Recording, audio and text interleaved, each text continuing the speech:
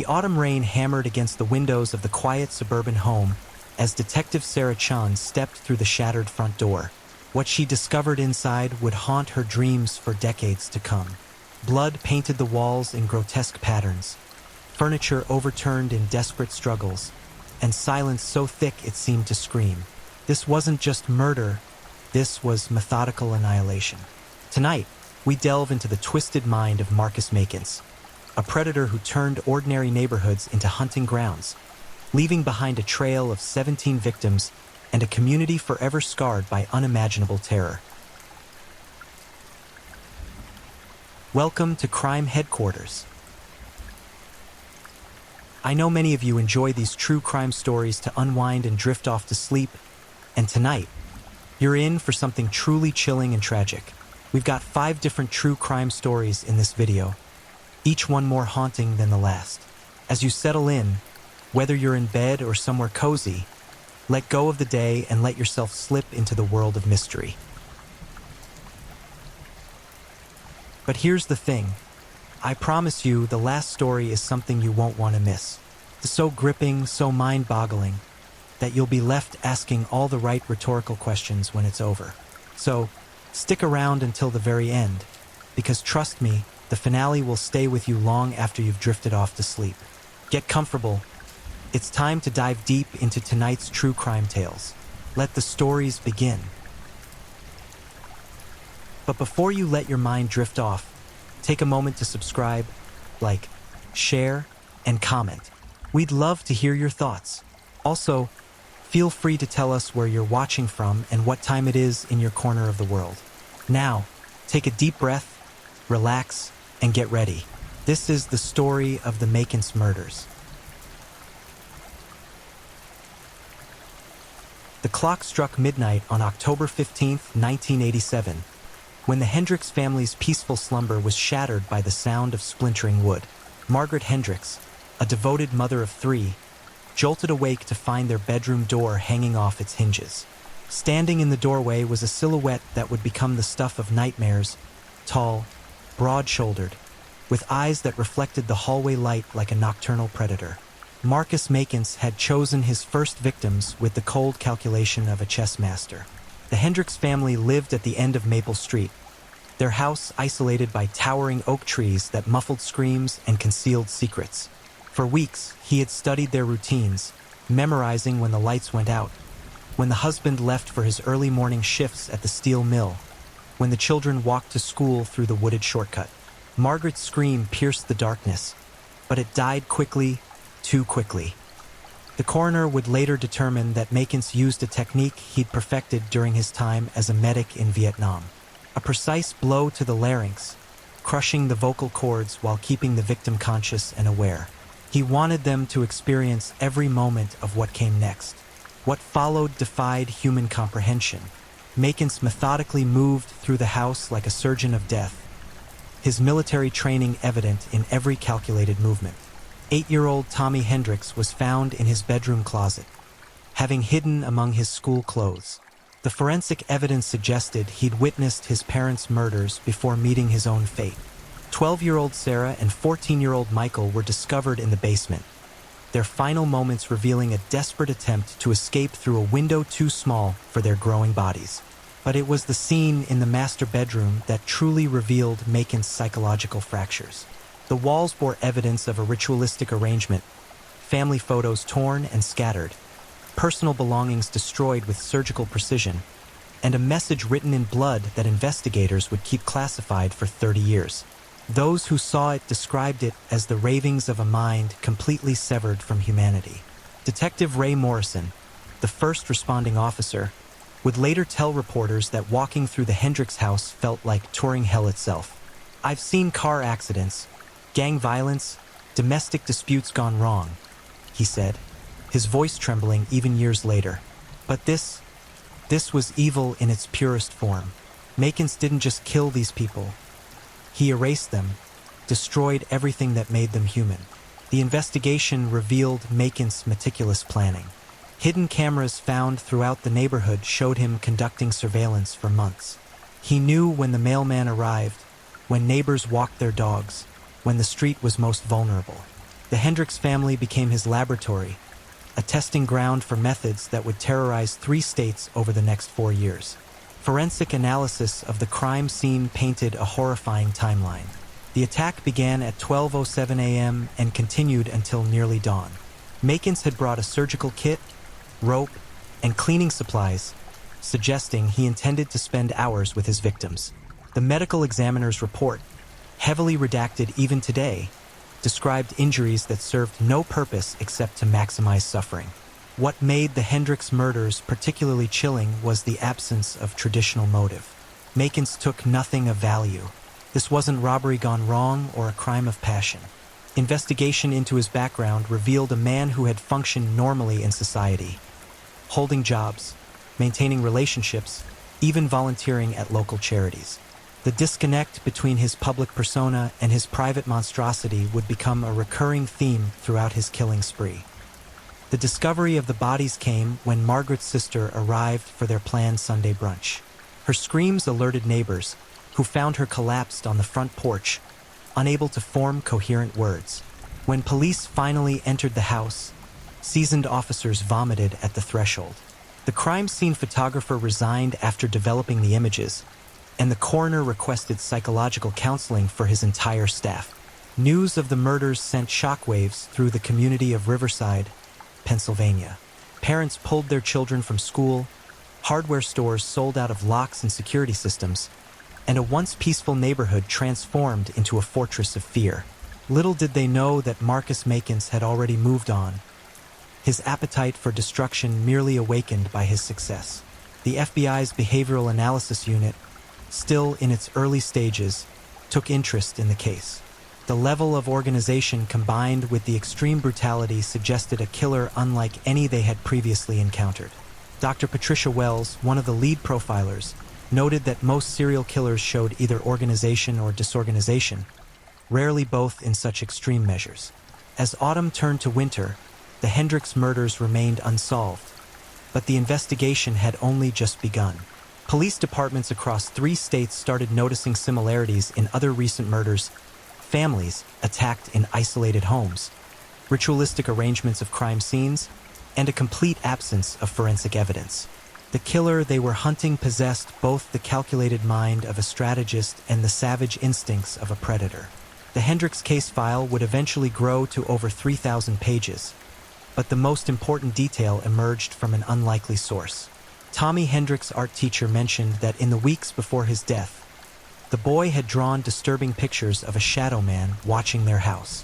When shown to a police artist, the descriptions matched security footage of a figure later identified as Marcus Makins. The first chapter of this nightmare had ended, but Marcus Makins was just beginning to perfect his craft. The Hendricks family would not be his last victims. They were merely his practice run for horrors yet to come. 3 months after the Hendricks massacre, Marcus Makins had vanished into the American landscape like smoke dissipating in wind. But his absence from Riverside didn't mean inactivity. It meant evolution. While investigators chased shadows and false leads, Makins was transforming from an opportunistic killer into something far more dangerous, a methodical predator with an ever-expanding hunger for destruction. The next strike came in Millbrook, Ohio, a farming community where strangers were noticed and secrets were impossible to keep. Yet somehow, Makins infiltrated their world completely undetected. The Patterson family, dairy farmers who had worked the same land for 4 generations, became his next laboratory for perfecting techniques of terror. James Patterson, his wife Linda, and their twin 17-year-old daughters, Amy and Beth, lived in a farmhouse that sat like an island in an ocean of cornfields.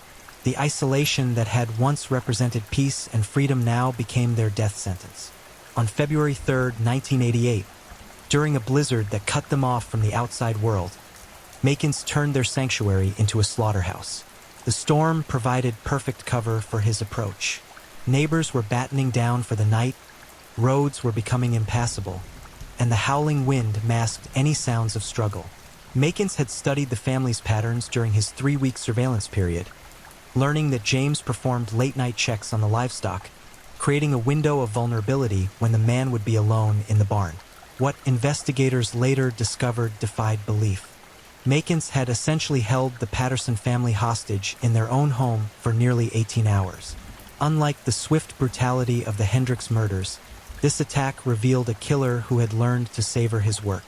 The timeline, reconstructed from evidence and the final victim's desperate scratches on the basement wall, showed a methodical progression of psychological and physical torture. James Patterson was found in the barn, but forensic evidence indicated he had been killed much later than initially assumed.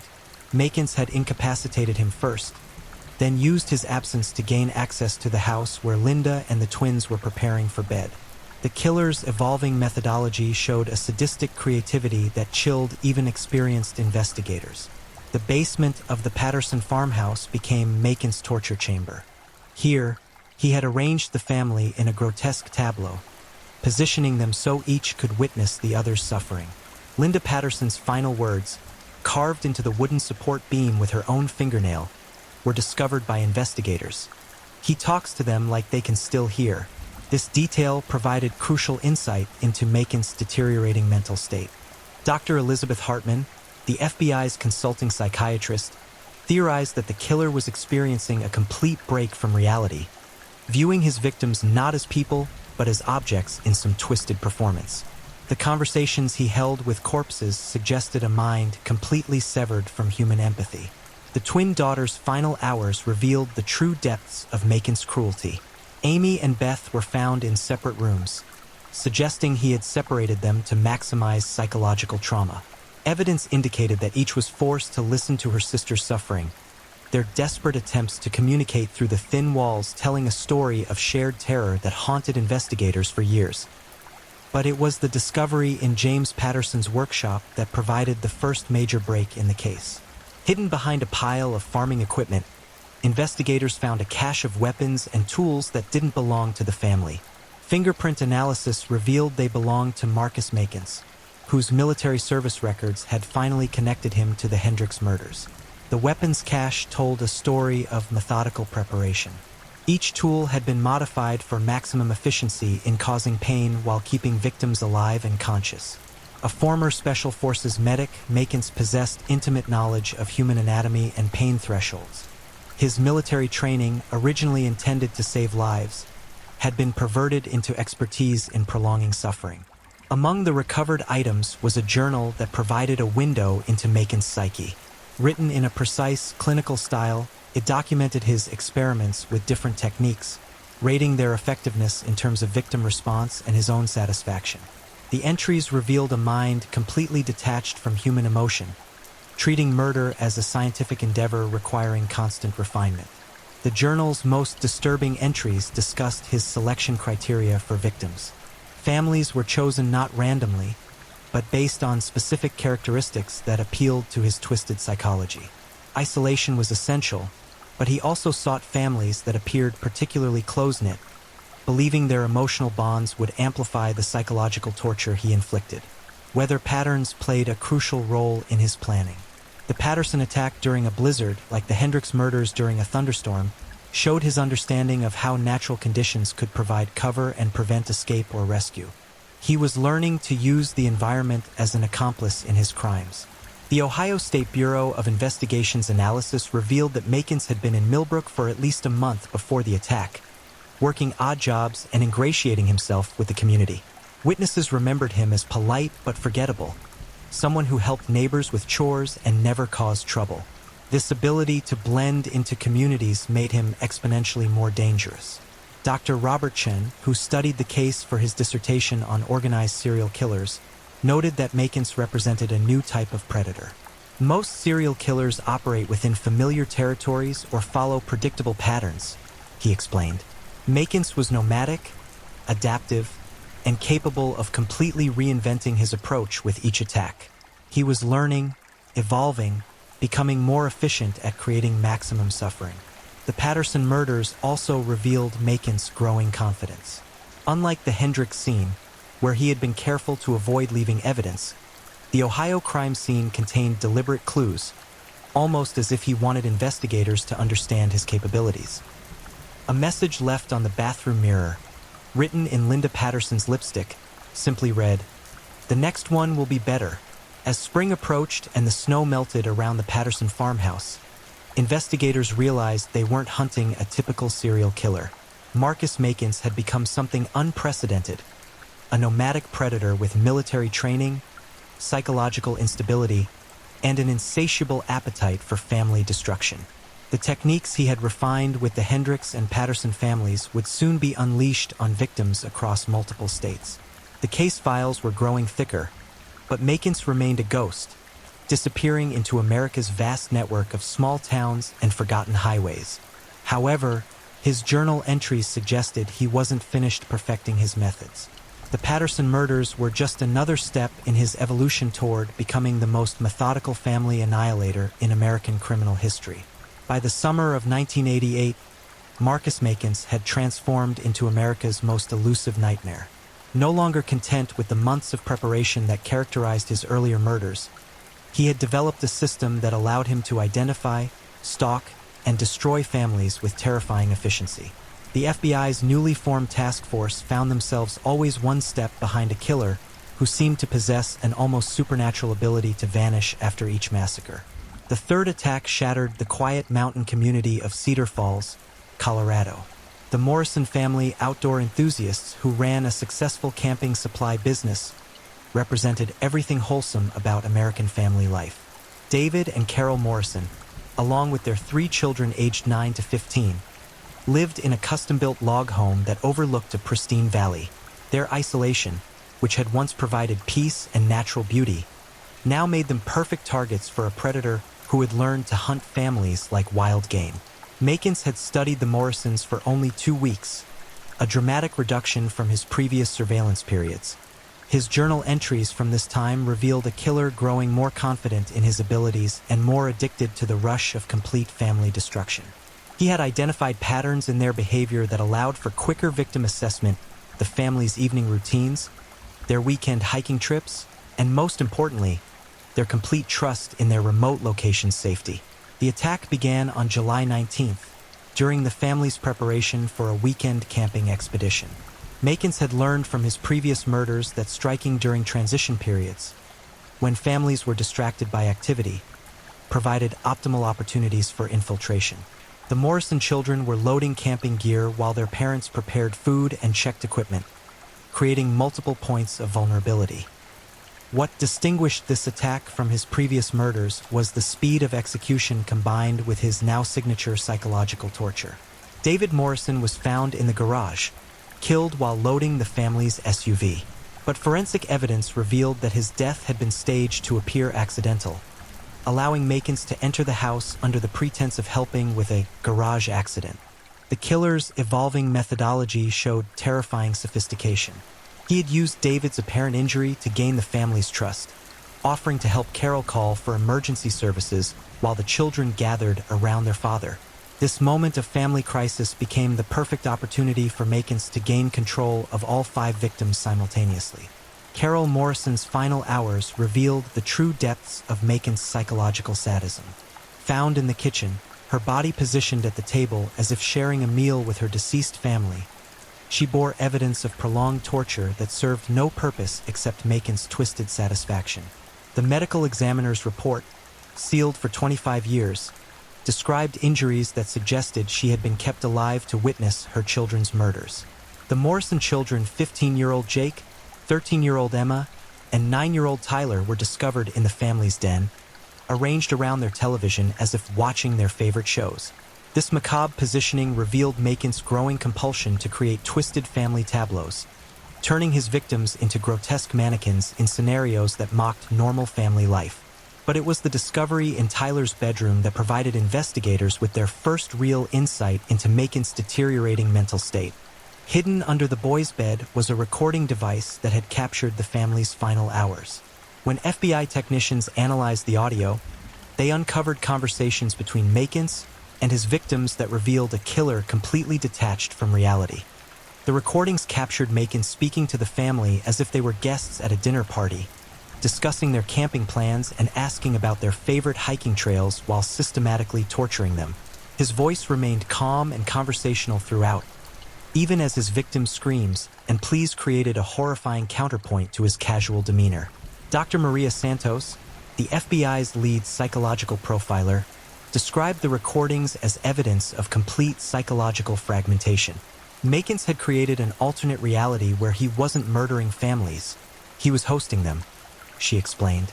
This level of dissociation suggests a mind that had completely severed connections with empathy, morality, and even basic human recognition.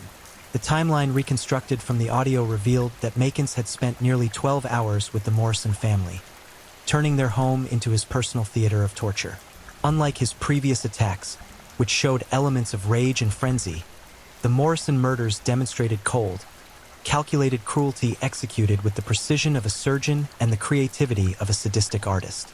Within 6 weeks of the Morrison massacre, Makins had struck again, this time in rural Kansas. The Brennan family, wheat farmers who had worked the same land for 3 generations, became his 4th set of victims. The speed between attacks showed a killer whose appetite for destruction had grown beyond his ability to control it. Robert and Susan Brennan, along with their 4 children ranging in age from 6 to 18, represented everything Makins had come to associate with his ideal targets. They were isolated, close-knit, and completely unprepared for the level of evil about to descend upon them. Their farmhouse, surrounded by thousands of acres of wheat fields, might as well have been located on another planet for all the help available to them. The Kansas attack revealed new elements of Makins' evolving methodology. Rather than infiltrating the house through deception, he had simply waited until the family was asleep and entered through a basement window he had prepared weeks earlier. This patient approach allowed him to move through the house methodically, securing each victim before beginning what witnesses would later describe as a night that lasted forever. The Brennan crime scene shocked even investigators who had witnessed the previous murders. Makins had spent an estimated 15 hours with the family, using their own farm equipment as instruments of torture. The barn, where the final victims were discovered, had been converted into what FBI Director William Sessions described as a chamber specifically designed for prolonged human suffering. Susan Brennan was found alive but catatonic when neighbors discovered the scene 3 days later. Her survival, the first in any of Makins' attacks, provided investigators with their first eyewitness account of his methods. Her testimony, given in fragmented whispers over weeks of interviews, painted a picture of a killer who viewed murder as performance art, with himself as both director and audience. "He made us watch," she repeated throughout her interviews. "He said families should stay together even at the end. He said he was giving us a gift, the chance to share everything, even death." Susan's account revealed that Makins had developed elaborate justifications for his actions, viewing himself not as a killer but as someone providing families with ultimate intimacy through shared suffering. The discovery of 2 more recording devices at the Brennan farm yielded hours of audio that profilers studied for months. The conversations revealed Makins' growing delusion that he was performing a service for his victims, helping them achieve a level of family closeness impossible in normal life. His questions about their relationships, their dreams, and their fears weren't random. They were part of a twisted psychological profile he created for each family before destroying them. By autumn 1988, the Marcus Makins Task Force had grown to include investigators from 6 states and multiple federal agencies. Yet despite their resources and expertise, the killer remained a phantom who appeared without warning, destroyed entire families with methodical precision, and vanished into America's endless highways and forgotten towns. The evidence was mounting, the patterns were becoming clear, but Makins' ability to reinvent his approach with each attack kept investigators constantly struggling to predict his next move.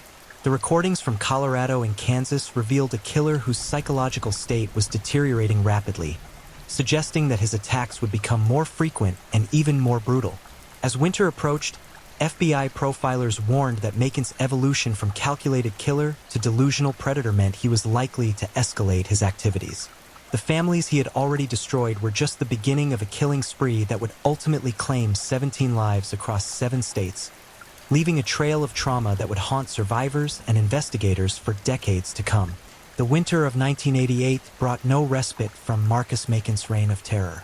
Instead, it marked the beginning of his most prolific and savage period, as if the shorter days and longer nights had awakened something even more monstrous within his fractured psyche. What had begun as calculated family annihilations had evolved into a feeding frenzy of destruction that would test the limits of law enforcement's ability to protect innocent lives. The fifth attack struck like lightning in the quiet town of Pine Ridge, Montana, where the Kellerman family had believed their remote mountain location provided sanctuary from the world's dangers. Eric and Janet Kellerman, both teachers, had chosen their secluded cabin specifically to raise their 3 young children away from urban violence and corruption. Their choice of isolation, meant to protect their family, instead delivered them directly into the hands of America's most methodical predator. The Kellerman murders revealed a killer whose techniques had reached a level of sophistication that terrified investigators. Unlike his previous attacks, Makins had spent weeks integrating himself into the Pine Ridge community, working part-time at the local hardware store and volunteering to help families with winter preparations. Neighbors remembered him as helpful and quiet, someone who seemed to genuinely care about the community's well-being. This extended infiltration period allowed Makins unprecedented access to his targets. He had been inside the Kellerman home multiple times, ostensibly helping Eric with heating system repairs and winterization projects. The family had trusted him completely, even inviting him for dinner and introducing him to their children. This level of trust would make their final hours exponentially more traumatic. The attack occurred during a blizzard that cut Pine Ridge off from the outside world for nearly a week. Emergency services were suspended, roads were impassable, and the community was essentially trapped. Makins had waited for these exact conditions, understanding that his victims would be completely isolated with no possibility of rescue or escape. When the Kellerman bodies were discovered after the storm cleared, investigators found evidence of the most prolonged and systematic torture in any of Makins' previous attacks. The timeline suggested he had spent nearly 4 days with the family, using the blizzard as cover to perfect his most elaborate psychological experiments. Each victim had been subjected to different techniques, as if Makins were conducting comparative studies in human suffering.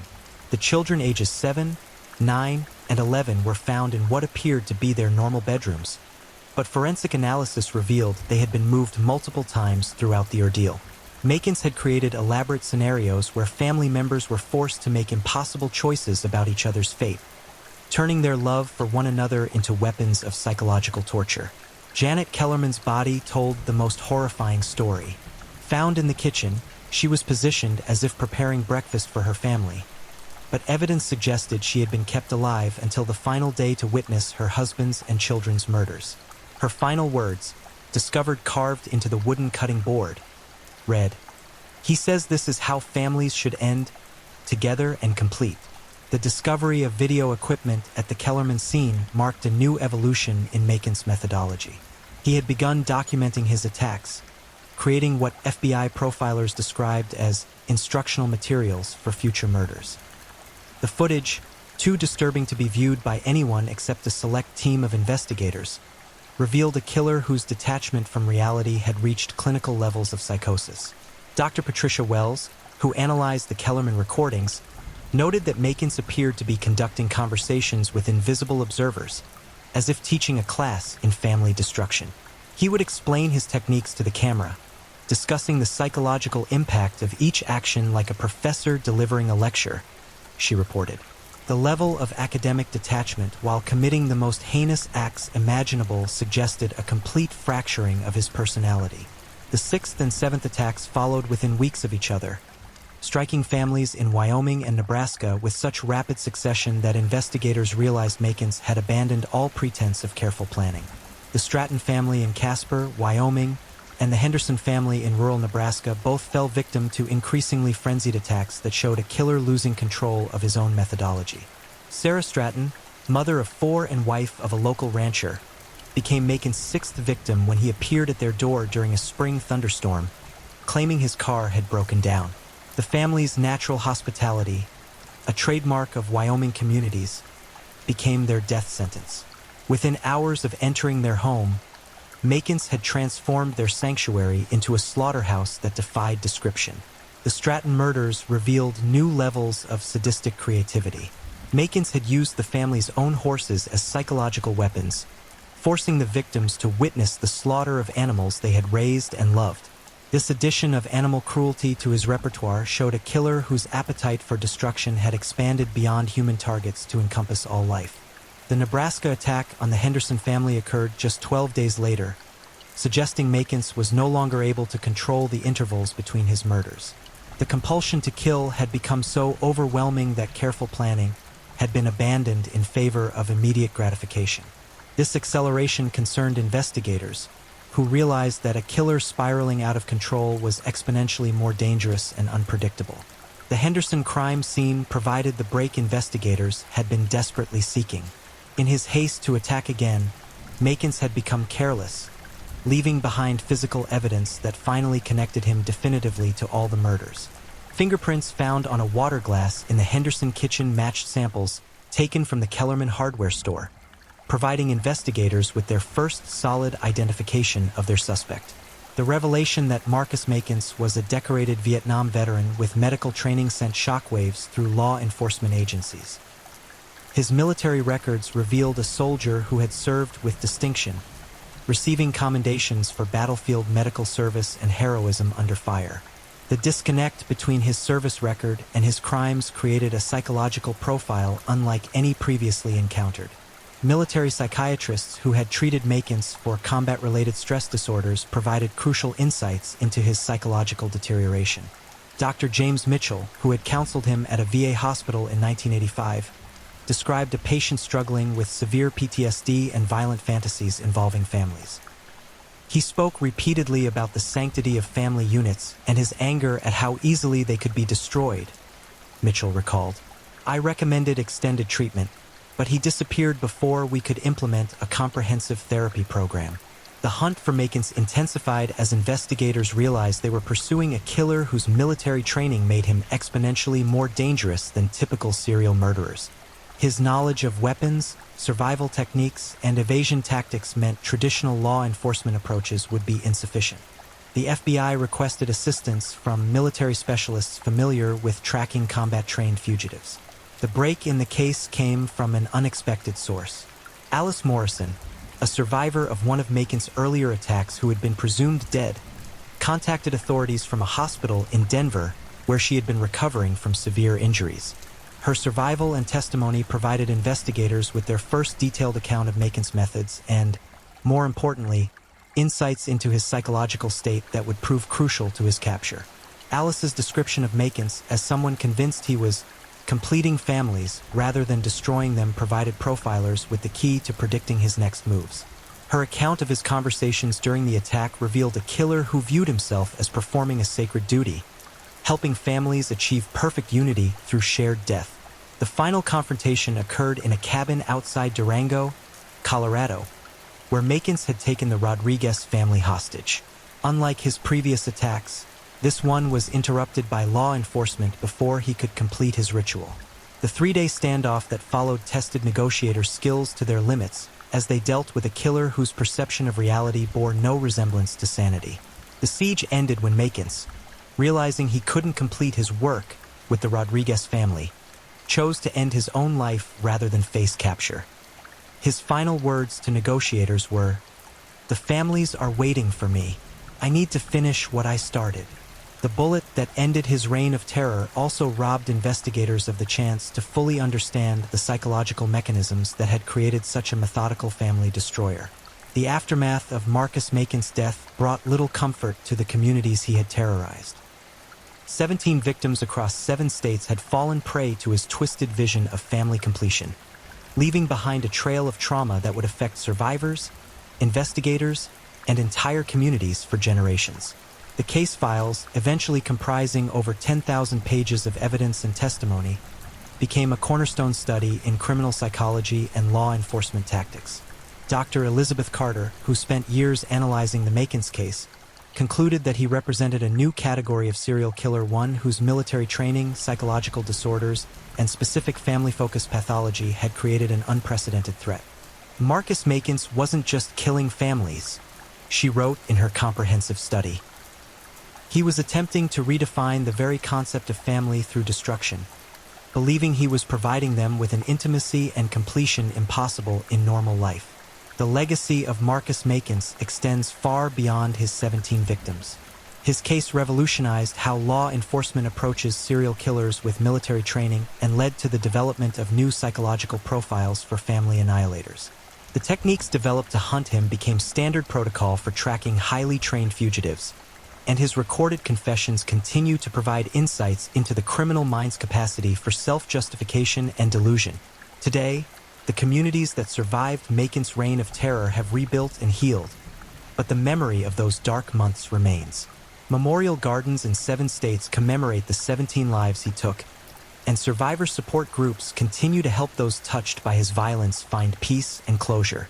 The story of Marcus Macon serves as a reminder that evil can emerge from the most unexpected sources and that vigilance, community support, and professional law enforcement remain our best defenses against those who would destroy the very foundation of human society.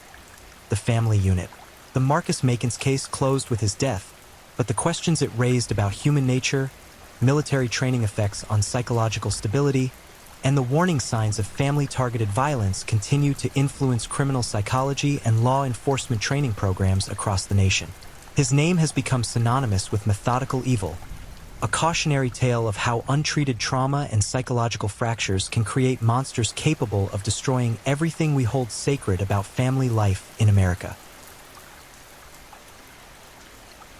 If you're new here, welcome to the channel, where we dive into true crime stories with calmness and respect. A special shout out to my amazing subscribers who've been with me from the start. Thank you for your incredible support. If you're still with me, drop a comment. Let me know where you're tuning in from and what time it is in your part of the world. Or just say hello so I know you're still here. And if you haven't already, make sure to like this video and hit subscribe so you won't miss any of our upcoming true crime stories perfect for winding down. Now, let's move on to our second story. Story 2. The Shadow Walker Byron Carr. The silence of suburbia shattered at 3:47 a.m. when Detective Sarah Morrison received the call that would haunt her dreams for decades. Another body, another family destroyed, another message scrawled in crimson across pristine bedroom walls. Byron Carr had struck again, and this time he'd left something different. Something that would expose the true depths of his calculated madness. For 18 months, the communities of Northern California lived in paralyzing terror. Families triple-checked their locks. Children refused to sleep alone. The very mention of his name sent shivers down spines and mothers clutching their babies closer. Byron Carr wasn't just a killer. He was a phantom who walked through locked doors, a nightmare that materialized from darkness itself. Tonight, we descend into the twisted mind of one of America's most methodical predators. We'll explore the chilling pattern that connected 7 brutal murders, the psychological torment he inflicted on entire communities, and the horrifying discovery that finally brought his reign of terror to its blood-soaked conclusion. This is the story of Byron Carr, the man who turned suburban dreams into living nightmares. The rain hammered against the windows of the Riverside County Psychiatric Hospital as 9-year-old Byron Carr sat motionless, his pale blue eyes fixed on something only he could see. Dr. Elizabeth Martinez had worked with disturbed children for 23 years, but something about this particular boy made her blood run cold. When she asked him to draw his family, he sketched stick figures hanging from trees, their necks bent at impossible angles. "They deserved it," he whispered, his voice carrying no emotion whatsoever. Byron's childhood reads like a textbook case of nature versus nurture gone catastrophically wrong. Born to Rebecca Carr, a methamphetamine addict, and an unknown father, Byron's earliest memories were painted in violence and abandonment. His mother's parade of boyfriends used him as a punching bag, each leaving their mark on his developing psyche. But it was Thomas Hendricks, Rebecca's boyfriend when Byron turned 7, who would unknowingly create the monster that would terrorize California decades later. Hendricks didn't just abuse Byron physically. He introduced him to something far more sinister. Late at night, when Rebecca lay unconscious from her latest fix, Hendricks would take Byron into the basement. There, surrounded by the musty smell of decay and dampness, he would force the boy to watch as he tortured neighborhood cats, dogs, and eventually larger animals he'd steal from local farms. "You watch real close now, boy," Hendricks would growl, his breath reeking of cheap whiskey. "This is what happens to things that don't matter." The lessons didn't end with observation. Hendricks forced Byron to participate, to hold down struggling creatures while he worked his sick artistry. When Byron flinched or looked away, Hendricks would turn the torture on him instead. The boy learned quickly that compliance meant survival, but something far more dangerous was being cultivated in those basement sessions. A complete disconnection from empathy and a twisted association between control and pleasure. The breaking point came when Byron was 8. He'd found a stray kitten behind their rundown apartment building, a tiny calico with bright green eyes that seemed to look at him with something he'd never experienced before: unconditional trust. For 3 weeks, he secretly cared for the kitten, feeding it scraps and hiding it in an abandoned shed. It was the first living thing he'd ever loved. When Hendricks discovered the kitten, his reaction was swift and brutal. He dragged both Byron and the animal to the basement, but this time he handed the boy the knife. "Your choice, kid. It's either the cat or you." What happened next would be recounted years later in Byron's confession, delivered in the same emotionless monotone that had chilled Dr. Martinez. Byron took the knife, but instead of complying with Hendricks' twisted game, something snapped inside the 8-year-old boy. The kitten died that night, but so did Thomas Hendricks. The official police report stated that Hendricks had suffered 17 stab wounds, concentrated around his throat and chest. The boy was found 3 hours later, sitting beside the body, covered in blood, still holding the knife. When officers asked him what happened, Byron simply said, "He stopped moving." Rebecca Carr never came to visit her son during his 3-year stay at Riverside County Psychiatric Hospital. She overdosed 2 months after his commitment, found dead in the same basement where her boyfriend had died. Byron received the news of his mother's death with the same blank expression he wore when discussing the weather. Dr. Martinez noted that he showed more emotion when they ran out of chocolate pudding at lunch. The psychiatric evaluations painted a terrifying picture. Byron displayed all the classic markers of conduct disorder, but with an intelligence that made him particularly dangerous. His IQ tested at 142, putting him in the gifted range, but psychological assessments revealed a complete absence of remorse, empathy, or emotional connection to others. He was a textbook psychopath wrapped in the body of a child. During therapy sessions, Byron would speak about his violent fantasies with clinical detachment. He described elaborate scenarios where he would hunt people like animals, studying their fear, controlling their final moments. When Dr. Martinez tried to redirect these conversations toward more positive outlets, Byron would simply smile, a cold, calculating expression that never reached his eyes. "I dream about screaming," he told her during one session. "Not my own screaming, other people's. It's the most beautiful sound in the world." The hospital's rehabilitation efforts proved futile. Byron learned to mimic appropriate responses, to say what the doctors wanted to hear, but underneath the carefully constructed facade, something monstrous was growing stronger. He would lie in his hospital bed at night, planning, fantasizing, and preparing for the day when he would be free to act on his darkest impulses. His foster placement at age 12 seemed like a success story to those who didn't look too closely. The Hendersons were a well-meaning couple who specialized in taking in troubled children. They lived in a quiet suburban neighborhood in Stockton, California, complete with white picket fences and manicured lawns. To the outside world, Byron appeared to be thriving. But the Henderson family pets began disappearing. Neighborhood cats vanished without a trace.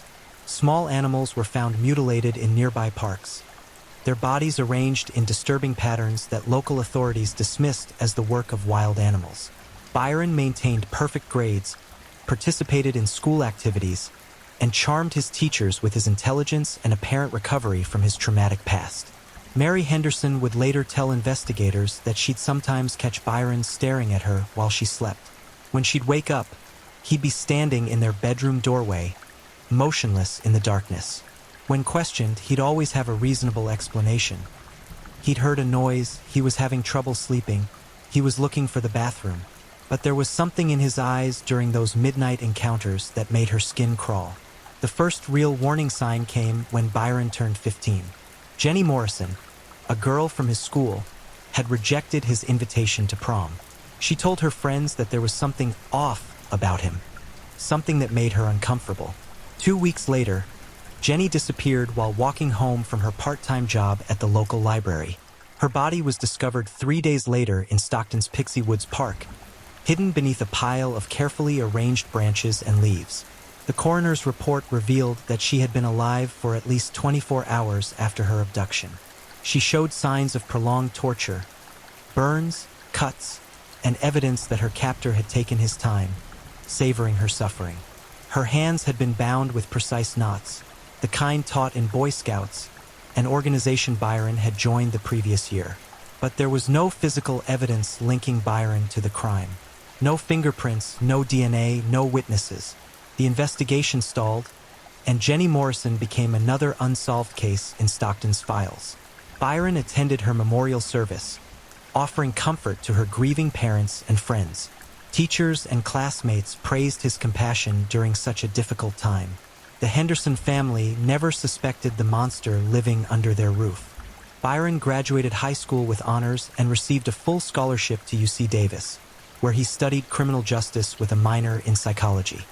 His professors were impressed by his analytical mind and his particular interest in criminal behavior patterns. He wrote his senior thesis on the psychology of serial offenders, Understanding the Predatory Mind, a work that earned him academic recognition and would later serve as a chilling blueprint for his own crimes. During his college years, Byron perfected his mask of normalcy. He dated casually, maintained friendships, and even volunteered at a local crisis counseling center. But those closest to him began to notice disturbing patterns.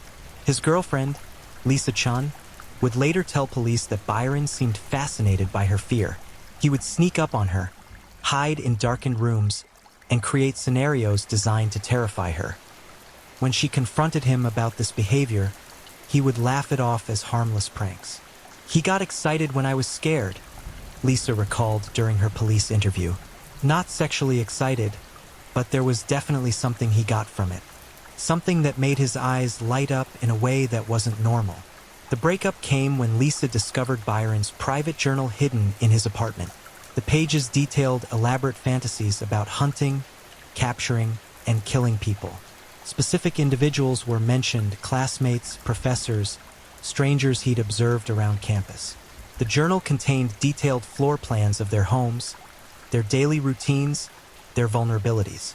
Most disturbing were the sketches, anatomically precise drawings showing exactly how he would torture and kill each target. Lisa fled that night and never returned. She moved back home with her parents and changed her phone number.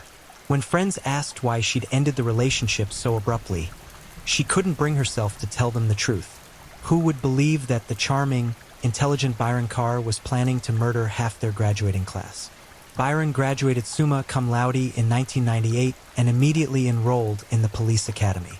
His application was stellar: high grades, volunteer work, glowing references from professors who saw him as a dedicated public servant. The psychological evaluation required for police candidates revealed nothing concerning.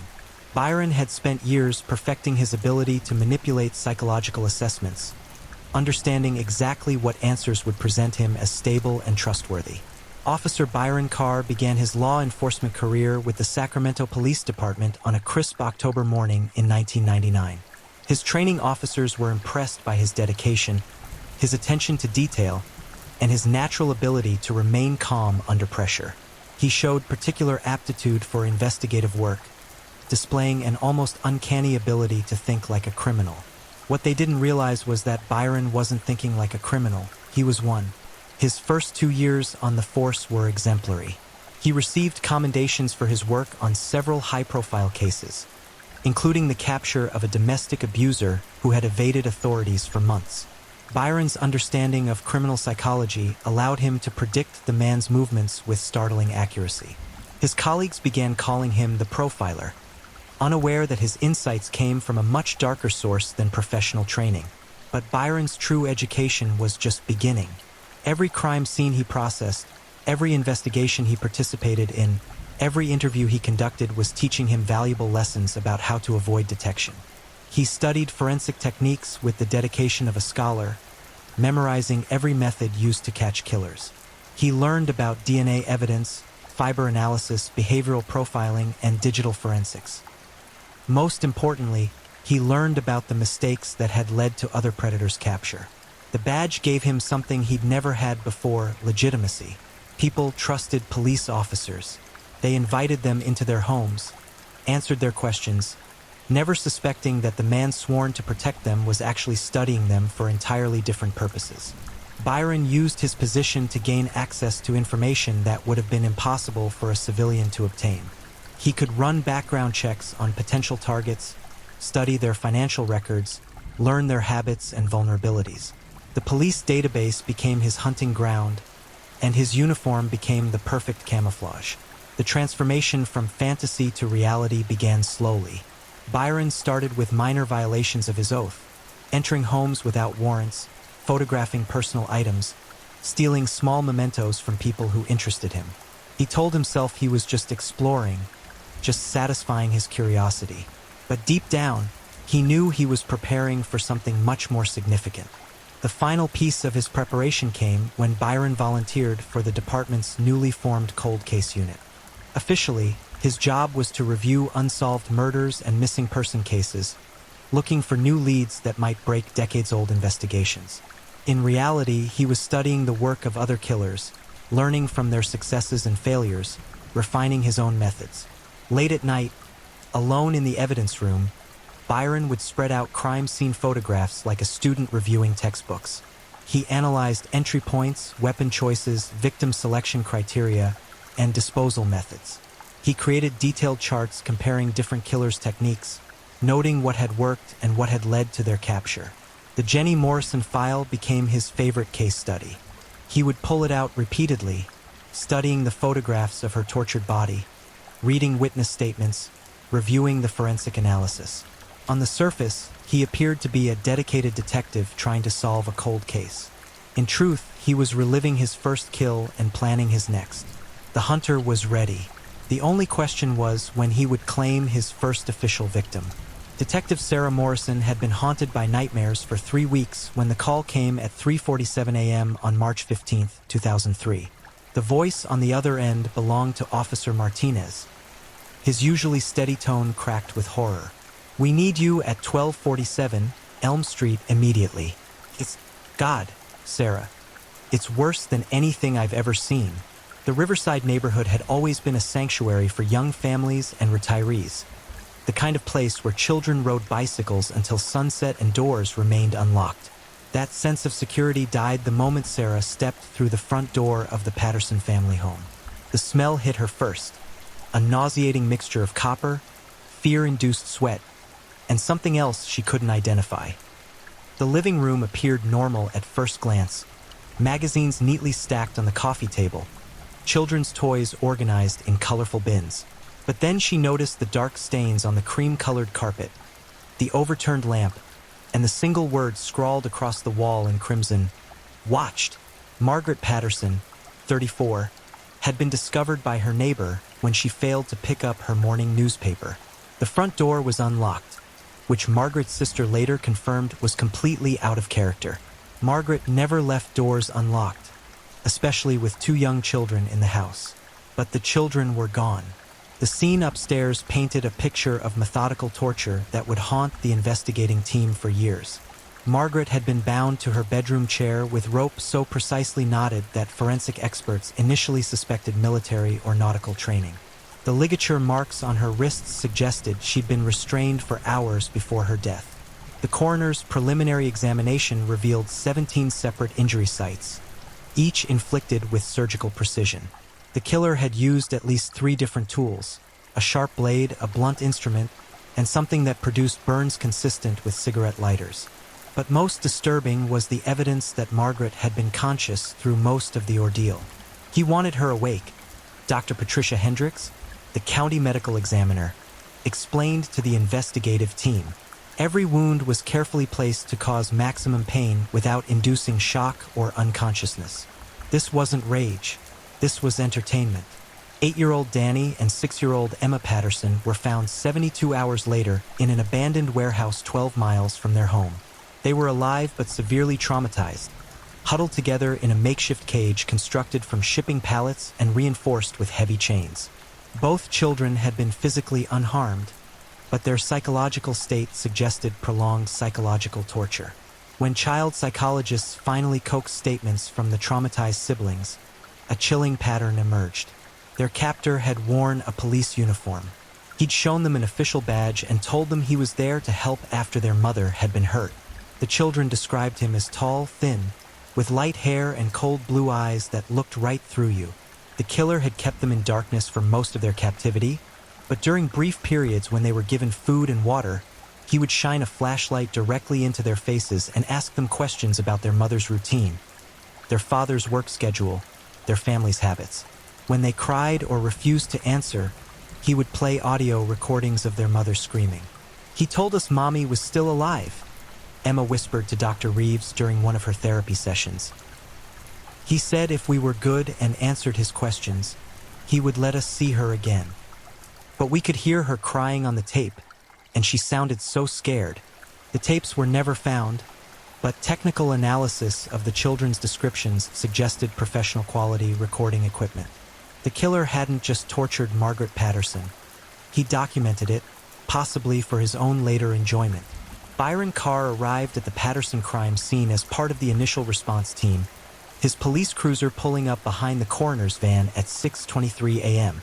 He maintained perfect professional composure as he surveyed the scene, taking detailed notes and asking insightful questions about possible entry points and escape routes.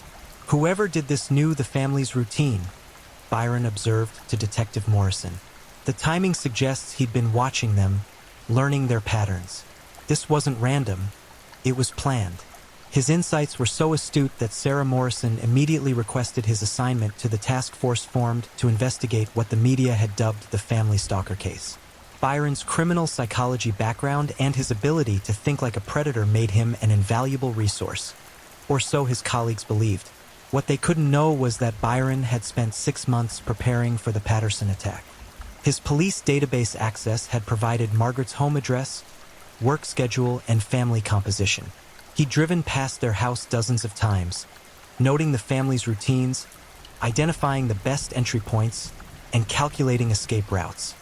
The uniform had been key to his success.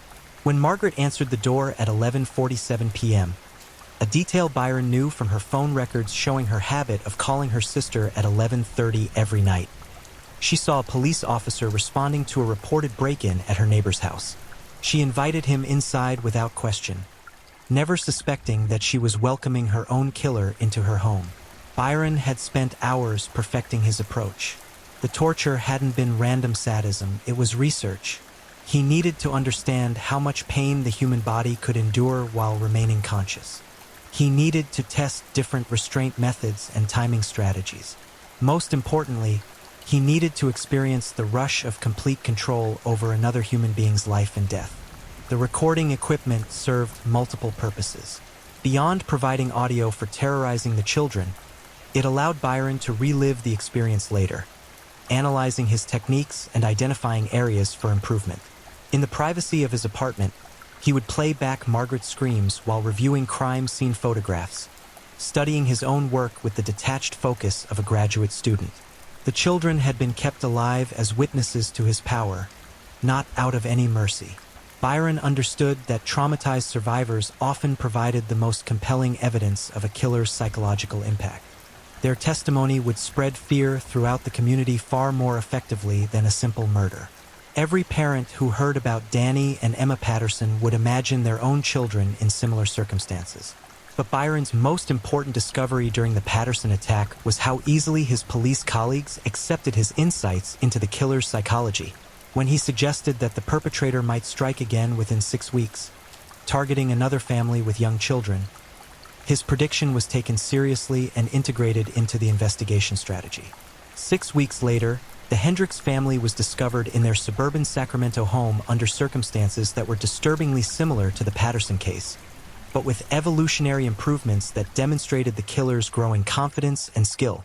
Dr. Robert Hendricks, a pediatric surgeon at Sacramento General Hospital, had been working late when the killer entered his home. His wife Linda, a kindergarten teacher, and their twin 7-year-old daughters were asleep when the intruder disabled the security system, a detail that suggested either technical expertise or inside knowledge of the specific system model. The killer's approach had evolved. Instead of immediately restraining Dr. Hendricks, he'd been forced to watch as his family was systematically terrorized.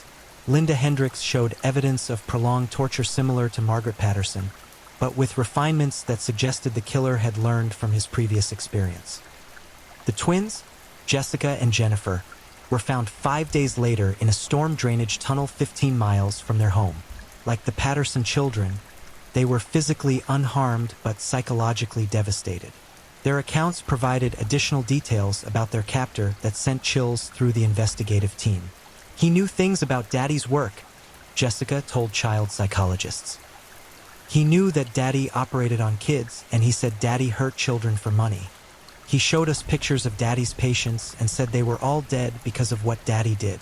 The killer had clearly researched Dr. Hendricks' medical practice, obtaining patient files and photographs that had been used to psychologically torture both the doctor and his children. The level of preparation suggested months of surveillance and planning, along with access to confidential medical information that would have been difficult for a civilian to obtain. Jennifer provided the detail that would eventually become Byron's signature calling card. "He had really cold hands, and he wore gloves that smelled like the stuff they used to clean hospitals. When he touched my face, I could smell it really strong. Latex gloves, surgical grade, the kind used by medical professionals and, significantly, by police officers processing crime scenes." Byron's second attack had been even more meticulously planned than his first. His investigation into Dr. Hendricks had begun months earlier when the surgeon's name appeared in a medical malpractice lawsuit that crossed Byron's desk during routine database queries. Something about the doctor's public reputation versus the private allegations had intrigued him, providing the psychological justification he needed to rationalize his choice of target. The break-in had been accomplished using techniques Byron had learned during police training courses on home invasion investigations. His access to security system manuals and installation records through police databases had allowed him to study the Hendricks home's defensive measures in advance. When he finally moved against the family, he knew exactly how to disable their protection without triggering external alarms. Dr. Hendricks had provided a more challenging victim than Margaret Patterson. As a surgeon, he was accustomed to blood and trauma, making him harder to break psychologically. Byron had adapted his methods accordingly, focusing on threats to the man's children rather than physical torture. The result was a victim who suffered emotional agony that far exceeded anything physical pain could provide. The medical files used to torment the family had been obtained through a carefully orchestrated computer intrusion that Byron executed from within the police department's own digital investigation unit. His legitimate access to computer forensics tools and his knowledge of hospital security protocols had made the breach appear routine to anyone who might have noticed the digital footprints. But Byron's most significant evolution was his growing confidence in manipulating the investigation itself. During task force meetings, he would offer insights that subtly misdirected the team's focus, suggesting profile characteristics that didn't match his own appearance or background. When physical evidence was processed, Byron's position in the police department allowed him to monitor the forensic analysis and occasionally influence the interpretation of results. "We're looking for someone with medical training," Byron suggested during one briefing. "The precision of the injuries, the knowledge of anatomy, the surgical instruments used. This person has professional medical knowledge, probably a doctor or nurse with a history of mental illness." His colleagues accepted this misdirection because it fit the available evidence and came from someone they trusted. Byron was becoming invisible in plain sight, using his badge and his reputation to deflect suspicion while simultaneously gaining unprecedented access to the investigation designed to capture him. The third attack came 7 weeks after the Hendricks murders, targeting the Morrison family, a choice that would prove to be Byron's first significant tactical error. Detective Sarah Morrison's younger brother David lived with his wife Carol and their 9-year-old son Michael in a quiet subdivision 20 minutes from downtown Sacramento. David worked as an accountant for a local construction company, while Carol taught high school English. They were exactly the kind of middle-class family that Byron had identified as his preferred targets. But Sarah Morrison was not Margaret Patterson or Linda Hendricks. She was a seasoned detective with 15 years of experience and a personal connection to the investigation that would drive her to examine every detail with microscopic intensity. The attack followed Byron's established pattern with several notable refinements. The entry was accomplished through the basement, avoiding the more obvious access points that might trigger security responses. Carol Morrison was restrained in the master bedroom, but the torture implements showed evidence of even greater sophistication, medical instruments that had been carefully selected for their ability to inflict precise, controllable pain. 9-year-old Michael was kept in a soundproofed room that Byron had constructed in the basement over several weeks prior to the attack. Unlike previous victims, Michael was subjected to more elaborate psychological manipulation, including recorded messages allegedly from his parents begging him to cooperate with his captor's demands. David Morrison's body was discovered in his home office, but the circumstances of his death differed significantly from previous male victims. Instead of being forced to watch his family's torture, David had been killed immediately upon the killer's entry. Post-mortem examination revealed that he had been struck from behind with a heavy object, dying instantly without any awareness of what was happening to his family. The change in methodology suggested that Byron was adapting his techniques based on experience. David Morrison was younger and more physically imposing than Dr. Hendricks, representing a greater threat to Byron's control of the situation. Rather than risk a confrontation that might compromise the attack, Byron had eliminated the potential threat immediately. But this tactical adjustment created an unexpected problem. Sarah Morrison's investigation into her brother's murder was driven by a combination of professional skill and personal fury that made her uniquely dangerous to Byron's continued freedom. She approached the crime scene with an emotional investment that led her to notice details that might have escaped other investigators. "Look at the entry point," Sarah told her partner Detective Williams as they processed David's house. The basement window was pried open from the outside, but there are no tool marks on the frame. Whoever did this used something to cushion the pry bar, cloth or rubber, something to muffle the sound and avoid leaving marks. The observation was accurate. Byron had used a rubber-wrapped crowbar specifically to avoid the metallic scratches that had been found at previous crime scenes. But Sarah's attention to such details suggested that she might be capable of connecting evidence in ways that could eventually expose his identity. More concerning for Byron was Sarah's decision to review all previous case files with fresh eyes, looking for connections that the task force might have missed. Her grief over David's murder was channeling into an obsessive focus on finding the killer, and her investigative instincts were sharp enough to pose a real threat. During one task force meeting, Sarah presented a timeline analysis that came uncomfortably close to identifying patterns in Byron's behavior. "The intervals between attacks are shortening," she observed. 6 weeks between Patterson and Hendricks, 7 weeks between Hendricks and my brother. But more importantly, the sophistication is increasing with each attack. This isn't someone spiraling out of control. This is someone learning, adapting, perfecting his methods. Byron maintained his professional composure during Sarah's presentation, even offering supportive comments about her analysis. But privately, he was recalculating his risk assessment. Sarah Morrison was becoming a problem that would need to be addressed, and her personal connection to the case meant that eliminating her would require a completely different approach than his previous attacks. The hunter was evolving, but so was the prey.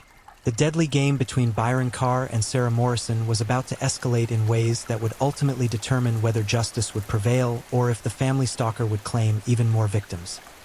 The fluorescent lights in the Sacramento Police Department's conference room cast harsh shadows across the crime scene photographs spread across the table like a grotesque deck of cards.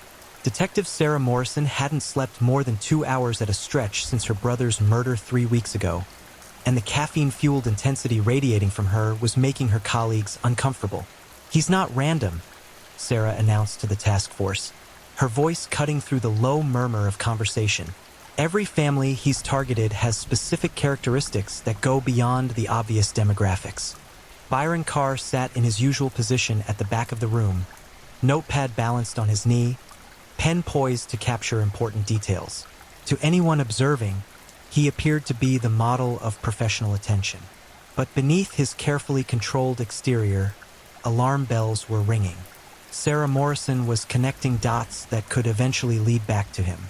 "Elaborate on that, Detective," Lieutenant Johnson requested, gesturing toward the whiteboard where victim photographs were arranged in chronological order.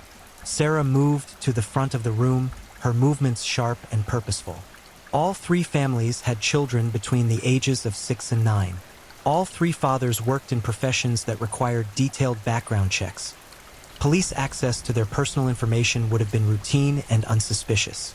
She pointed to each family's photograph as she spoke. Margaret Patterson's ex-husband was a city contractor whose permits would have crossed police desks regularly. Dr. Hendricks was involved in that malpractice lawsuit that required police report generation. My brother David's construction company was bonded through the city, requiring annual background verification. The room fell silent as the implications sank in.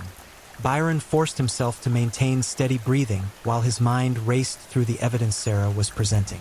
She was absolutely correct in her assessment, but more dangerously, she was approaching the truth from an angle he hadn't anticipated.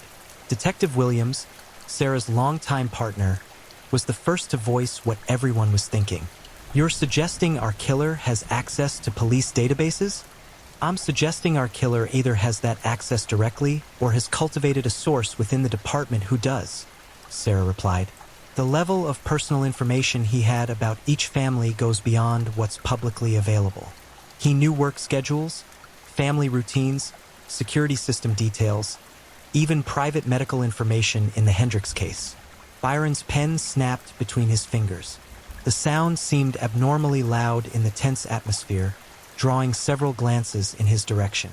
"Sorry," he muttered, reaching for another pen while fighting to keep his expression neutral. This is a disturbing possibility." Lieutenant Johnson nodded grimly. "If Detective Morrison is correct, we're looking at either a current or former law enforcement officer, or someone with intimate connections to police personnel. That narrows our suspect pool considerably, but it also means we need to consider the possibility of internal compromise." The meeting continued for another hour, with task force members reluctantly accepting assignments to investigate their own colleagues and departments. Background checks would be run on everyone with database access. Computer logs would be analyzed for suspicious queries. Personal finances would be scrutinized for signs of blackmail or bribery. Byron volunteered to coordinate the internal investigation, volunteering to review database access logs and cross-reference them with the timing of each attack. His offer was accepted gratefully by Lieutenant Johnson, who was clearly uncomfortable with the prospect of investigating his own people. That evening, Byron sat in his apartment reviewing the day's developments with growing concern. Sarah Morrison's investigative instincts were proving more dangerous than he'd anticipated. Her emotional investment in solving her brother's murder was driving her to examine evidence with a thoroughness that threatened his carefully constructed cover. But Byron had spent years learning to adapt to changing circumstances. If Sarah Morrison was becoming a threat, he would neutralize that threat. And if the task force was closing in on the possibility of police involvement, he would give them exactly what they expected to find, but on his terms. The solution came to him as he reviewed personnel files for officers with database access. Detective Raymond Phillips had been struggling with gambling debts for months, a weakness that Byron had noted during casual conversations around the department. Phillips had also been involved in processing evidence from the Patterson crime scene, giving him legitimate access to case information. Over the next week, Byron began laying the groundwork for Phillips' downfall. A series of anonymous tips to internal affairs suggested that Phillips had been accessing confidential information and selling it to private investigators. Fabricated evidence was planted in Phillips' locker, printouts of database queries that coincidentally matched the timing of Byron's attacks. But Byron's masterstroke was the creation of a secret bank account in Phillips' name, funded through a series of complex transfers that would eventually be traced back to a private investigation firm with connections to divorce attorneys. The narrative would be perfect. Phillips had been selling personal information to help lawyers build cases against cheating spouses, but one of his clients had turned out to be a killer. The plan was elegant in its simplicity. Phillips would be arrested and charged as an accessory to the murders. The real killer would remain at large, but the investigation would stall while prosecutors focused on building their case against the corrupt detective. Byron would have months or even years to continue his work while the justice system pursued the wrong man. But Sarah Morrison refused to accept the easy answer. When Detective Phillips was arrested on a Thursday morning, Sarah was the only task force member who seemed genuinely troubled by the development. While her colleagues celebrated the breakthrough, she remained at her desk, staring at the evidence board with a troubled expression. "Something's not right," she confided to Detective Williams that afternoon. "Phillips is dirty, no question about that. But this feels too convenient, too clean." Williams, exhausted from months of investigation, wasn't receptive to Sarah's concerns. "Sometimes the obvious answer is the correct answer, Sarah. Phillips had access, he had financial problems, and he had the technical knowledge to pull off these information breaches. The evidence against him is solid." "The evidence is solid," Sarah agreed. "That's what bothers me. After months of chasing a ghost, suddenly we have a suspect with a perfect paper trail leading directly to his door? Real criminals don't usually gift-wrap their guilt this neatly." Her skepticism proved prophetic when Phillips' alibi for the night of David Morrison's murder was verified through hospital security footage. Phillips had been in the emergency room with his diabetic daughter from 10 p.m. until 6 a.m., a detail that hadn't emerged until his lawyer began building his defense. The revelation sent shockwaves through the task force. If Phillips wasn't the killer, then someone had gone to extraordinary lengths to frame him. The sophistication required to plant evidence, create false financial records, and manipulate internal investigations suggested that the real perpetrator was not only still at large, but had intimate knowledge of police procedures. "We're dealing with someone inside the system," Lieutenant Johnson announced to the reassembled task force. "Someone who understands our methods well enough to anticipate them and manipulate them.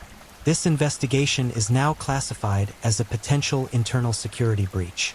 Byron sat in his usual spot, projecting the same professional concern as his colleagues while internally calculating his next moves. The Phillips frame-up had failed, but it had also provided valuable intelligence about Sarah Morrison's investigative capabilities. She was proving to be a more formidable adversary than he'd anticipated. More importantly, the failed frame-up had forced Byron to reveal the depth of his technical capabilities and his access to internal systems. The task force would now be looking for someone with advanced computer skills and intimate knowledge of police procedures, a profile that fit Byron perfectly. The noose was tightening, but Byron had one final card to play. If he couldn't deflect suspicion indefinitely, he would accelerate his timeline and claim the prize he'd been saving for last: Detective Sarah Morrison herself. 3 days after Phillips' charges were dropped, Sarah received a phone call at her home at 11:47 p.m. The voice was electronically distorted, but the message was crystal clear. "You're getting close, Detective Morrison. Closer than anyone else has managed. I've been watching you work, admiring your dedication to your brother's memory. David screamed your name when he died, you know. He begged me to spare his family because his sister was a cop who would never stop hunting me." Sarah's blood turned to ice as she fumbled for her recording equipment. "Who is this? What do you want?" "I want to play a game, Detective. You've figured out that I'm someone with access to police information. You've correctly identified that I have advanced technical skills and intimate knowledge of investigative procedures. You're so close to the truth that it's almost arousing." The word sent a chill down Sarah's spine that had nothing to do with fear and everything to do with recognition. She'd heard that particular inflection before, that subtle emphasis on words with sexual connotations. "But where?" "You have 48 hours to find me," the voice continued. "If you succeed, I'll surrender peacefully and provide full confessions to all my crimes. But if you fail, well, let's just say that your nephew Michael provided some very interesting information about your daily routines during our time together." The line went dead, leaving Sarah staring at her phone with a mixture of terror and rage. The killer had just confirmed not only that he was monitoring her personally, but that he'd interrogated her 9-year-old nephew about her private life. The violation felt almost as brutal as a physical assault. But beneath the emotional trauma, Sarah's analytical mind was processing crucial information. The killer's decision to contact her directly suggested desperation. Someone who had successfully evaded detection for 18 months didn't typically expose himself unless he felt cornered. The 48-hour timeline was also significant. It implied that the killer had a specific plan already in motion, one that required exactly that amount of time to execute. He wasn't randomly threatening her. He was announcing the beginning of his endgame. Sarah spent the next 6 hours reviewing every piece of evidence from every crime scene, looking for details she might have missed. The breakthrough came when she compared voice analysis reports from witness interviews with the electronically distorted recording of her phone call. Despite the electronic modification, certain speech patterns remained consistent. The caller's tendency to emphasize specific syllables, his precise pronunciation of technical terms, and his subtle regional accent markers matched patterns she'd noted in dozens of task force meetings. The killer wasn't just someone with police access, he was someone on the task force itself. Armed with this realization, Sarah began reviewing the background of every task force member, looking for individuals who fit the psychological profile she'd been developing. The killer was intelligent, methodical, and had demonstrated advanced knowledge of forensic science. He was physically capable of overpowering adult victims but preferred psychological manipulation to brute force. Most importantly, he showed signs of sexual sadism combined with a need for intellectual recognition. His crimes weren't just about killing, they were about demonstrating his superiority over both his victims and the investigators trying to catch him. One name kept rising to the top of her analysis: Byron Carr. Carr had the right background, criminal psychology education, police training, access to databases and forensic tools. His insights into the killer's psychology had been consistently accurate, perhaps too accurate. And during their months of working together, Sarah had noticed his subtle reactions to crime scene photographs and victim statements. Where other investigators showed appropriate disgust or sympathy, Byron displayed what could only be described as professional interest. He studied photographs of tortured victims with the same detached focus that a scientist might bring to laboratory specimens. But suspicion wasn't proof, and Sarah knew she had less than 42 hours to find evidence that would hold up in court. If she was wrong about Byron, she'd waste precious time while the real killer executed whatever plan he had in motion. If she was right but couldn't prove it, she'd alert a dangerous psychopath to her suspicions and likely become his next victim. The answer came from an unexpected source. Sarah's review of Byron's personnel file revealed that he'd grown up in Riverside County, the same area where Jenny Morrison, the 15-year-old girl whose murder had never been solved, had lived and died. A quick call to the Riverside County Sheriff's Department provided the missing link. Jenny Morrison's murder had occurred just 3 weeks after Byron had turned 18. The crime had happened during his senior year of high school, when he was living with foster parents less than 2 miles from the victim's home. More significantly, the murder had demonstrated the same methodical planning and psychological sadism that characterized the current killings. Jenny had been tortured for at least 24 hours before her death, and her body had been arranged in a specific pose that suggested the killer was communicating through his crimes. But the most damning evidence was buried in the case file's witness statements. Several of Jenny's friends had reported that she'd been asked to prom by a quiet, intelligent student who gave them the creeps. The boy's name was mentioned in only one statement, provided by Jenny's best friend who remembered him because of his unusual last name, Byron Carr. Sarah now had a timeline that stretched back over 15 years, connecting her current investigation to an unsolved murder from Byron's past. But she still needed contemporary evidence that would prove his involvement in the recent killings. The breakthrough came when Sarah decided to examine the one piece of physical evidence that had been overlooked by the task force: the latex gloves mentioned by Jennifer Hendricks. The 7-year-old had described a distinct smell associated with her captor's gloves, a chemical odor she'd compared to hospital disinfectants. Sarah realized that this detail could be crucial if she could identify the specific brand or type of gloves used. Working with the forensics lab, Sarah obtained samples of every brand of latex glove used by Sacramento area hospitals, medical clinics, and police departments. Each brand had a slightly different chemical signature based on the powders and treatments used during manufacturing. The analysis revealed that the gloves contained traces of a specific antimicrobial compound used only in gloves manufactured for law enforcement applications. More specifically, they were the exact brand issued to Sacramento Police Department personnel. But even this evidence wasn't enough to identify Byron specifically. Dozens of officers had access to the same gloves, and the chemical traces could have been transferred through secondary contact. Sarah needed something more definitive, and she was running out of time. With less than 18 hours remaining in the killer's deadline, Sarah made a decision that would either expose Byron Carr as a serial killer or end her own life. She would confront him directly and attempt to provoke a reaction that would confirm her suspicions. The confrontation took place in the police department parking garage at 6:30 p.m. When Byron was leaving his shift, Sarah had positioned herself near his vehicle, ostensibly reviewing case files while waiting for him to appear. "Working late again?" Byron asked as he approached his car, his tone friendly but his eyes cold and calculating. "Always," Sarah replied. "Actually, I wanted to run something by you. I've been reviewing the Jenny Morrison case from Riverside County. You know, the 15-year-old who was murdered back in 2001. Byron's expression didn't change, but Sarah noticed a subtle shift in his posture. "I'm not familiar with that case. Before my time.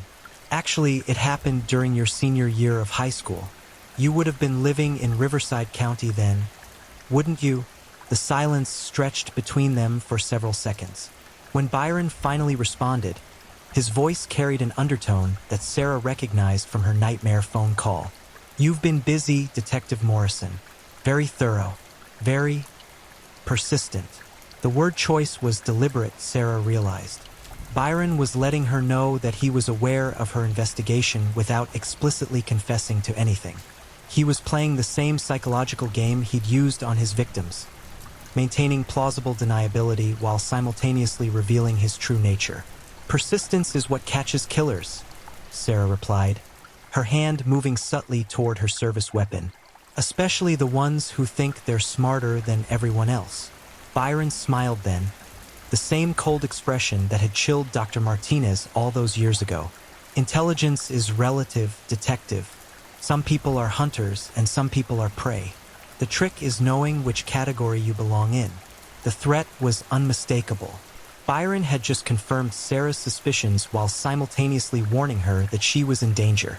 But she'd gotten what she came for, an admission that would be legally meaningless but psychologically definitive. Byron Carr was the family stalker, and now he knew that she knew. "See you tomorrow, Detective," Byron said as he got into his car. "Should be an interesting day." As his taillights disappeared into the evening traffic, Sarah Morrison realized that she had less than 12 hours to gather enough evidence to arrest one of the most dangerous killers in California history. The final phase of their deadly game was about to begin. The digital clock on Sarah Morrison's dashboard read 3:33 a.m. as she sat motionless in her unmarked police vehicle, watching Byron Carr's apartment building through night vision binoculars. She hadn't moved from her surveillance position in 4 hours, sustaining herself on lukewarm coffee and the burning knowledge that she was humanity's last line of defense against a predator who had perfected the art of murder. Byron's third-floor apartment remained dark, but Sarah knew he was awake. Psychopaths like him rarely slept normally, their minds too active with planning and fantasizing to achieve genuine rest.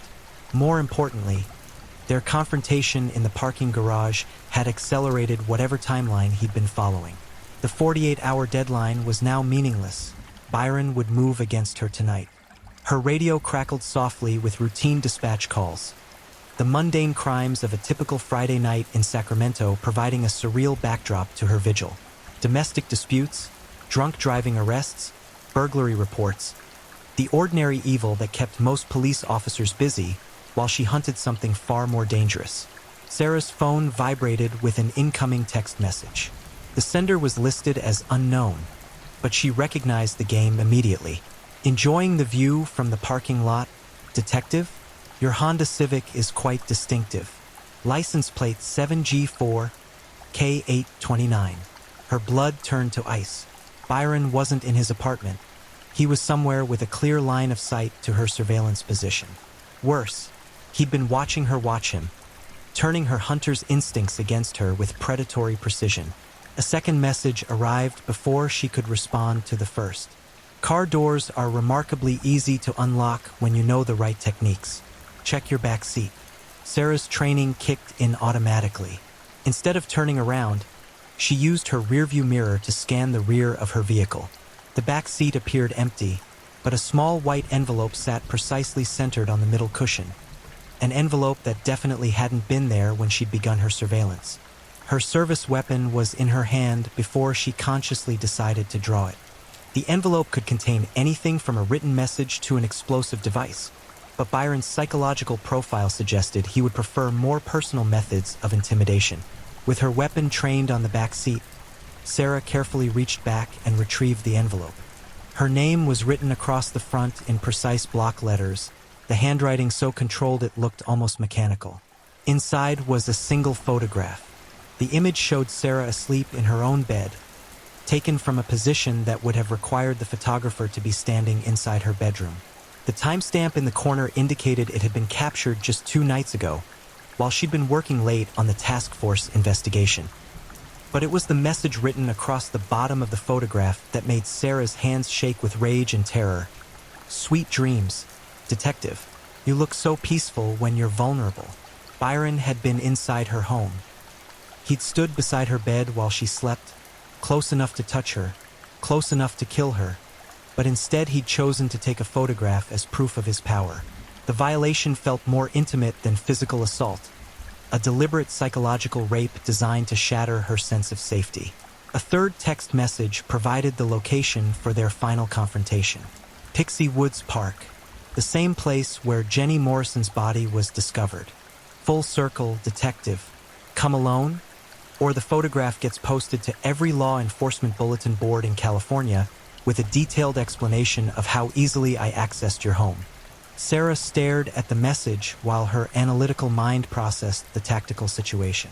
Byron was dictating the terms of their encounter, choosing a location that held psychological significance while threatening to destroy her professional reputation if she refused to comply. Pixie Woods Park at 4 a.m. would be completely deserted, giving Byron numerous advantages. The wooded terrain would provide concealment and multiple escape routes. The symbolic connection to his first known murder would feed his psychological need for narrative completion. But Sarah also recognized the killer's fundamental mistake. His compulsion to prove his intellectual superiority was overriding his survival instincts. Instead of simply disappearing into the night, Byron was risking capture to satisfy his need for recognition and control. She had 15 minutes to reach the park and prepare for what would likely be the most dangerous encounter of her career. The drive through empty Sacramento streets gave Sarah time to consider her limited options. Calling for backup would be the smart tactical choice, but Byron had demonstrated an uncanny ability to monitor police communications. Any official response would alert him to her strategy and likely cause him to abort the confrontation. More importantly, Sarah suspected that Byron's endgame involved more than just killing her. His pattern of behavior suggested a need to prove his intellectual superiority by outsmarting the entire justice system.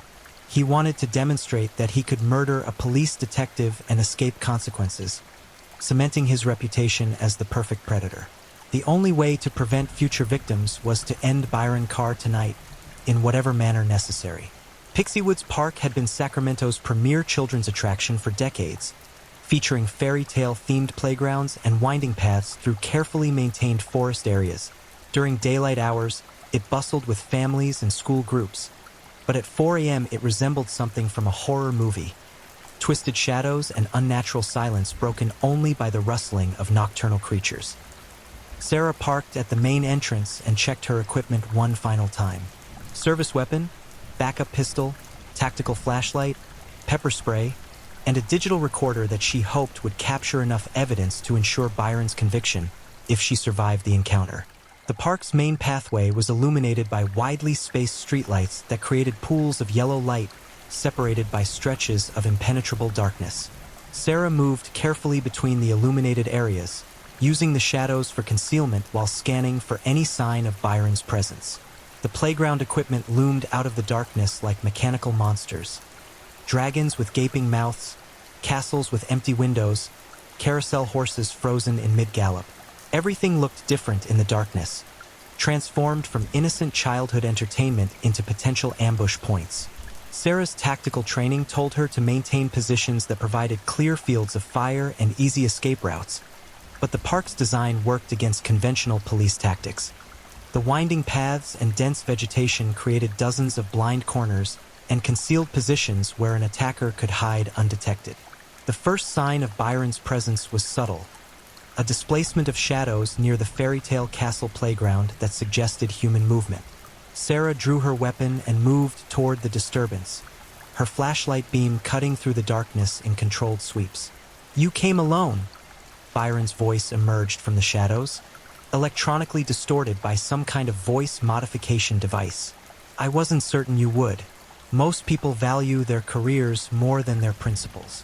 "Show yourself," Sarah commanded, her weapon trained toward the sound. "This ends tonight, Byron." "Does it? I've been planning this moment for months, Detective Morrison. Every detail has been carefully considered, every variable accounted for. You're walking into a scenario I've constructed specifically for you." The voice was coming from multiple directions now, suggesting that Byron was using some kind of electronic system to project his words from different speakers positioned throughout the playground. The tactical advantage was significant. Sarah couldn't determine his actual location by listening to his voice. "You made a mistake," Sarah called out, slowly moving deeper into the playground area. "Jenny Morrison, that was your first kill, wasn't it? Before you learned to be careful about evidence."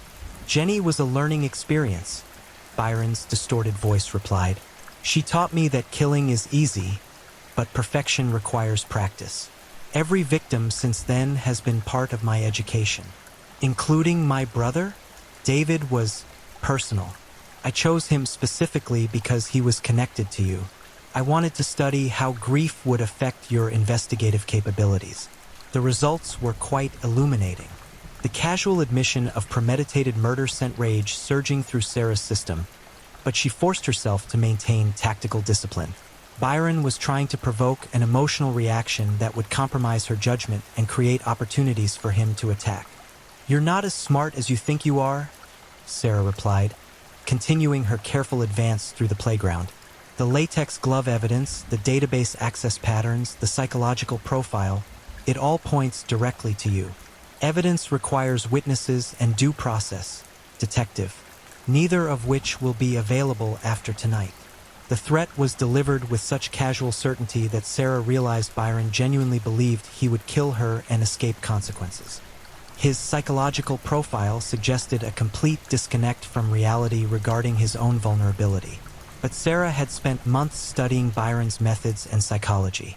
She understood his need for control and his compulsion to demonstrate intellectual superiority. More importantly, she'd identified his fundamental weakness, the arrogance that made him underestimate his opponents. "You want to know why I really came alone?" Sarah asked, moving toward what appeared to be the playground's central area. "Because I don't want to arrest you, Byron. I want to kill you." The honesty in her voice seemed to surprise him. The electronic distortion couldn't hide the pause before his response. "Interesting. The righteous Detective Morrison wants to become a killer herself. How does that feel, knowing you're willing to abandon everything you believe in for revenge?" "It feels like justice." Sarah's flashlight beam suddenly illuminated Byron's position, crouched behind a large wooden castle structure about 30 feet ahead. He was wearing dark tactical clothing and had some kind of electronic equipment mounted on his back, explaining the multiple voice projection points. But more importantly, he was holding a high-powered rifle with a night vision scope, a weapon that gave him significant advantages in the darkness. Both combatants moved simultaneously. Byron swung his rifle toward Sarah's position while she dove for cover behind a concrete dragon sculpture. His first shot shattered the dragon's head, sending concrete fragments exploding through the air like shrapnel. Sarah rolled behind a metal slide and returned fire, her shots sparking off the castle structure where Byron had been positioned. But he was no longer there. The playground's multiple levels and interconnected elements provided numerous concealment options. "You're outgunned and outmaneuvered, Detective," Byron's voice echoed from somewhere above her position. "I've been planning this engagement for weeks. Every possible scenario has been wargamed and prepared for." A second rifle shot punched through the slide above Sarah's head, the bullet's passage creating a hole that let moonlight stream through. Byron had moved to an elevated position that gave him better firing angles, forcing Sarah to remain pinned behind increasingly inadequate cover. But Sarah had advantages that Byron's arrogance prevented him from recognizing. 20 years of police work had taught her that real combat was nothing like the controlled scenarios that Byron had been planning. Real fights were chaotic, unpredictable, and often decided by luck as much as skill. More importantly, Byron's need to prove his superiority was compromising his tactical judgment. Instead of simply shooting her from concealment, he was engaging in conversation and elaborate positioning that gave Sarah opportunities to study his methods and identify weaknesses. The electronic voice projection system that Byron was using required line-of-sight positioning between speakers. By tracking the audio sources, Sarah could triangulate his approximate location and movement patterns. He was circling the playground in a clockwise pattern, using elevated positions to maintain firing advantages. Sarah moved in response, staying low and using playground equipment for concealment while working her way toward Byron's predicted path. Her plan was simple: close the distance enough to negate his rifle's advantages and force a confrontation where her police training would be more valuable than his theoretical preparation. The opportunity came when Byron paused to reposition one of his speakers. The brief delay in his movement gave Sarah the opening she needed to sprint across an open area and take cover behind a large wooden pirate ship structure. From this position, she could see Byron's silhouette against the night sky as he moved along an elevated walkway connecting different playground areas. He was perhaps 25 feet away, close enough for accurate pistol fire but still positioned advantageously for rifle combat. Sarah made her choice. Instead of attempting a difficult shot through the playground's structural elements, she targeted the walkway's support cables. Her first shot severed one cable, causing the entire structure to shift and sag. Her second shot cut through a second cable, and the walkway collapsed entirely. Byron's rifle clattered to the ground as he fell, but he recovered quickly and drew a sidearm. The collapse had eliminated his elevation advantage, but he was still armed and dangerous. The final phase of their confrontation took place at ground level, among the scattered playground equipment and debris from the collapsed walkway. Both combatants moved through the shadows, each trying to maneuver into position for a decisive shot. "You can't win this, detective," Byron called out, his voice no longer electronically distorted. "Even if you kill me, you'll never prove I committed those murders. My victims will never have justice." "Justice isn't about proof," Sarah replied, moving steadily toward his voice. "It's about stopping evil from spreading." She found him crouched behind the fairy tale castle, reloading his weapon with practiced efficiency.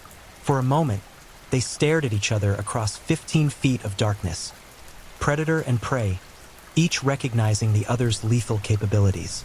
Byron's weapon came up first, but Sarah's shot was more accurate. Her bullet caught him center mass, the impact spinning him around and sending his pistol flying into the shadows. But Byron Wazenkar wasn't finished. Even wounded, his psychological conditioning drove him to continue fighting. He lunged towards Sarah with a combat knife that appeared from somewhere in his tactical vest. His movements still coordinated despite the gunshot wound. Sarah's second shot dropped him permanently. Byron Carr died at 4:47 a.m. in Pixie Woods Park, surrounded by the children's playground equipment that provided a surreal backdrop to his final moments.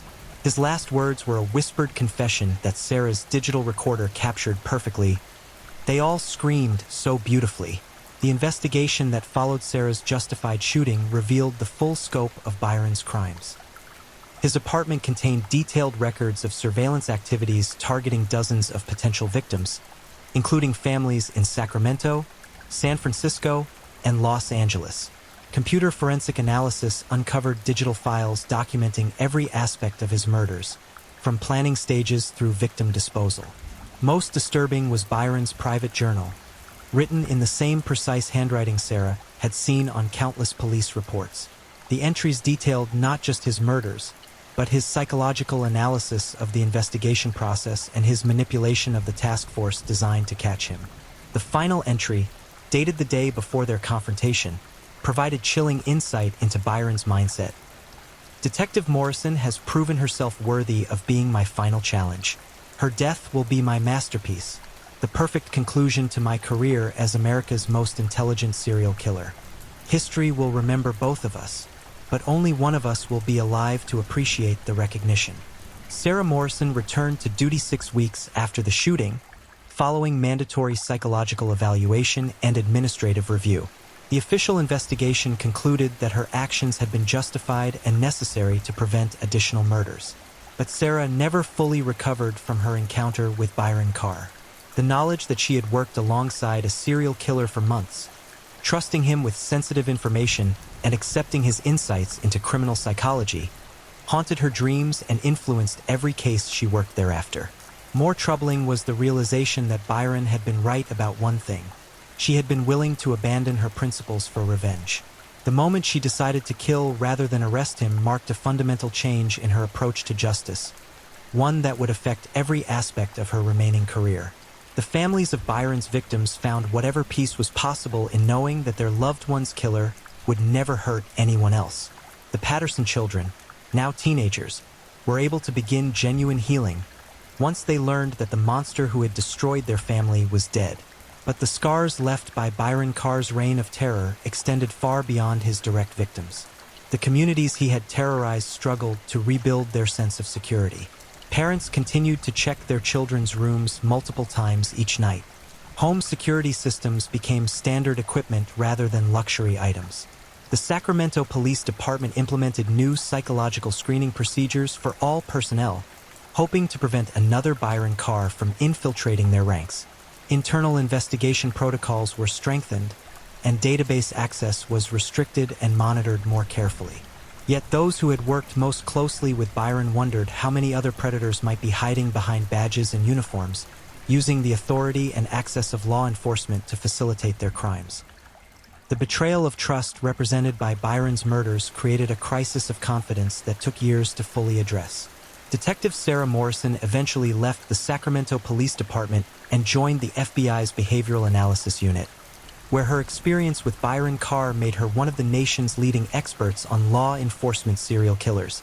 Her insights helped identify and capture 3 other officers who had been using their positions to commit serious crimes.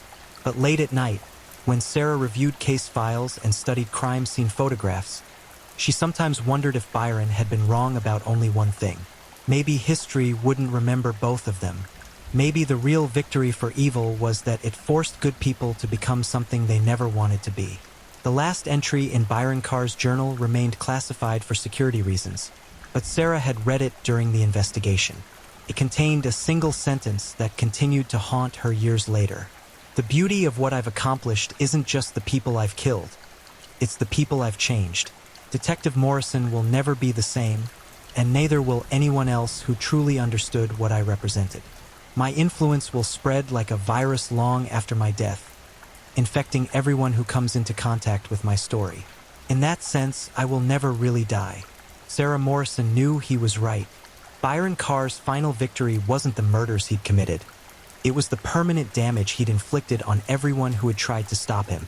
The real horror of his crimes would continue spreading for generations, carried forward by survivors who could never quite forget what they'd experienced. Evil, Sarah realized, was ultimately about more than individual acts of violence.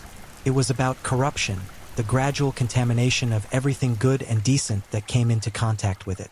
Byron Carr understood this principle and used it as effectively as any weapon in his arsenal. The predator was dead, but his poison would live forever.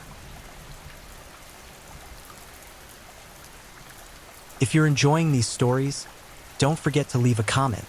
I'd love to hear where you're tuning in from and what time it is in your part of the world. And if you haven't already, be sure to like this video and subscribe so you don't miss the next true crime story to help you drift off to sleep. Now, let's move on to our third story. Story 3, The Poison Angel, the terrifying true story of Caroline Grills, Auntie Thali. Behind the warm smile of a beloved aunt lurked the calculating mind of a serial killer. Caroline Grills, affectionately known as Auntie Thali, served tea with a deadly secret. For over 2 decades, this seemingly harmless elderly woman orchestrated a reign of terror that would claim the lives of 4 innocent victims and leave countless others writhing in agony. Armed with nothing more than thallium sulfate, a colorless, tasteless poison, she transformed family gatherings into death sentences and turned acts of kindness into instruments of murder. This is the chilling true story of Australia's most deceptive serial killer, whose weapon of choice was trust itself. The morning sun cast long shadows across the quiet suburban streets of Gladesville, Sydney, as Caroline Grills adjusted her floral apron and prepared another pot of tea. To her neighbors, she was simply Auntie Thali, an endearing nickname that spoke to her reputation as the kind of woman who never forgot a birthday, always had a spare cup of sugar, and whose door remained perpetually open to anyone in need of comfort or conversation. But evil rarely announces itself with fanfare. It doesn't arrive wearing a mask or carrying a weapon. Instead, it often comes disguised as familiarity, wrapped in the comfortable embrace of trust, and adorned with the gentle smile of someone you've known your entire life. Caroline Grills understood this fundamental truth about human nature better than most, and she wielded it with the precision of a master craftsman. Born Caroline Mickelson on September 7, 1888, in the bustling harbour city of Sydney, she entered a world that was rapidly transforming itself from colonial outpost to modern metropolis. The youngest of 5 children, Caroline grew up during an era when women were expected to be nurturing, selfless, and devoted to the welfare of their families. She learned these lessons well, perhaps too well. Her childhood unfolded against the backdrop of a society still grappling with the harsh realities of frontier life, where death was a frequent visitor and families often faced tragedy with stoic resignation. Disease, accident, and hardship claimed lives with ruthless efficiency, and communities learned to rally around those who suffered loss. Caroline observed these patterns with keen interest, filing away valuable lessons about how grief-stricken people behaved, how they sought comfort, and most importantly, how they rarely questioned the kindness of others during their darkest hours. As she matured into young womanhood, Caroline displayed all the qualities that Victorian society prized in females. She was soft-spoken but not timid, helpful without being intrusive, and possessed of an almost supernatural ability to appear at someone's doorstep precisely when they needed her most. Friends and family members would later describe her as having an uncanny knack for knowing exactly what to say or do to provide comfort during difficult times. In 1908, at the age of 20, Caroline married Richard Grills, a hardworking man who earned his living as a laborer. Their union appeared to be built on solid foundations of mutual respect and shared values. Richard was a steady, reliable provider who appreciated having a wife who took such obvious pleasure in caring for others. Caroline seemed to have found her calling as a homemaker and community caretaker, roles that allowed her to indulge her apparent passion for nurturing those around her. The couple settled into domestic life with the kind of contentment that neighbors envied. Their small but tidy home became a gathering place for family celebrations, a refuge for friends facing difficulties, and a symbol of stability in an increasingly uncertain world. Caroline's reputation as an exceptional cook and gracious hostess grew steadily, and invitations to dine at the Grills household were coveted throughout their social circle. Yet even during these early years, astute observers might have noticed subtle peculiarities in Caroline's behavior that hinted at the darkness festering within her seemingly generous heart. She displayed an unusual fascination with illness and death, often volunteering to care for sick neighbors with an enthusiasm that struck some as excessive. When local residents fell ill, Caroline would appear at their homes carrying baskets of food, offering to help with household chores, and insisting on preparing special meals designed to restore their strength. Her knowledge of home remedies was extensive and impressive. She could recite dozens of folk cures for common ailments, mixing together herbs and powders with the confidence of a trained apothecary. Friends marveled at her ability to remember complex recipes for tonics and treatments, often commenting that Caroline possessed an almost medical understanding of how different substances affected the human body. What they didn't realize was that Caroline's interest in medicinal compounds extended far beyond healing. While other women collected recipes for cakes and casseroles, she accumulated detailed knowledge about poisons, their effects, their detection rates, and most crucially, their ability to mimic naturally occurring illnesses. She studied symptoms with the dedication of a scholar, learning to recognize the telltale signs of various toxic substances and understanding how different poisons attacked different systems within the human body. Thallium sulfate became her substance of choice, and for good reason. This colorless, odorless, virtually tasteless compound possessed qualities that made it nearly perfect for her sinister purposes. Originally developed as a pesticide for controlling rodents and insects, thallium sulfate was readily available at hardware stores and garden centers throughout Australia. Its legitimate uses provided perfect cover for purchase, and its chemical properties made it devastatingly effective when administered to human victims. The poison worked slowly and methodically, initially producing symptoms that closely resembled common ailments like gastroenteritis or food poisoning. Victims would experience nausea, vomiting, and abdominal pain, complaints so ordinary that they rarely prompted immediate medical attention or raised suspicions about foul play. As the toxin accumulated in their systems, more serious symptoms would develop. Severe neurological damage, excruciating pain, hair loss, and ultimately organ failure leading to death. Perhaps most importantly from Caroline's perspective, thallium poisoning was extremely difficult for medical professionals to diagnose accurately. The symptoms progressed gradually and mimicked numerous other conditions, making it unlikely that doctors would consider deliberate poisoning as a possible cause. Even if suspicions were raised, detecting thallium in a victim system required specialized testing procedures that were rarely performed during routine medical examinations. Caroline spent considerable time perfecting her technique, experimenting with different dosages and delivery methods until she could predict with reasonable accuracy how her chosen victims would respond to various amounts of the poison.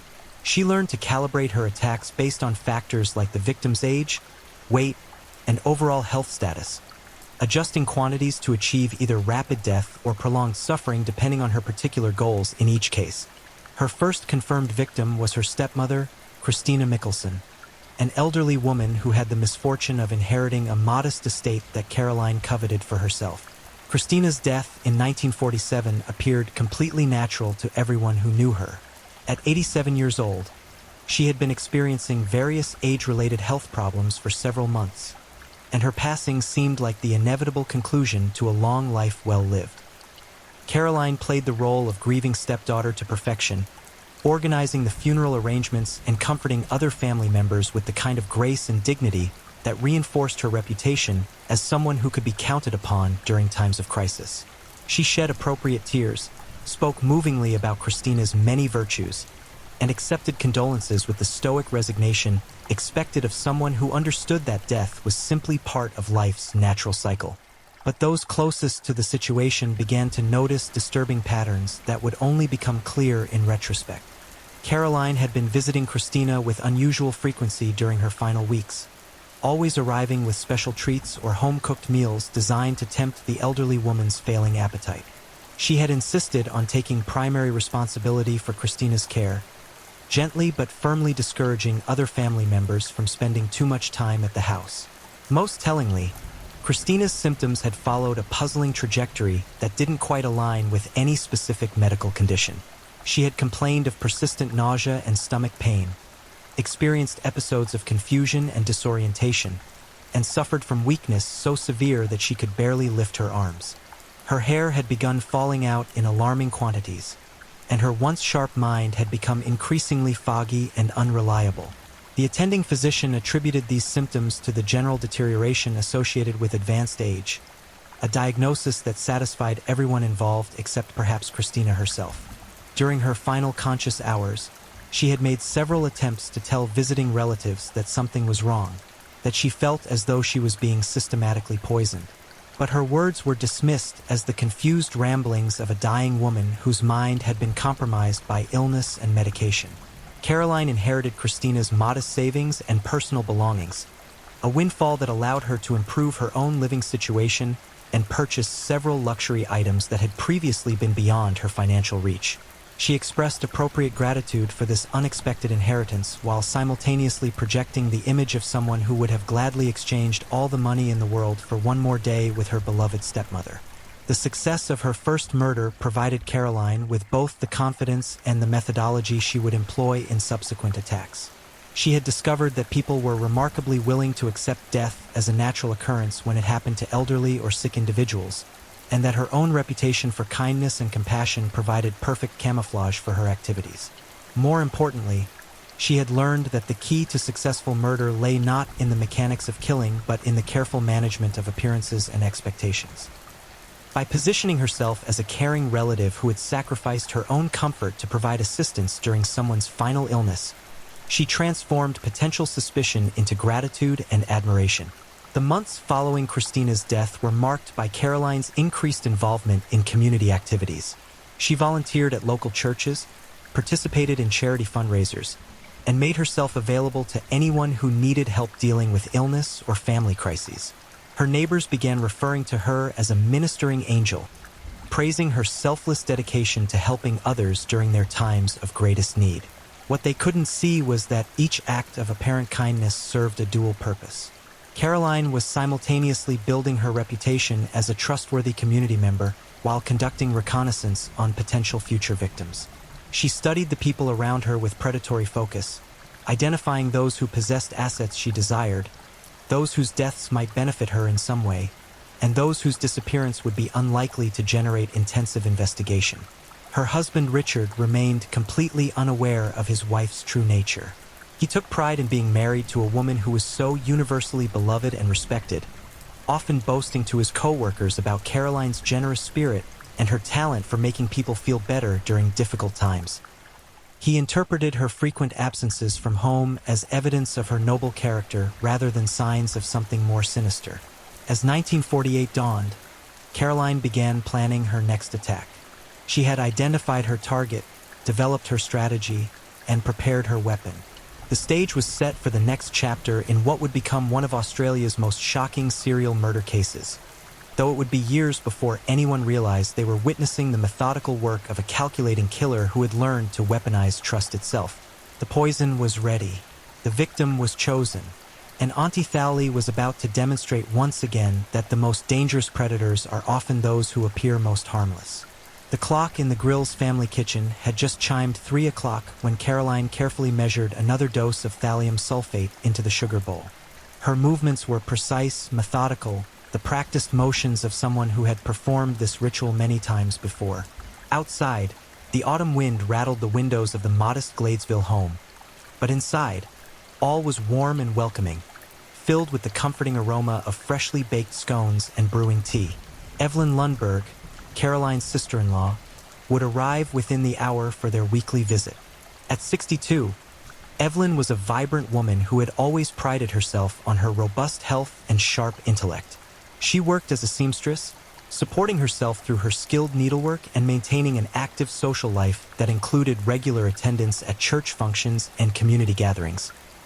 What Evelyn didn't know was that her sister-in-law had been slowly poisoning her for months. Caroline's second murder began not with a single dramatic moment, but with a series of seemingly innocent gestures spread across several weeks. It started with an invitation to tea, extended during a chance encounter at the local market. Caroline had noticed Evelyn examining some expensive fabric, running her fingers across the silk with obvious longing, but ultimately walking away without making a purchase. "You work so hard, dear," Caroline had said, approaching with her characteristic gentle smile. "Why don't you come by for tea tomorrow? I've been experimenting with a new recipe for jam drops, and I could use someone with refined tastes to tell me if they're worth serving to the church ladies."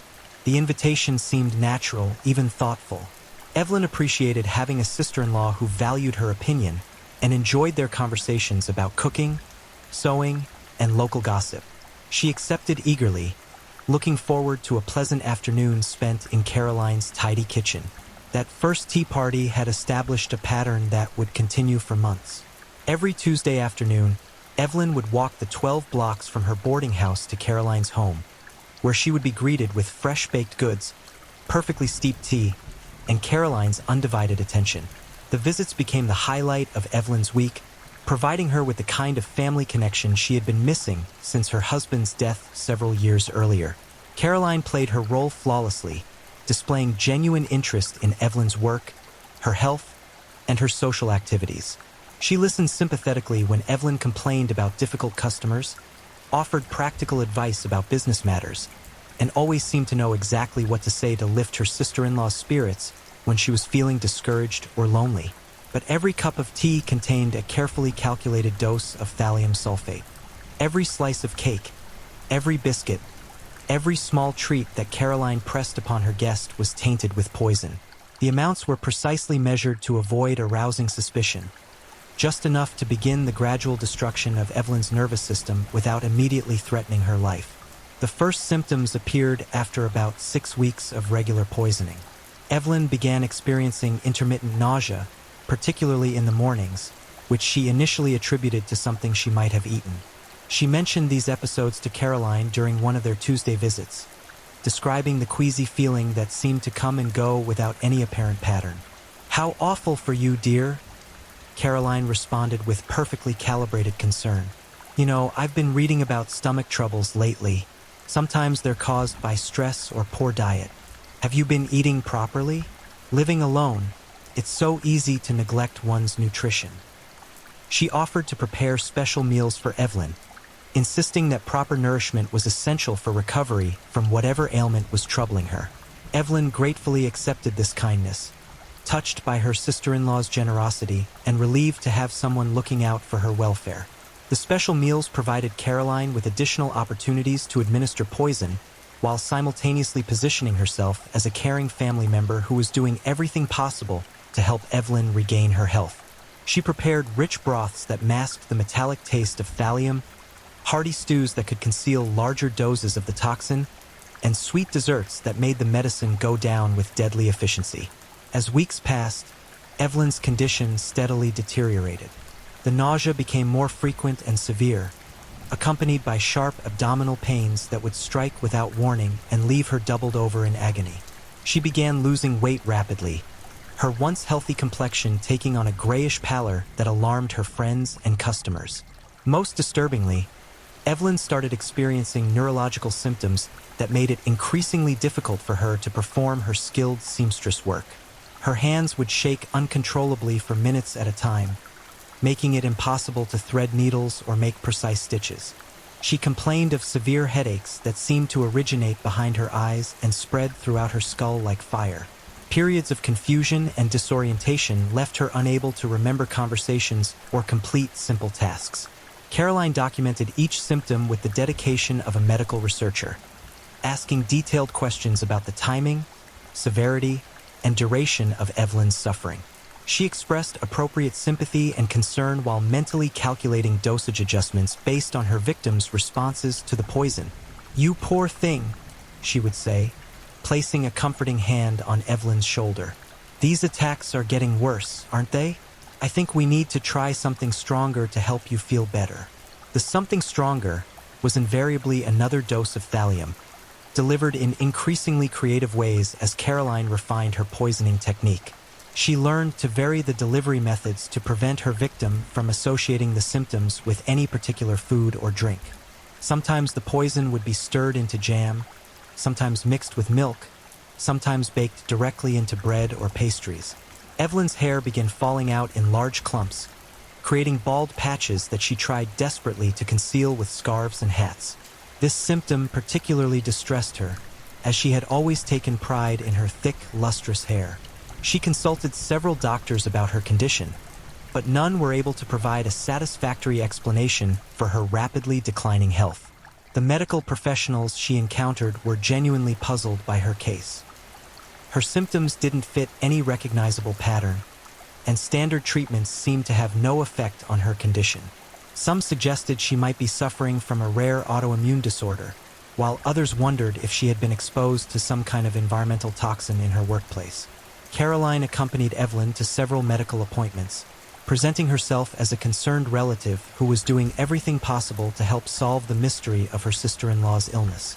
She provided doctors with detailed accounts of Evelyn's symptoms, carefully omitting any information that might point toward deliberate poisoning while emphasizing details that supported alternative diagnoses. "She's been under a lot of stress lately," Caroline would tell the doctors. "Running her own business, living alone, not eating properly. I've been trying to help her, bringing her meals and making sure she gets proper nutrition, but she just keeps getting worse." These statements served multiple purposes. They established Caroline as a caring family member who was actively involved in Evelyn's care. They provided plausible explanations for the victim's declining health, and they created documentation that would support Caroline's version of events if questions were ever raised about the circumstances surrounding Evelyn's death. As autumn turned to winter, Evelyn's condition became critical. She was barely able to leave her boarding house, and her seamstress business collapsed as word spread throughout the community that she was too ill to complete orders reliably. Her savings dwindled rapidly as medical bills mounted and income disappeared. Caroline stepped in to provide financial assistance, offering to pay for doctor visits and medications while continuing to bring food and supplies to Evelyn's home. This generosity further enhanced her reputation as a devoted family member while providing her with additional opportunities to administer poison. The final phase of Evelyn's murder played out over several agonizing weeks. Caroline increased the dosage of thallium while simultaneously reducing the frequency of her visits, creating the impression that she was giving her sister-in-law space to rest and recover while actually ensuring that the poison would complete its work without interference. Evelyn's landlady found her on a cold February morning in 1949, collapsed in her small apartment surrounded by evidence of her struggle with the mysterious illness that had destroyed her life. Empty medicine bottles, crumpled tissues, and pages of notes describing her symptoms covered every surface. Her body was emaciated. Her remaining hair had turned completely white, and her face bore the expression of someone who had endured months of inexplicable suffering. Caroline arrived at the scene within hours of the discovery, summoned by neighbors who knew she had been caring for the deceased woman. She immediately took charge of the situation, comforting the distressed landlady, making necessary phone calls, and beginning arrangements for the funeral. "She fought so bravely," Caroline told everyone who would listen. "I did everything I could to help her, but whatever was wrong with her, it was just too strong. At least she's not suffering anymore." The official cause of death was listed as gastroenteritis with complications, a vague diagnosis that reflected the medical profession's inability to identify the true cause of Evelyn's prolonged agony. No autopsy was performed, as there was no reason to suspect foul play. The attending physician had been treating Evelyn for months and had documented a clear progression of symptoms that appeared consistent with a severe but unidentified illness. Caroline inherited Evelyn's few remaining possessions, including a small savings account and some valuable pieces of jewelry. She also collected the insurance money from a modest life insurance policy that Evelyn had maintained to cover her burial expenses. These assets provided Caroline with additional financial security while reinforcing her image as someone who had sacrificed her own comfort to care for a sick relative. The funeral was well attended by members of the local community who remembered Evelyn as a skilled craftswoman and pleasant neighbor. Caroline delivered a moving eulogy that praised her sister-in-law's courage in facing her final illness and expressed gratitude for the time they had been able to spend together during Evelyn's last months. "She was like a sister to me," Caroline said, dabbing at her eyes with a lace handkerchief.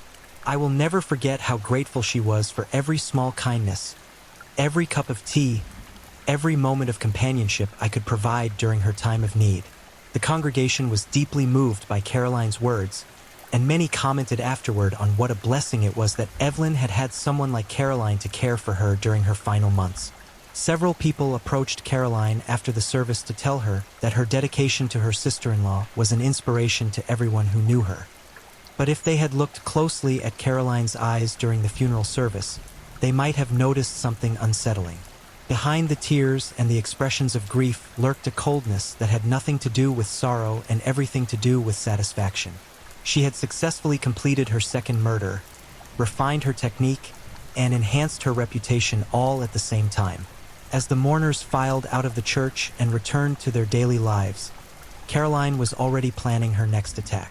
The poison that had claimed Evelyn Lundberg would soon flow through other veins, bringing death disguised as mercy and murder wrapped in the comforting embrace of family love.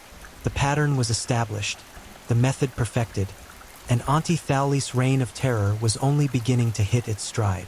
The morning light filtered through the lace curtains of Caroline Grill's kitchen as she prepared what would become her most audacious and calculating murder yet.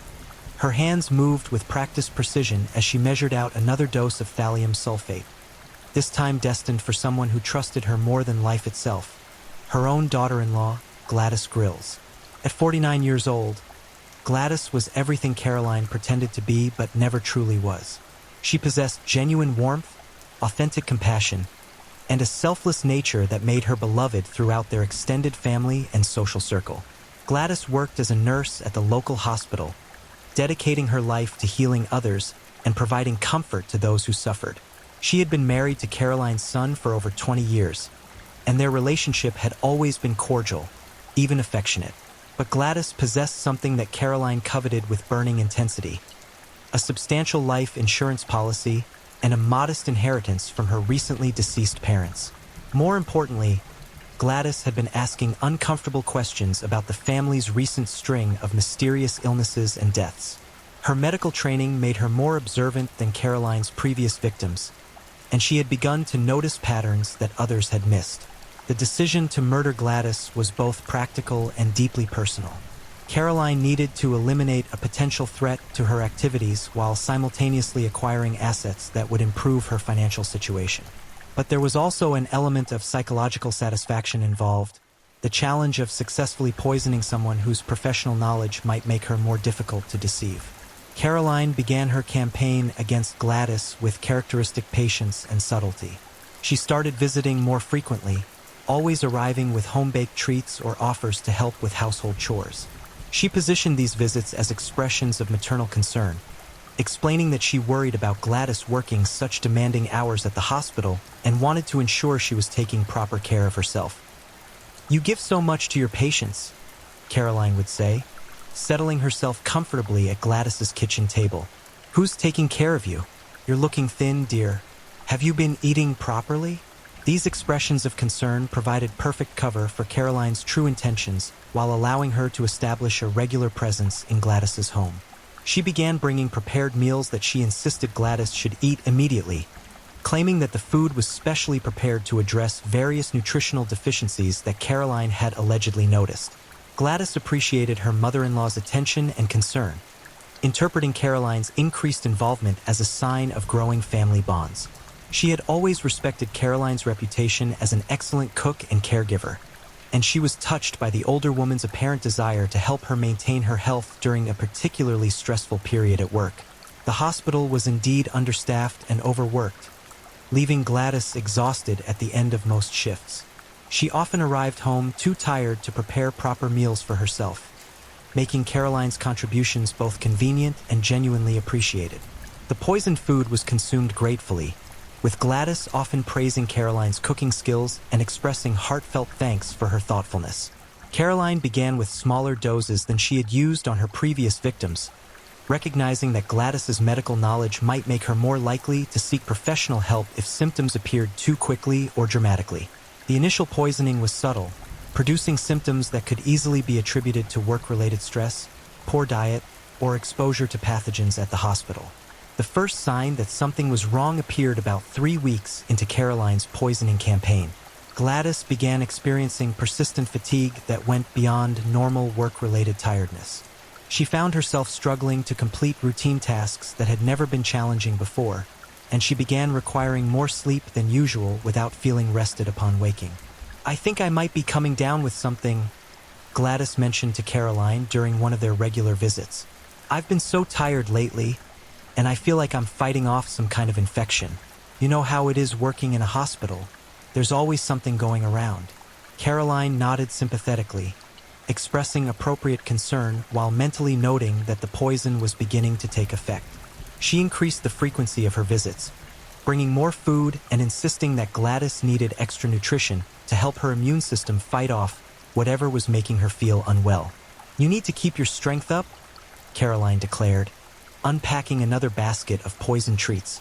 "I've made your favorite beef broth, and there are some fresh scones with cream and jam. You must promise me you'll eat properly, even if you don't feel like it." As weeks passed, Gladys's condition steadily worsened. The fatigue became overwhelming, forcing her to call in sick to work for the first time in years. She began experiencing severe abdominal pain that would strike without warning, leaving her doubled over and gasping for breath. Nausea made it difficult to keep food down, leading to rapid weight loss that alarmed her coworkers and friends. Most concerning from a medical perspective, Gladys began developing neurological symptoms that were impossible to ignore. Her hands would shake uncontrollably during certain tasks, making it dangerous for her to administer medications or perform other precise procedures required in her nursing duties. She experienced episodes of confusion and disorientation that left her unable to remember conversations or follow complex instructions. Caroline documented each symptom with clinical precision, adjusting her poisoning strategy based on Gladys's responses to different doses and delivery methods. She was particularly interested in how the neurological effects developed, as this information would prove valuable for future murders. Gladys's medical colleagues were baffled by her condition. Several doctors examined her thoroughly, running numerous tests and consulting with specialists in various fields. The symptoms didn't match any recognizable disease pattern, and standard treatments had no effect on her declining health. During one particularly difficult episode, Gladys confided her fears to Caroline with heartbreaking vulnerability. "I'm scared," she whispered, tears streaming down her face. "Something is seriously wrong with me, but nobody can figure out what it is. I keep thinking about all the patients I've cared for who were mysteriously ill, and now I'm experiencing what they went through. It's terrifying to be on this side of the equation."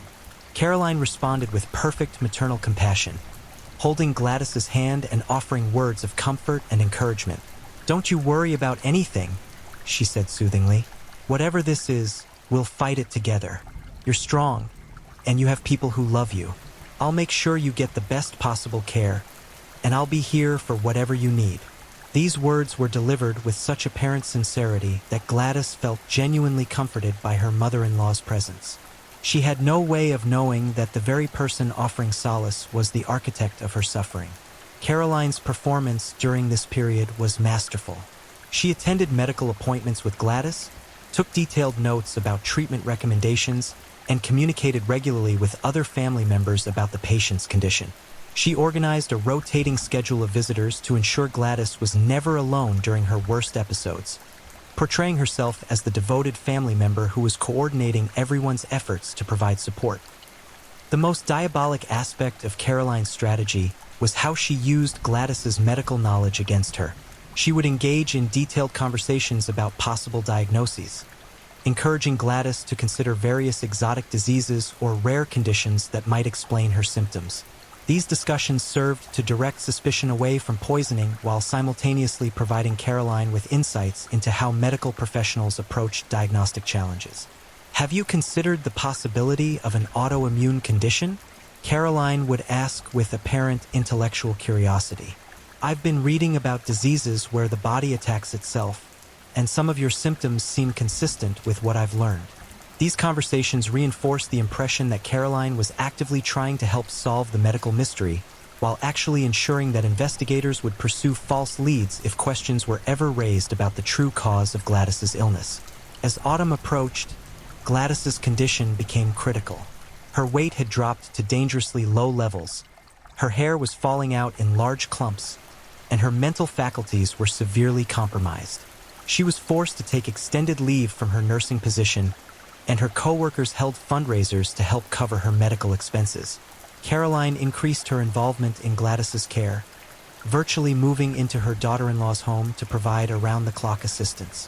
This arrangement gave her unlimited access to Gladys's food and medication while creating the impression that she was making enormous personal sacrifices to ensure her family member received proper care. The final weeks of Gladys's life were characterized by intense suffering that Caroline observed with clinical detachment. She documented how the thallium poisoning affected different bodily systems, noting which symptoms appeared first, which ones caused the most distress, and how various attempted treatments interacted with the toxic process. Gladys experienced excruciating pain that morphine could barely touch, periods of delirium during which she would cry out for help that never came, and gradual organ failure that left her body unable to perform basic functions. Throughout this ordeal, Caroline maintained her facade of devoted caregiver, adjusting pillows, administering medications, and offering words of encouragement.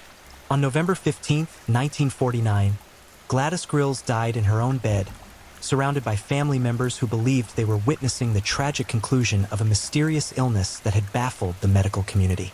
Caroline was holding her hand when she drew her final breath, whispering words of comfort and love that masked the triumph she felt at successfully completing another murder.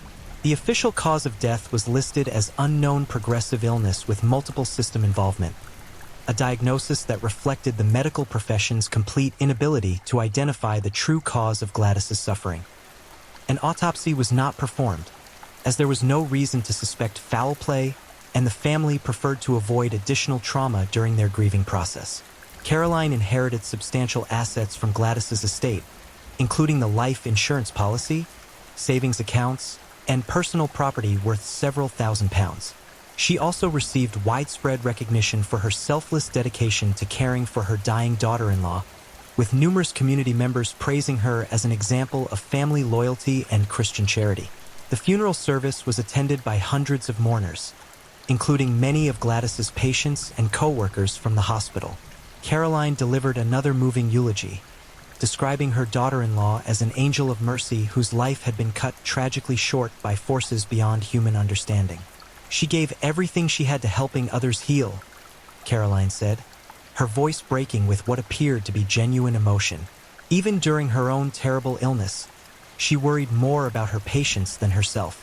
"The world has lost a truly special person, and our family will never be the same."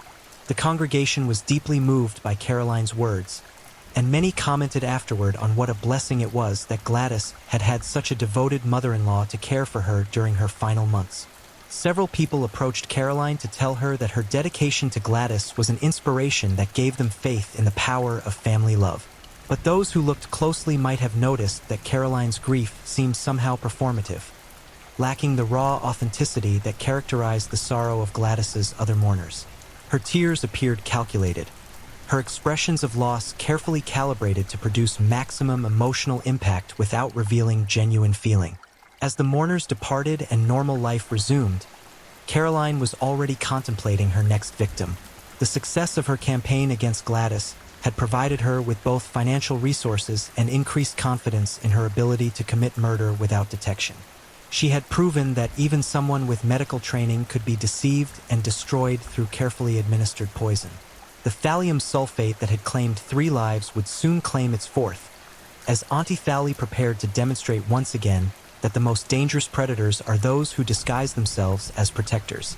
The crisp morning air of October 1953 carried with it the scent of jasmine and fresh bread as Caroline Grills made her way down the tree-lined street toward the home of her final victim.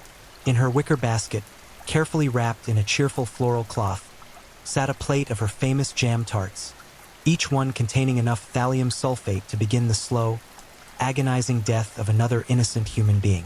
Her target was John Lundberg, the 87-year-old brother of her previous victim, Evelyn. John was a gentle, soft-spoken man who had spent his life working as a carpenter, building furniture and homes throughout the Sydney suburbs. His hands, though gnarled with arthritis, still possessed the steady precision that had made him one of the most sought-after craftsmen in the area. More importantly, from Caroline's perspective, he had recently inherited his sister's modest estate and possessed a small but valuable collection of tools and workshop equipment. John lived alone in a tidy cottage that he had built himself 40 years earlier, surrounded by the carefully tended garden that provided both beauty and supplemental income through the sale of vegetables and flowers at the local market. His isolation made him perfect prey for Caroline's predatory instincts, while his trusting nature ensured that he would welcome her visits without suspicion. The relationship between Caroline and John had been established during the months surrounding Evelyn's death. Caroline had positioned herself as the caring family connection who could help the elderly man cope with the loss of his beloved sister. She had attended the funeral, offered comfort during the difficult weeks that followed, and gradually inserted herself into John's daily routine with the skill of a master manipulator. "You shouldn't be alone so much," she would tell him during her increasingly frequent visits. "Evelyn would want someone to look after you, and I promised her before she died that I would make sure you were properly cared for. This fabricated deathbed promise served multiple purposes in Caroline's elaborate deception. It provided justification for her continued presence in John's life, created an emotional obligation that made him feel guilty about refusing her assistance, and established a narrative that would make her appear as a devoted family friend rather than a calculating predator if questions were ever raised about her involvement in his care. John was genuinely grateful for Caroline's attention. The death of his sister had left him feeling isolated and vulnerable, and Caroline's visits provided him with the companionship he desperately needed. He looked forward to her weekly calls, appreciating both the social interaction and the practical help she offered with household tasks that had become increasingly difficult for his aging body to manage.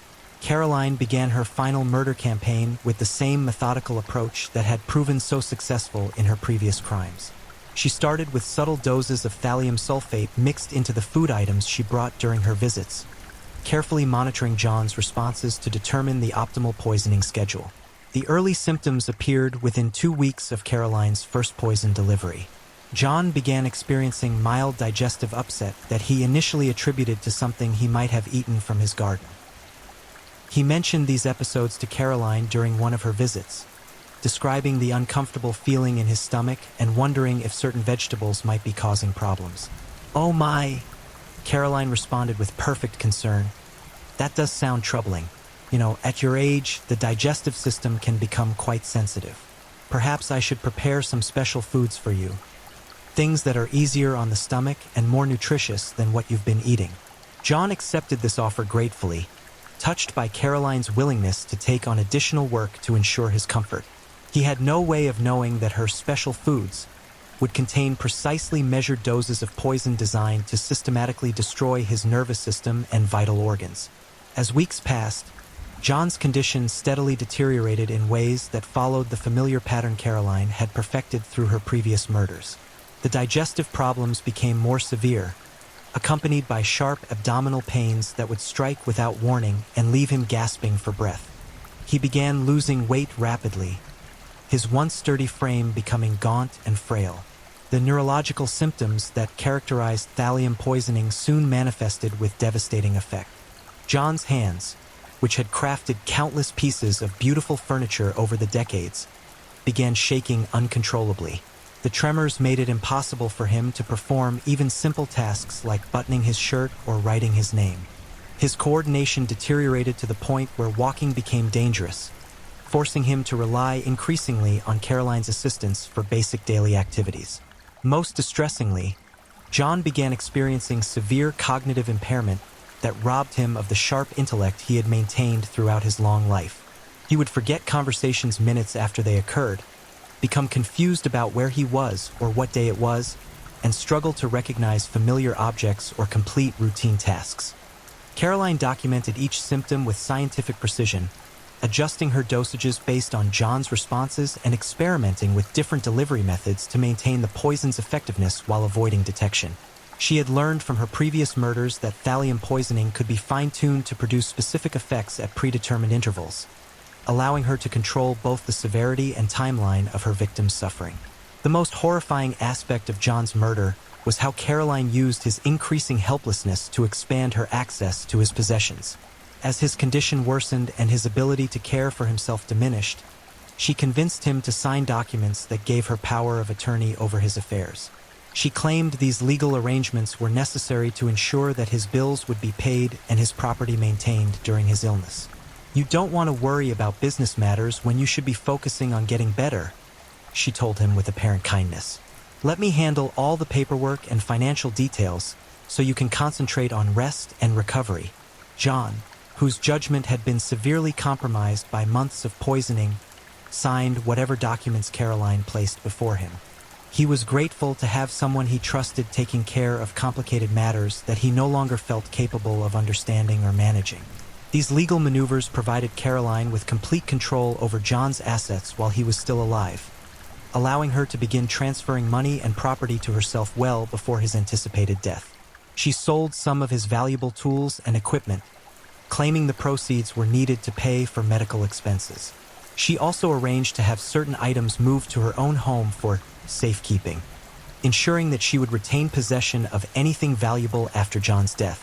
As John's condition became critical, Caroline faced a challenge she had not encountered in her previous murders. His deteriorating health attracted the attention of neighbors and community members who had known him for decades. Several people expressed concern about his rapid decline and offered to help care for him or arrange for professional medical assistance. Caroline handled these interventions with masterful manipulation, positioning herself as the devoted family friend who was already providing comprehensive care while discouraging others from becoming too involved. She claimed that John was easily overwhelmed by too many visitors, and that his condition required specialized attention that only she could provide based on her experience caring for other family members who had suffered similar illnesses. "He's been through so much," she would tell concerned neighbors. "First losing dear Evelyn, and now this terrible sickness. Too much stimulation just makes him more confused and agitated. The doctor says he needs peace and quiet, with just one consistent caregiver who understands his condition." These explanations satisfied most of the people who expressed concern about John's welfare, reinforcing Caroline's reputation as a selfless caregiver while providing her with the isolation she needed to complete her murder without interference. However, one person was not convinced by Caroline's performance. Mary Mickelson, a distant relative who had grown suspicious about the family's recent string of mysterious deaths, decided to pay an unannounced visit to John's home in early 1954. What she discovered there would eventually lead to the unraveling of Caroline's entire criminal enterprise. Mary found John in a condition that shocked and horrified her. He was emaciated, confused, and suffering from obvious neurological impairment that seemed far more severe than anything that could be explained by normal aging or common illnesses. Most disturbing, his symptoms closely resembled those that had characterized Evelyn's final months, suggesting that both siblings might have been victims of the same mysterious condition. When Mary tried to discuss her concerns with John, she discovered that his mental faculties had been so severely compromised that he could barely maintain coherent conversation. However, during one brief moment of clarity, he managed to whisper something that sent chills down her spine. "She's killing me," he said, his voice barely audible. "The food? Something wrong with the food?" Mary initially dismissed these words as the confused ramblings of a sick man, but they lodged in her memory and began to assume greater significance as she reflected on the circumstances surrounding recent family deaths. She started asking uncomfortable questions about Caroline's role in caring for multiple relatives who had died under similar mysterious circumstances.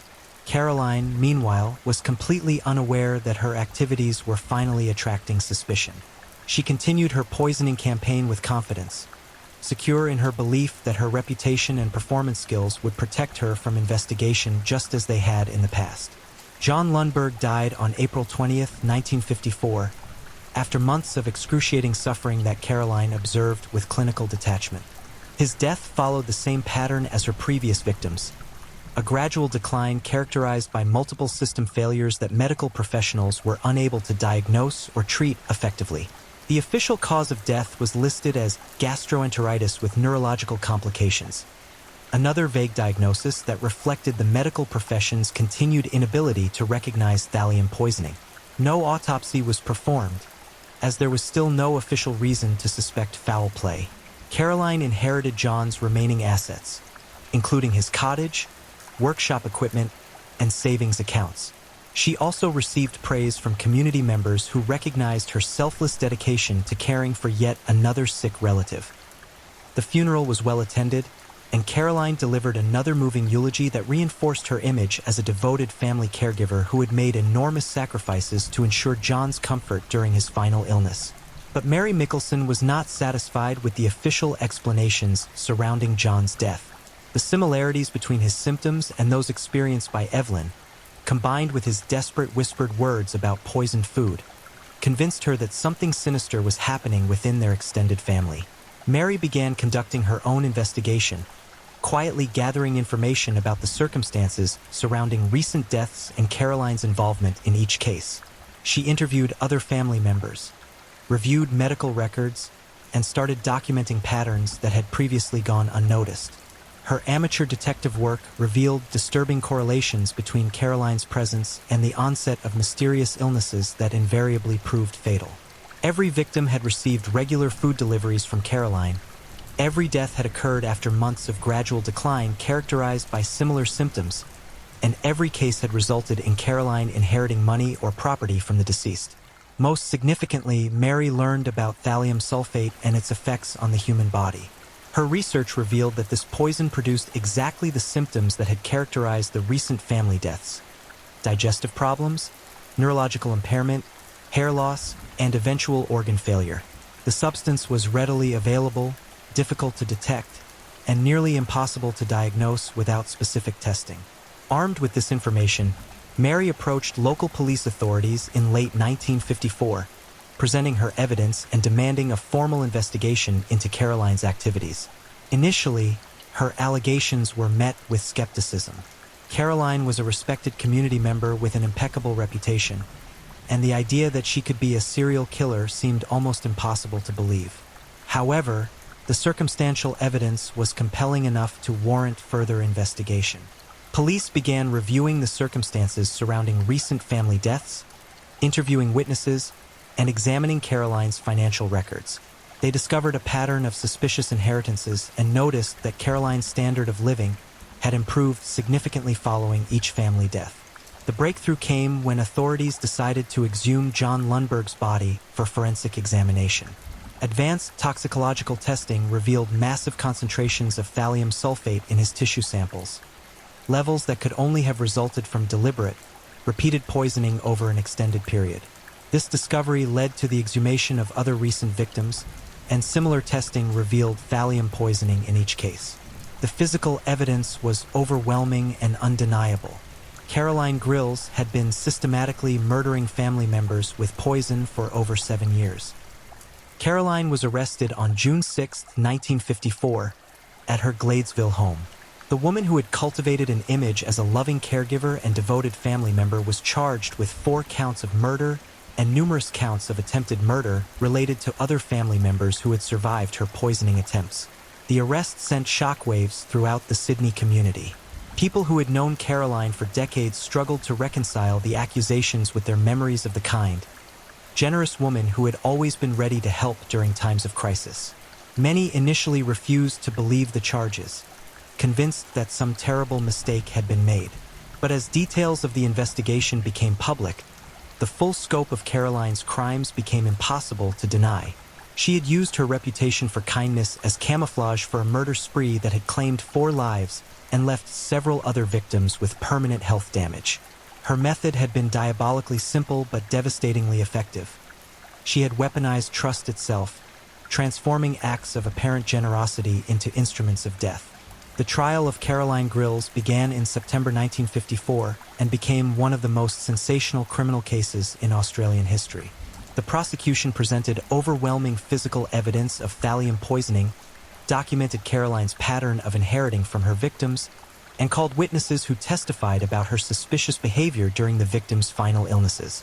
Caroline's defense attorneys attempted to portray her as a devoted caregiver who had been falsely accused, but the scientific evidence was impossible to refute. Forensic experts testified about the massive concentrations of thallium found in the victims' remains, explaining that such levels could only have resulted from deliberate, repeated administration of the poison over extended periods. On October 15, 1954, Caroline Grills was convicted on all charges and sentenced to death by hanging. She showed no emotion as the verdict was read, maintaining the composed demeanor that had served her so well during her years of murder. Even facing execution, she refused to admit guilt or show any remorse for the suffering she had inflicted on people who had trusted her completely. The death sentence was later commuted to life imprisonment, and Caroline spent her remaining years in Long Bay Prison, where she became known as a model prisoner who helped care for other inmates during their illnesses. Even behind bars, she continued to present herself as someone whose primary concern was the welfare of others, a performance that fooled many but could never erase the memory of her horrific crimes. Caroline Grills died in prison on October 6, 1960, taking with her the secrets of how many other deaths might have been caused by her poisonous ministrations. Her case remains one of the most chilling examples of how evil can hide behind a facade of kindness, and how the people we trust most completely are sometimes the ones most capable of destroying us. The woman known as Auntie Thali had finally been stopped, but not before she had demonstrated that the most dangerous predators are often those who approach their victims wearing the mask of love. If you're enjoying these stories, don't forget to leave a comment. I'd love to know where you're tuning in from and what time it is in your part of the world. And if you haven't already, make sure to like this video and subscribe, so you never miss the next true crime story to help you unwind. Now let's get into our fourth story. Story 4. The Mutilator, a Descent into Darkness. When night falls over the city, most people retreat behind locked doors, seeking comfort within familiar walls. But for one predator, darkness became his sanctuary, a twisted playground where human flesh transformed into his grotesque canvas. This is the chilling account of a killer whose name would become synonymous with unspeakable horror, a man whose methodical brutality shattered communities and left investigators questioning the very nature of evil itself. Welcome to the terrifying true story of the Mutilator, a case that redefined the boundaries of human cruelty and forever changed how we understand the monster that can lurk within ordinary facades. The autumn rain hammered against Detective Sarah Martinez's office window with relentless fury, each droplet exploding like tiny grenades against the glass. October 15, 1987, a date that would burn itself into her memory like acid-etching steel. The fluorescent lights above flickered with mechanical uncertainty, casting intermittent shadows across the crime scene photographs scattered across her desk like grotesque playing cards in some macabre game of solitaire. Martinez had seen death in countless forms throughout her 15-year career with the Metropolitan Police Department. Gang executions, domestic violence fatalities, drug-related murders. She thought she had witnessed the full spectrum of human brutality. Nothing, however, could have prepared her for what lay waiting in the manila envelope marked Case File 4471-B. Urgent, eyes only. The first photograph made her stomach clench like a vice. Rebecca Morrison, 23 years old, had been discovered in Riverside Park at dawn by a jogger whose screams still echoed through the precinct halls. But this wasn't merely a homicide. This was something far more sinister, something that challenged the very definition of murder itself. Rebecca's body had been arranged with meticulous precision, positioned in a way that suggested the killer had spent considerable time with his victim. The wound patterns weren't random acts of violence born from passion or rage. Instead, they displayed a calculated methodology that spoke of careful planning and deliberate execution. Each incision had been made with surgical precision, creating a pattern that investigators would later realize was just the beginning of a signature that would haunt the city for months to come.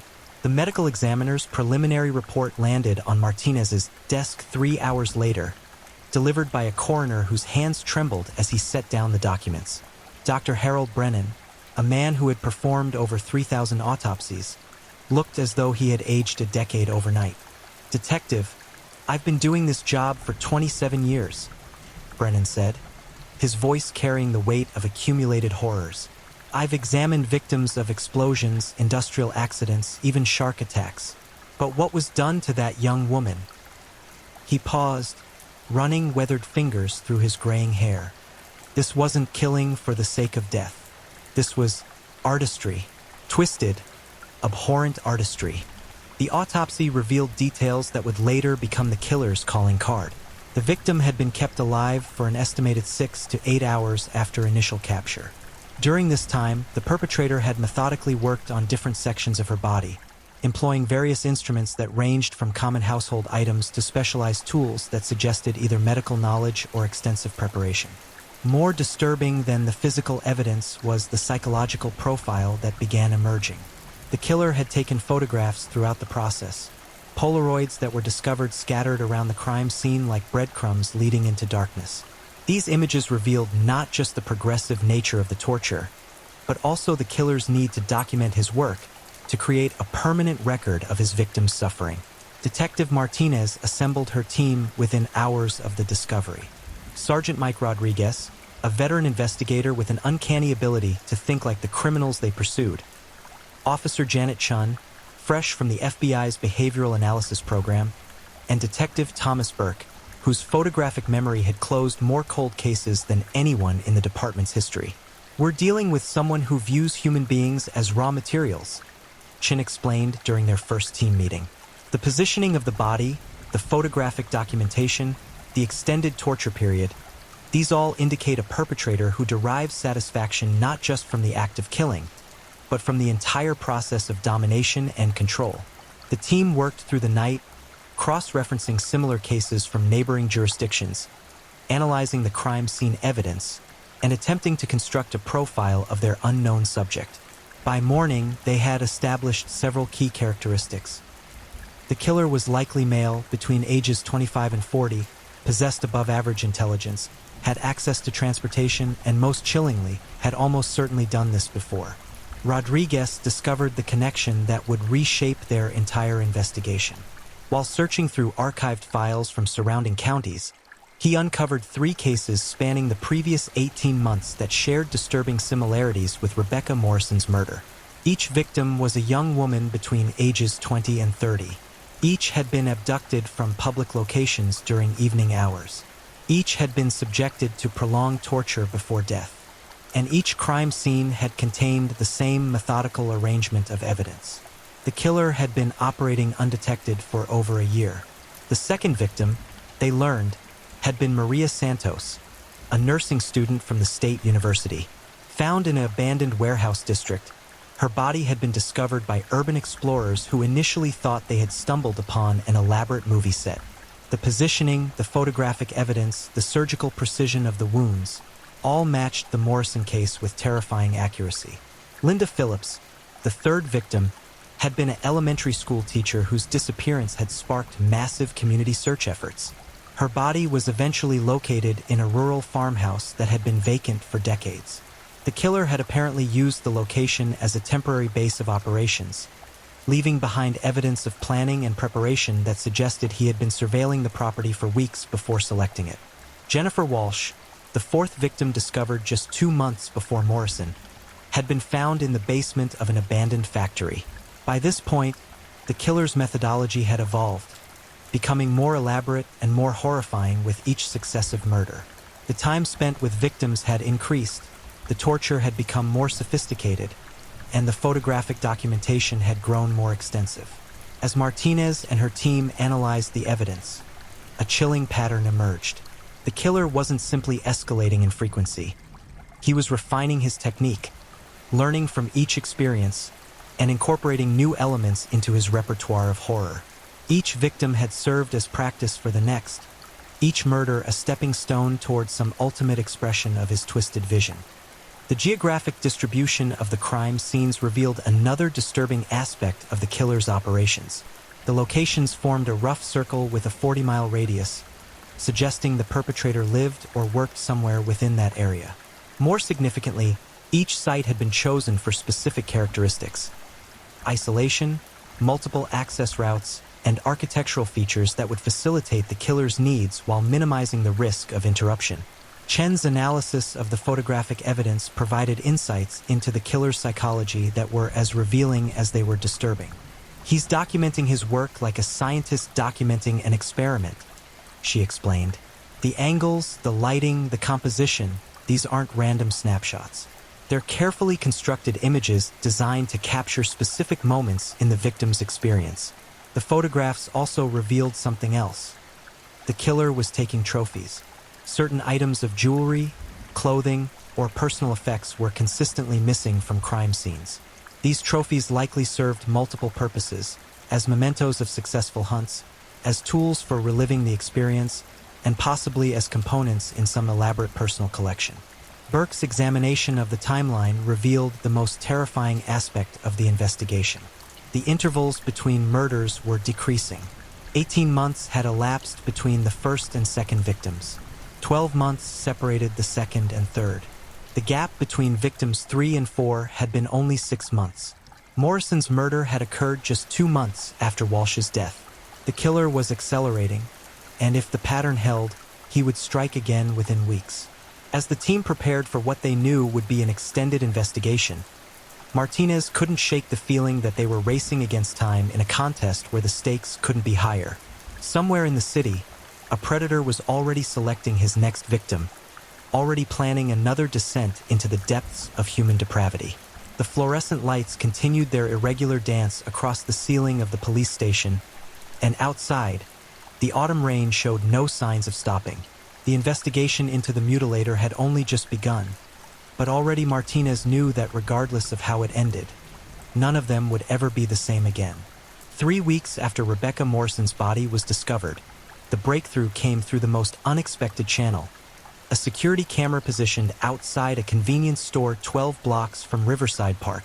The timestamp read 11:47 p.m., October 14th, just hours before Morrison's estimated time of death. Detective Martinez stared at the grainy black and white footage for the 100th time, watching as a figure emerged from the shadows with Rebecca Morrison walking alongside him. The quality was poor, the lighting inadequate, but something about the man's movements sent chills through every investigator who viewed the tape. He moved with purpose, with confidence, guiding his victim toward the darkness as if he owned the night itself. "He doesn't look like a stranger to her," observed Officer Chun, leaning closer to the monitor. "Watch her body language. She's not resistant, not afraid." This suggests he approached her in a way that seemed non-threatening, maybe even helpful. The behavioral analysis team had been working around the clock to decode the killer's selection process and approach methodology. What they discovered painted a portrait of a predator whose intelligence and planning abilities far exceeded their initial estimates. The mutilator wasn't a disorganized opportunist striking at random. He was a methodical hunter who studied his prey extensively before making contact. Rodriguez had spent days canvassing the areas where each victim had been last seen alive. The pattern that emerged was both sophisticated and chilling. Each woman had been approached during a moment of vulnerability. Morrison when her car had broken down on a deserted street, Santos while waiting for a late bus after her shift at the hospital, Phillips when she was having trouble with her apartment keys in a dimly lit parking garage, Walsh while she was walking her dog in a neighborhood park after dark. "He creates the opportunity," Rodriguez explained during their morning briefing. "These weren't chance encounters. He either manufactures the situation that puts them at risk, or he waits and watches until the perfect moment presents itself naturally." The team's reconstruction of each abduction revealed the killer's remarkable patience and preparation. Surveillance of potential victims appeared to span weeks or even months before he made his move. He learned their routines, identified their vulnerabilities, and positioned himself to appear at precisely the right moment, not as a threat, but as a solution to whatever problem he had either created or waited to exploit. Security footage from Morrison's workplace showed the same figure lingering in the area on at least 3 separate occasions during the 2 weeks before her death. He had been watching, learning, planning. The broken-down car that had stranded Morrison on that fatal night? Investigators later determined that the vehicle had been sabotaged. A small but crucial wire in the ignition system had been deliberately cut. The killer's mobile hunting ground presented unique challenges for the investigation. Unlike serial offenders who operated from a fixed location, the mutilator utilized different sites for each phase of his crimes. Abduction locations, torture sites, and body disposal areas were all separate, often separated by significant distances. This distribution made it nearly impossible to predict where he might strike next. Each torture location had been prepared in advance with meticulous attention to detail. Investigators found evidence of extensive preparation at every site. Soundproofing materials, lighting equipment, carefully arranged tool collections, and photographic setups that suggested the killer had spent considerable time preparing each location before bringing his victims there. The abandoned warehouse where Maria Santos had been found contained evidence that the killer had been using the location for months before her abduction. Hidden caches of supplies, modified electrical systems to power his equipment, and structural modifications to create the perfect environment for his twisted purposes. He had transformed these empty buildings into private chambers of horror, spaces where he could work without interruption for extended periods. Dr. Brennan's detailed forensic analysis revealed the progression of the killer's technique across the 5 known victims. "He's learning," the medical examiner reported with barely controlled revulsion. Each victim shows evidence of increasingly sophisticated methods. He's experimenting, refining his approach, developing new techniques. The torture methods employed showed both medical knowledge and mechanical aptitude. The killer understood human anatomy well enough to maximize pain while extending the victim's survival time. He knew which areas of the body were most sensitive, which injuries would cause the greatest suffering without immediately resulting in death, and how to maintain consciousness even under extreme duress. More disturbing was the evidence of psychological torture alongside the physical abuse. Each victim showed signs of having been subjected to extended periods of terror before the physical torture began.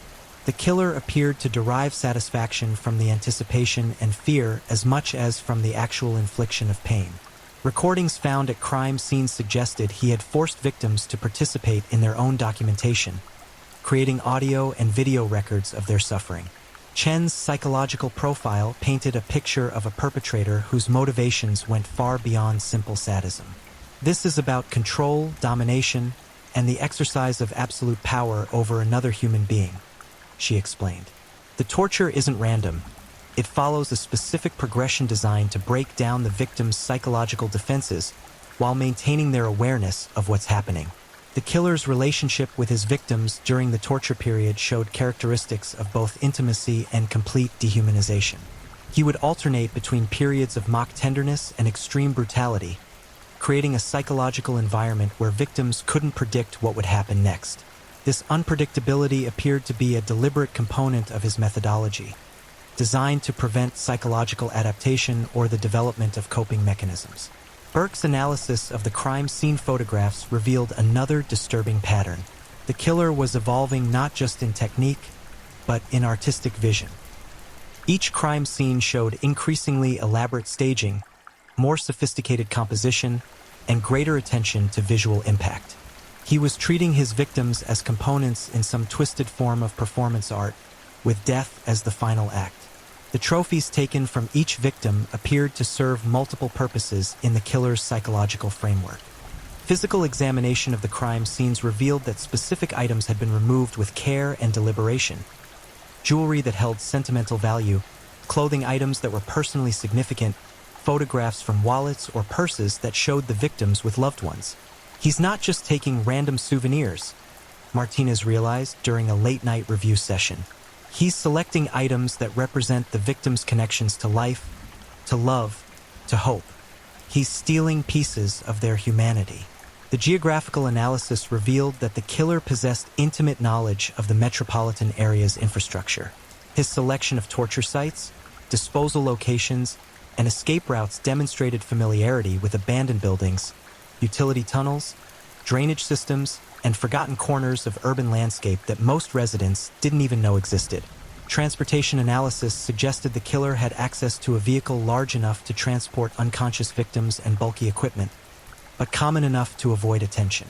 Witness descriptions from various crime scenes consistently mentioned delivery vans, work trucks, or similar commercial vehicles, the kind that blend invisibly into urban environments. As the second chapter of their investigation drew to a close, Martinez and her team realized they were dealing with a killer whose capabilities exceeded anything in their collective experience. The mutilator wasn't just a murderer. He was an architect of suffering, a predator who had transformed killing into a complex art form where human lives served as nothing more than raw materials for his twisted vision. The most terrifying aspect of their discoveries wasn't the brutality of his methods or the sophistication of his planning. It was the clear evidence that he was still evolving, still learning, still perfecting his craft. Each victim had been a step forward in his development as a killer, and somewhere in the city, he was already preparing for his next lesson in human suffering. The rain had stopped, but the darkness seemed to have settled permanently over the investigation. As Martinez stared out at the city lights stretching endlessly in all directions, she couldn't escape the knowledge that among those millions of glowing windows, behind one of those innocent facades, a monster was planning his next descent into hell. December 3rd, 1987. The call came at 3:17 a.m., jolting Detective Martinez from the restless sleep that had become her constant companion since the investigation began. The voice on the phone belonged to Officer Williams from the night patrol, and the tremor in his words immediately told her everything she needed to know. "We've got another one, Detective. Same signature, same methodology.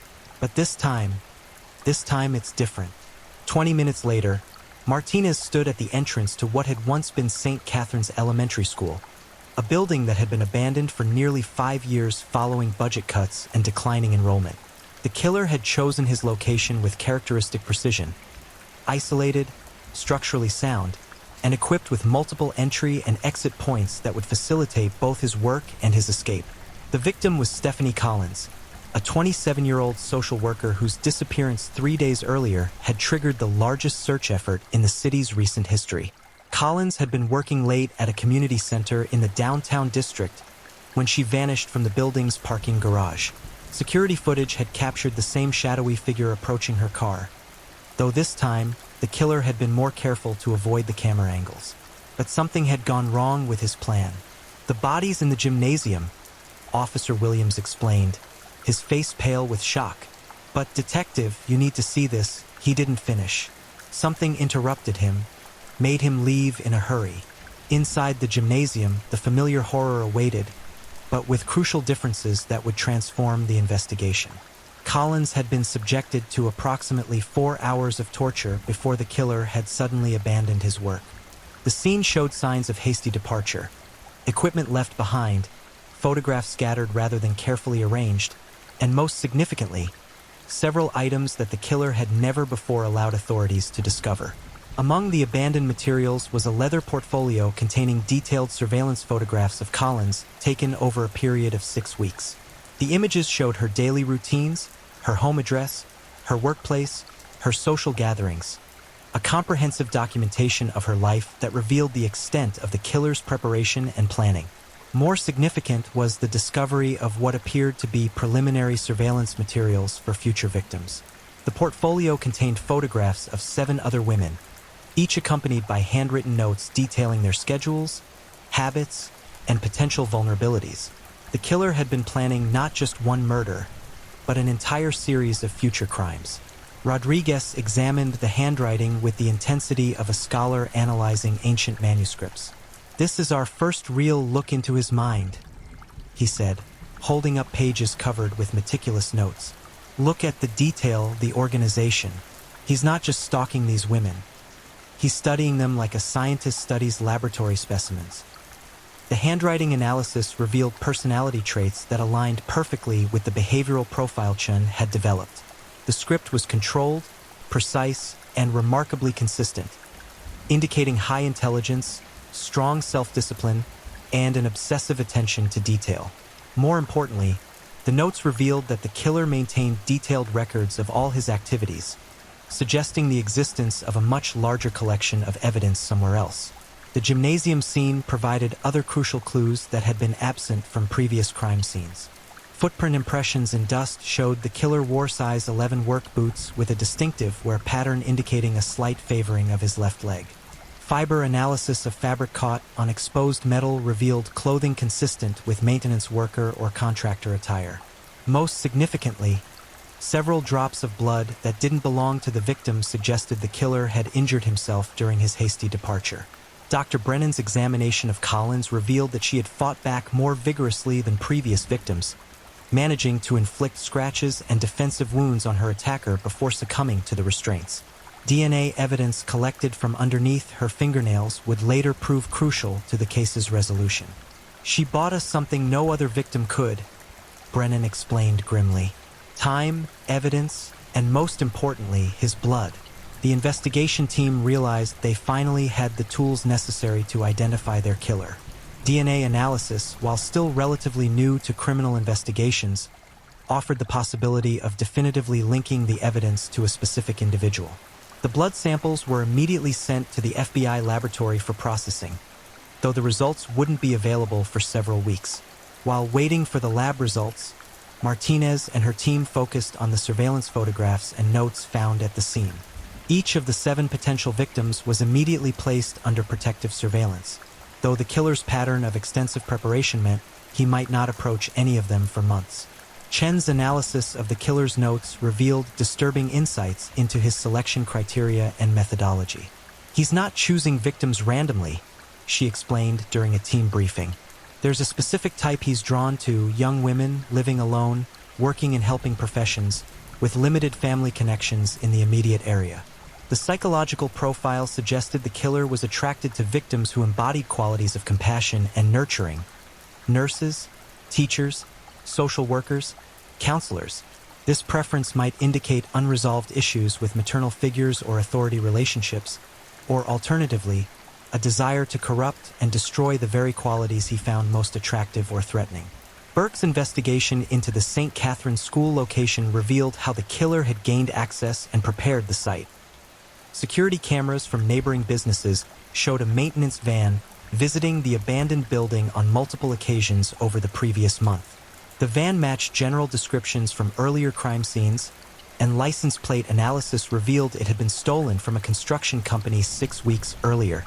The breakthrough came on December 18th, when DNA results arrived from the FBI laboratory. The blood samples from the gymnasium scene had yielded a complete genetic profile, which was immediately entered into the National Criminal Database for comparison. Within hours, the system generated a match. David Michael Torino, 34 years old, had been arrested twice for assault in neighboring states during the early 1980s.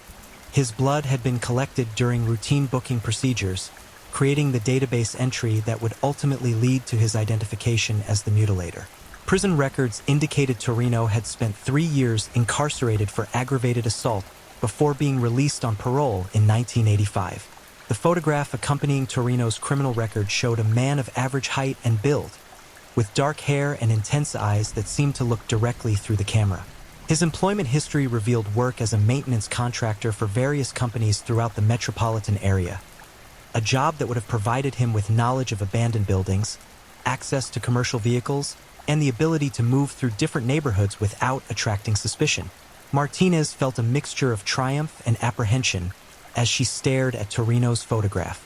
After months of pursuing a shadow, they finally had a face, a name, and most importantly, a current address. But she also knew that cornering a killer of Torino's sophistication and planning would require careful preparation and flawless execution. Surveillance of Torino's residence began immediately, revealing a pattern of activity that confirmed many aspects of the investigative team's profile. He lived alone in a small house on the outskirts of the city, maintained irregular work schedules that would facilitate his hunting activities, and displayed behavior consistent with someone engaged in extensive planning and preparation. More disturbing was the discovery that Torino's property included several outbuildings and a basement workshop that appeared to be equipped for activities consistent with his crimes. Infrared surveillance revealed heat signatures suggesting the presence of electrical equipment and possibly restraint systems in the basement area. The decision to obtain a search warrant rather than attempting immediate arrest proved crucial to understanding the full scope of Torino's activities. The warrant application included DNA evidence, fingerprint matches from the stolen van, and photographic evidence linking him to multiple crime scenes. On December 22nd, armed with comprehensive search warrants and supported by FBI tactical units, Martinez and her team prepared to enter David Michael Torino's house. They had spent weeks planning every aspect of the operation, knowing that any mistake could result in the loss of crucial evidence or, worse, could allow a killer to escape and continue his reign of terror. As dawn broke over the quiet residential street where Torino lived, Martinez couldn't shake the feeling that they were about to enter the lair of something far more dangerous than a mere serial killer. The evidence suggested they were dealing with a predator whose intelligence, planning ability, and complete lack of human empathy made him one of the most dangerous individuals any of them had ever encountered. The house sat silent and still under the gray morning sky, its windows dark and revealing nothing of the horrors that lay waiting within. Martinez checked her service weapon one final time, knowing that in the next few hours, they would finally come face to face with the mutilator himself. The moment Detective Martinez stepped through David Michael Torino's front door, she knew they had entered a realm where ordinary human experience ceased to exist. The house appeared normal from the outside, a modest 2-story structure with faded blue siding and an overgrown lawn. But inside, it had been transformed into something that defied rational comprehension. Torino wasn't home, but the evidence of his presence permeated every room like a malevolent spirit haunting its own creation. The living room walls were covered with photographs, not the careful crime scene documentation they had discovered at murder sites, but candid surveillance images of dozens of women going about their daily lives, unaware they were being stalked by a predator who saw them as nothing more than potential raw materials for his twisted artistry. Officer Chun, despite her extensive training in criminal psychology, had to step outside twice during the initial sweep of the house.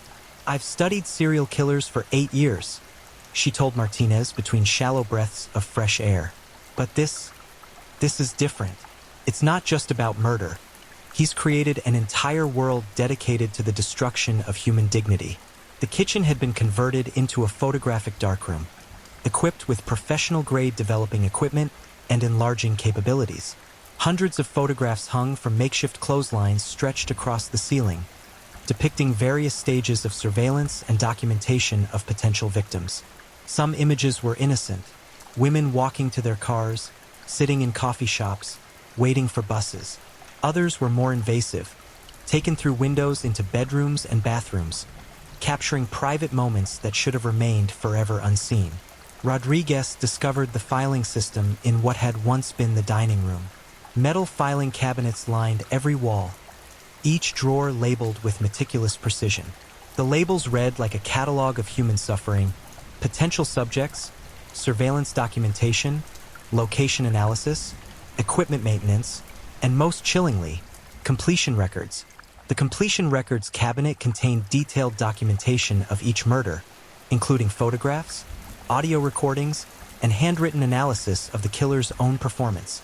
Torino had been studying his own work with the dedication of a graduate student, noting what techniques produced desired results, which methods were most efficient, and how he could improve his approach for future victims. "He's been treating murder like a scientific discipline," Burke observed, his voice hollow with disbelief. "Each killing was an experiment. Each victim was a test subject, and he documented everything like he was planning to publish his findings in some academic journal from hell." The basement workshop exceeded every nightmare scenario the investigative team had imagined. Torino had converted the space into a fully equipped torture chamber, complete with restraint systems, video recording equipment, and a collection of instruments that ranged from common household tools to devices that appeared to have been specifically designed for inflicting maximum suffering while maintaining victim consciousness. Workbenches lined the walls, each organized with surgical precision and labeled according to function. One section contained cutting implements, another featured devices designed for psychological torture, and a third held instruments whose purpose was so disturbing that even hardened investigators couldn't immediately comprehend their intended use. Martinez found herself staring at a wall covered with technical diagrams, blueprints for torture devices, anatomical charts marked with notes about pain thresholds and survival limits, and detailed floor plans of every location where Torino had committed his crimes. The level of preparation and planning revealed a mind that had devoted years to perfecting the systematic destruction of human life. But it was the discovery in Torino's bedroom that truly revealed the depth of his psychological depravity. The room had been converted into a shrine dedicated to his victims, with personal items taken from each woman carefully displayed in glass cases like museum exhibits. Rebecca Morrison's necklace sat beside Maria Santos's engagement ring. Linda Phillips's teaching certificate was mounted next to Jennifer Walsh's photograph with her family. Each display case included detailed cards describing not just the victim's physical characteristics and personal history, but also Torino's analysis of their psychological responses during torture. He had documented their fears, their final words, their desperate attempts to maintain dignity in the face of unimaginable horror. The clinical detachment of his observations was more disturbing than the most graphic crime scene photograph. "He's not just collecting trophies," Chen realized, her voice barely above a whisper. "He's preserving pieces of their souls, creating permanent monuments to their suffering." The bedroom also contained Torino's personal journals, volumes of handwritten text that provided insight into the mind of a killer unlike any they had previously encountered. The journals revealed that Torino didn't see himself as a criminal or even as mentally ill. He believed he was engaged in important research into the nature of human consciousness and the relationship between pain and transcendence. His writings described murder not as an act of violence, but as a form of artistic expression that required technical skill, creative vision, and philosophical understanding. He wrote about his victims with the detached interest of a scientist discussing laboratory specimens, analyzing their responses to various stimuli and documenting his observations for future reference. More disturbing were the passages that revealed Torino's future plans. The journals indicated he had been preparing for what he called the Great Work, a final series of murders that would serve as the culmination of his research and artistic vision.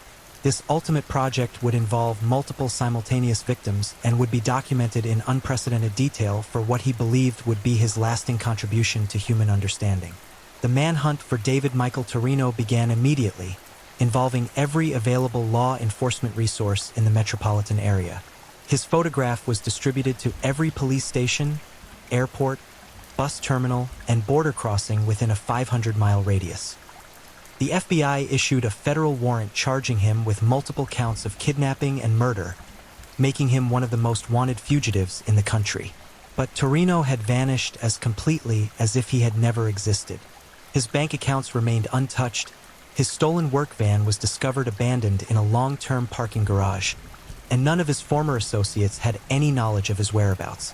The man who had spent years meticulously planning every aspect of his crimes had apparently devoted equal attention to planning his escape. The psychological profile suggested that Torino wouldn't simply disappear permanently. His compulsions were too strong, his need for the specific type of satisfaction he derived from his crimes too overwhelming for him to simply stop. Chun believed he was either preparing for his planned great work, or was already establishing himself in a new location where he could resume his activities.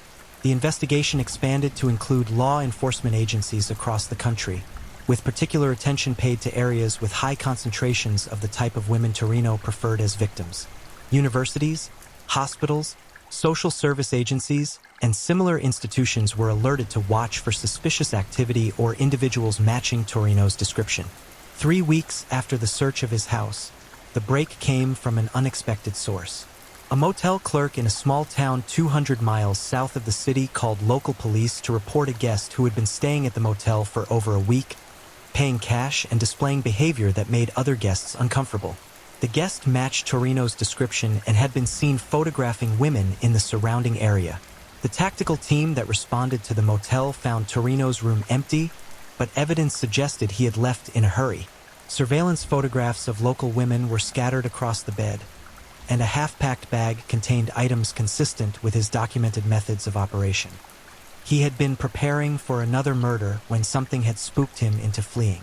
Local law enforcement established a perimeter around the motel and began a systematic search of the surrounding area. 9 units tracked Torino's sent to a wooded area behind the motel, where searchers discovered a temporary campsite equipped with surveillance equipment and restraint materials. The site had been abandoned so recently that the campfire was still warm. The final confrontation occurred at 2:30 a.m. on January 15, 1988, in an abandoned grain silo on the outskirts of the small town. Torino had been cornered by a combination of local police, FBI agents, and Martinez's investigative team, who had driven through the night to participate in the capture of their quarry. When officers entered the silo, they found Torino in the process of destroying evidence, burning photographs, documents, and personal items taken from victims. He showed no surprise at being discovered, no fear at being cornered, and no remorse for his actions. Instead, he seemed almost pleased to have an audience for what he clearly viewed as the final act in his twisted performance. "You don't understand what you're interrupting," he told Martinez as officers moved to restrain him. "This was important work, necessary work. These women served a purpose greater than their small, meaningless lives could ever have achieved otherwise." Even in custody, even facing multiple life sentences or execution, David Michael Torino showed no recognition that he had done anything wrong. During his eventual trial, he would attempt to use the courtroom as a platform to explain his philosophy and justify his actions. He spoke about his victims not as human beings, but as components in a grand experiment designed to push the boundaries of human experience. The trial itself became a media sensation, with reporters and spectators drawn by the horrific details of Torino's crimes, and the psychological complexity of his motivations. The families of his victims were forced to endure weeks of testimony describing the final hours of their loved ones' lives, listening to clinical descriptions of torture and murder that challenged the limits of human comprehension. Martinez testified for 3 days, describing the investigation and the evidence that had led to Torino's capture. As she spoke, she watched the defendant sitting calmly at the defense table, occasionally taking notes or whispering to his attorneys, showing no more emotional response than if the proceedings had concerned someone else entirely. The jury deliberated for less than 4 hours before returning with guilty verdicts on all charges. When the judge sentenced David Michael Torino to death by lethal injection, he showed the same complete lack of reaction that had characterized his behavior throughout the trial.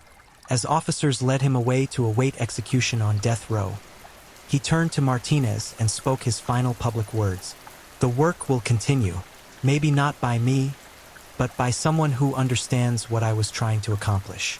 You can't stop evolution, detective. You've only delayed it."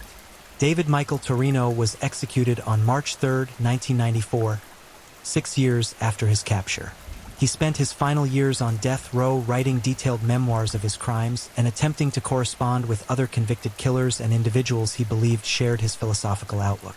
Prison officials eventually restricted his mail privileges after determining that his letters were serving as instructional materials for aspiring criminals. The case of the mutilator changed everything for everyone involved in the investigation. Martinez retired from active duty within 2 years of Torino's execution, unable to continue working in a profession that had revealed such depths of human evil.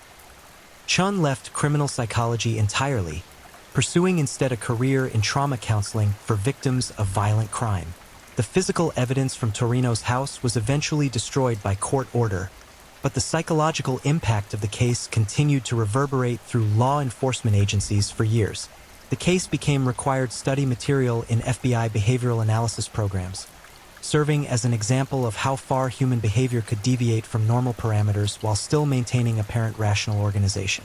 For the families of Torino's victims, the end of the case brought no real closure, only the knowledge that the man who had destroyed their loved ones would never hurt anyone else again. Rebecca Morrison's parents established a foundation dedicated to supporting families of murder victims, while Maria Santos's sister became a victims' rights advocate, working to ensure that other families wouldn't have to endure the prolonged legal proceedings that had characterized Torino's case. The ripple effects of the mutilator's crimes extended far beyond the immediate victims and their families. The neighborhoods where his victims had lived never fully recovered their sense of security. Women throughout the metropolitan area changed their daily routines, installed security systems, and learned to view ordinary interactions with strangers through the lens of potential threat. Dr. Brennan, the medical examiner whose expertise had been crucial to the investigation, struggled with nightmares for years after Torino's execution. "In all my years examining the dead," he would later write in his memoirs, "I never encountered evidence of such calculated cruelty. The human capacity for evil, I learned, has depths that can challenge one's faith in humanity itself." The abandoned buildings where Torino had committed his crimes became sites of morbid fascination for some, while others advocated for their complete destruction. The old St. Catherine's Elementary School was eventually demolished, with the city council voting unanimously to convert the site into a memorial garden dedicated to victims of violent crime. Perhaps most disturbing was the discovery, years after Torino's execution, that he had maintained correspondence with dozens of individuals who expressed admiration for his crimes or sought advice about committing similar acts. Prison officials found evidence that the mutilator case had inspired copycat attempts in several states, though none of these individuals possessed Torino's combination of intelligence, planning ability, and complete psychological detachment. Law enforcement agencies nationwide implemented new protocols based on lessons learned from the mutilator investigation. Training programs began emphasizing the importance of cross-jurisdictional communication, the value of behavioral profiling in serial crime investigations, and the need for specialized psychological support for officers working on cases involving extreme violence. The technological advances that aided in Torino's capture, particularly DNA analysis and computer-assisted crime scene analysis, became standard tools in criminal investigations.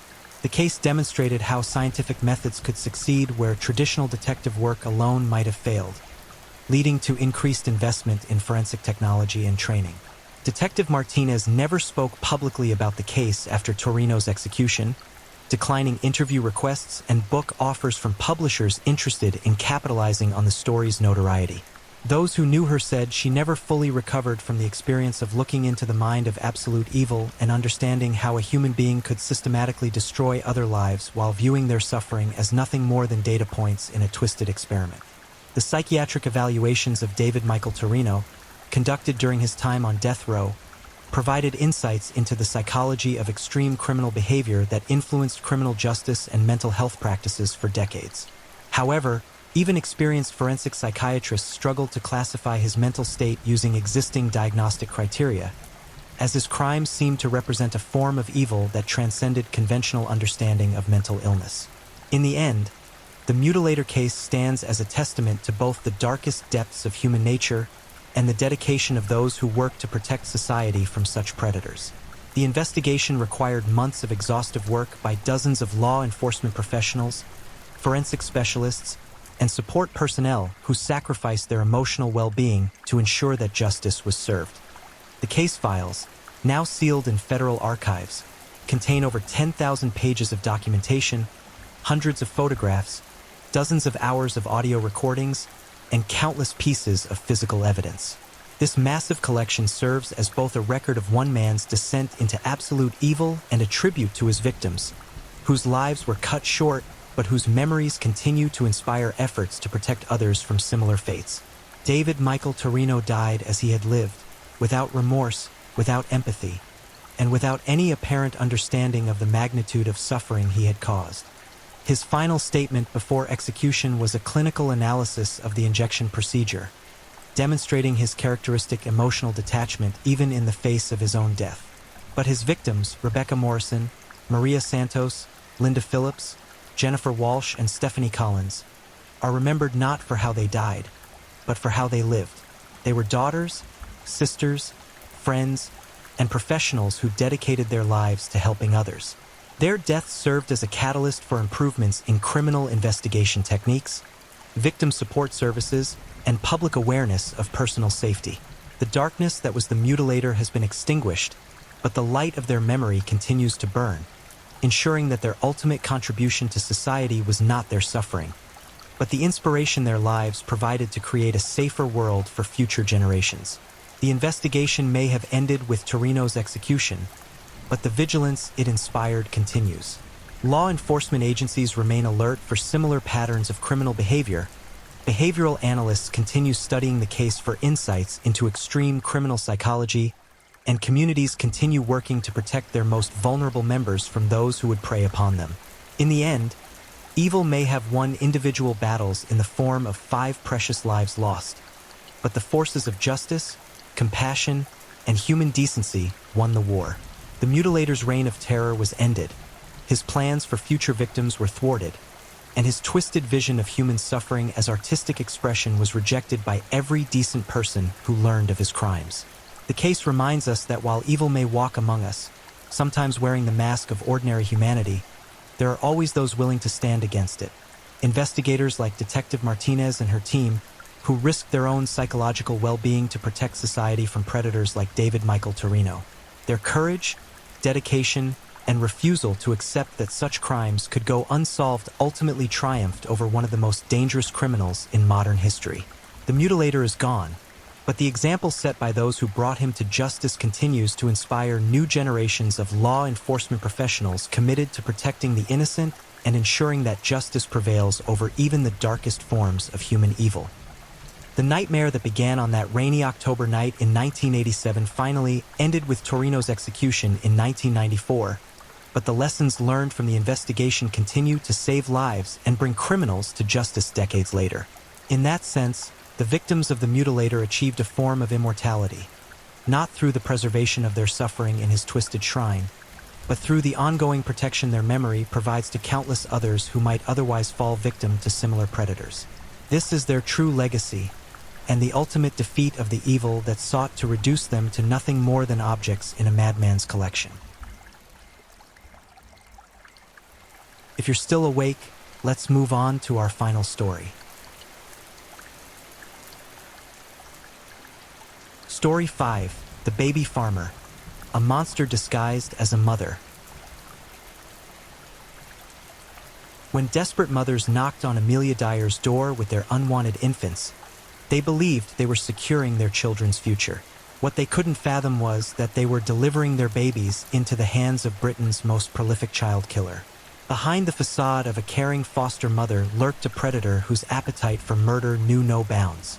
For over 30 years, this grandmother from Reading transformed motherhood into a commodity of death, weaving a web of deception so intricate that authorities estimate she murdered over 400 innocent children.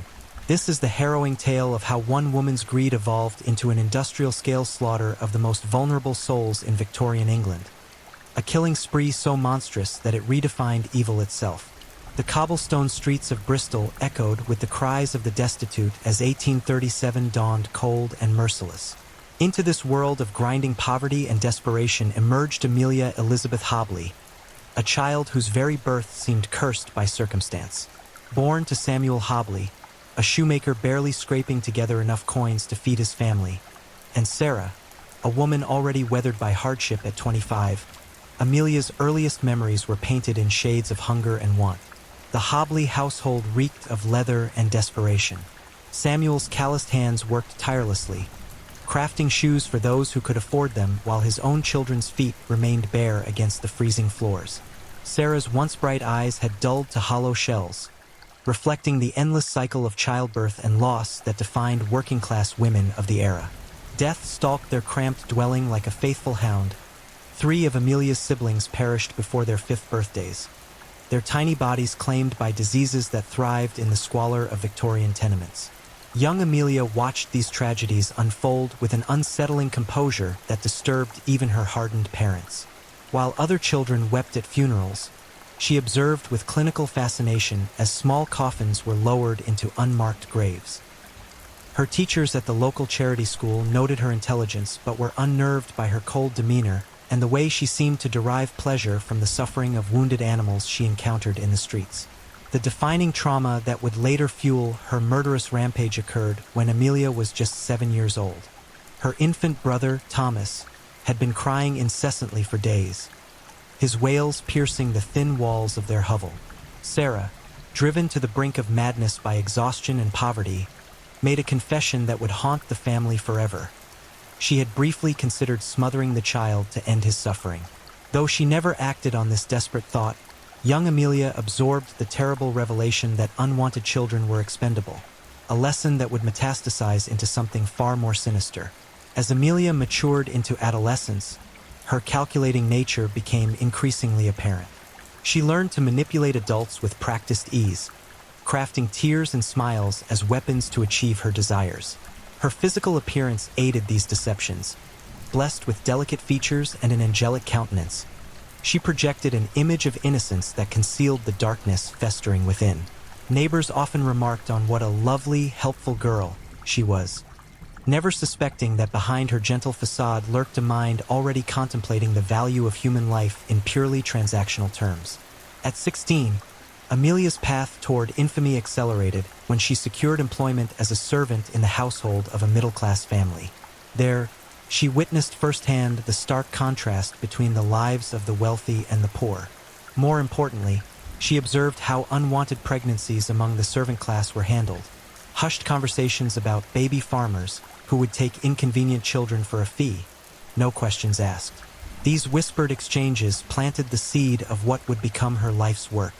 The household's mistress, Mrs. Charlotte Whitmore, unknowingly provided Amelia with a masterclass in deception and social manipulation. Mrs. Whitmore maintained an impeccable reputation in society while privately engaging in numerous affairs and financial schemes. Amelia studied her employer's methods with the intensity of a scholar, learning how respectability could serve as the perfect camouflage for darker pursuits. When Amelia turned 18, tragedy struck the Whitmore household. The family's youngest child, a sickly infant named Edgar, died suddenly in his sleep. Amelia had been tasked with his care that evening, and while the doctor attributed the death to natural causes, she experienced an intoxicating rush of power as she watched the life drain from the child's tiny form. For the first time, she understood the godlike authority that came with controlling life and death. The funeral arrangements provided another crucial lesson. Mrs. Whitmore's grief was performative, designed to elicit sympathy and deflect scrutiny from her recent neglect of the child. Amelia observed how easily tears could be summoned, how sorrow could be weaponized for personal gain. She practiced these expressions in mirrors, perfecting the art of manufactured emotion that would later make her so convincing to desperate mothers. Following Edgar's death, Amelia began experiencing what she would later describe as visions and divine messages. These episodes, likely the first manifestations of the mental illness that would provide her legal defense decades later, convinced her that she possessed a special purpose. In her twisted interpretation, she believed she was chosen to rescue unwanted children from lives of suffering by delivering them to a peaceful afterlife. Her delusions were reinforced by the harsh realities she witnessed daily.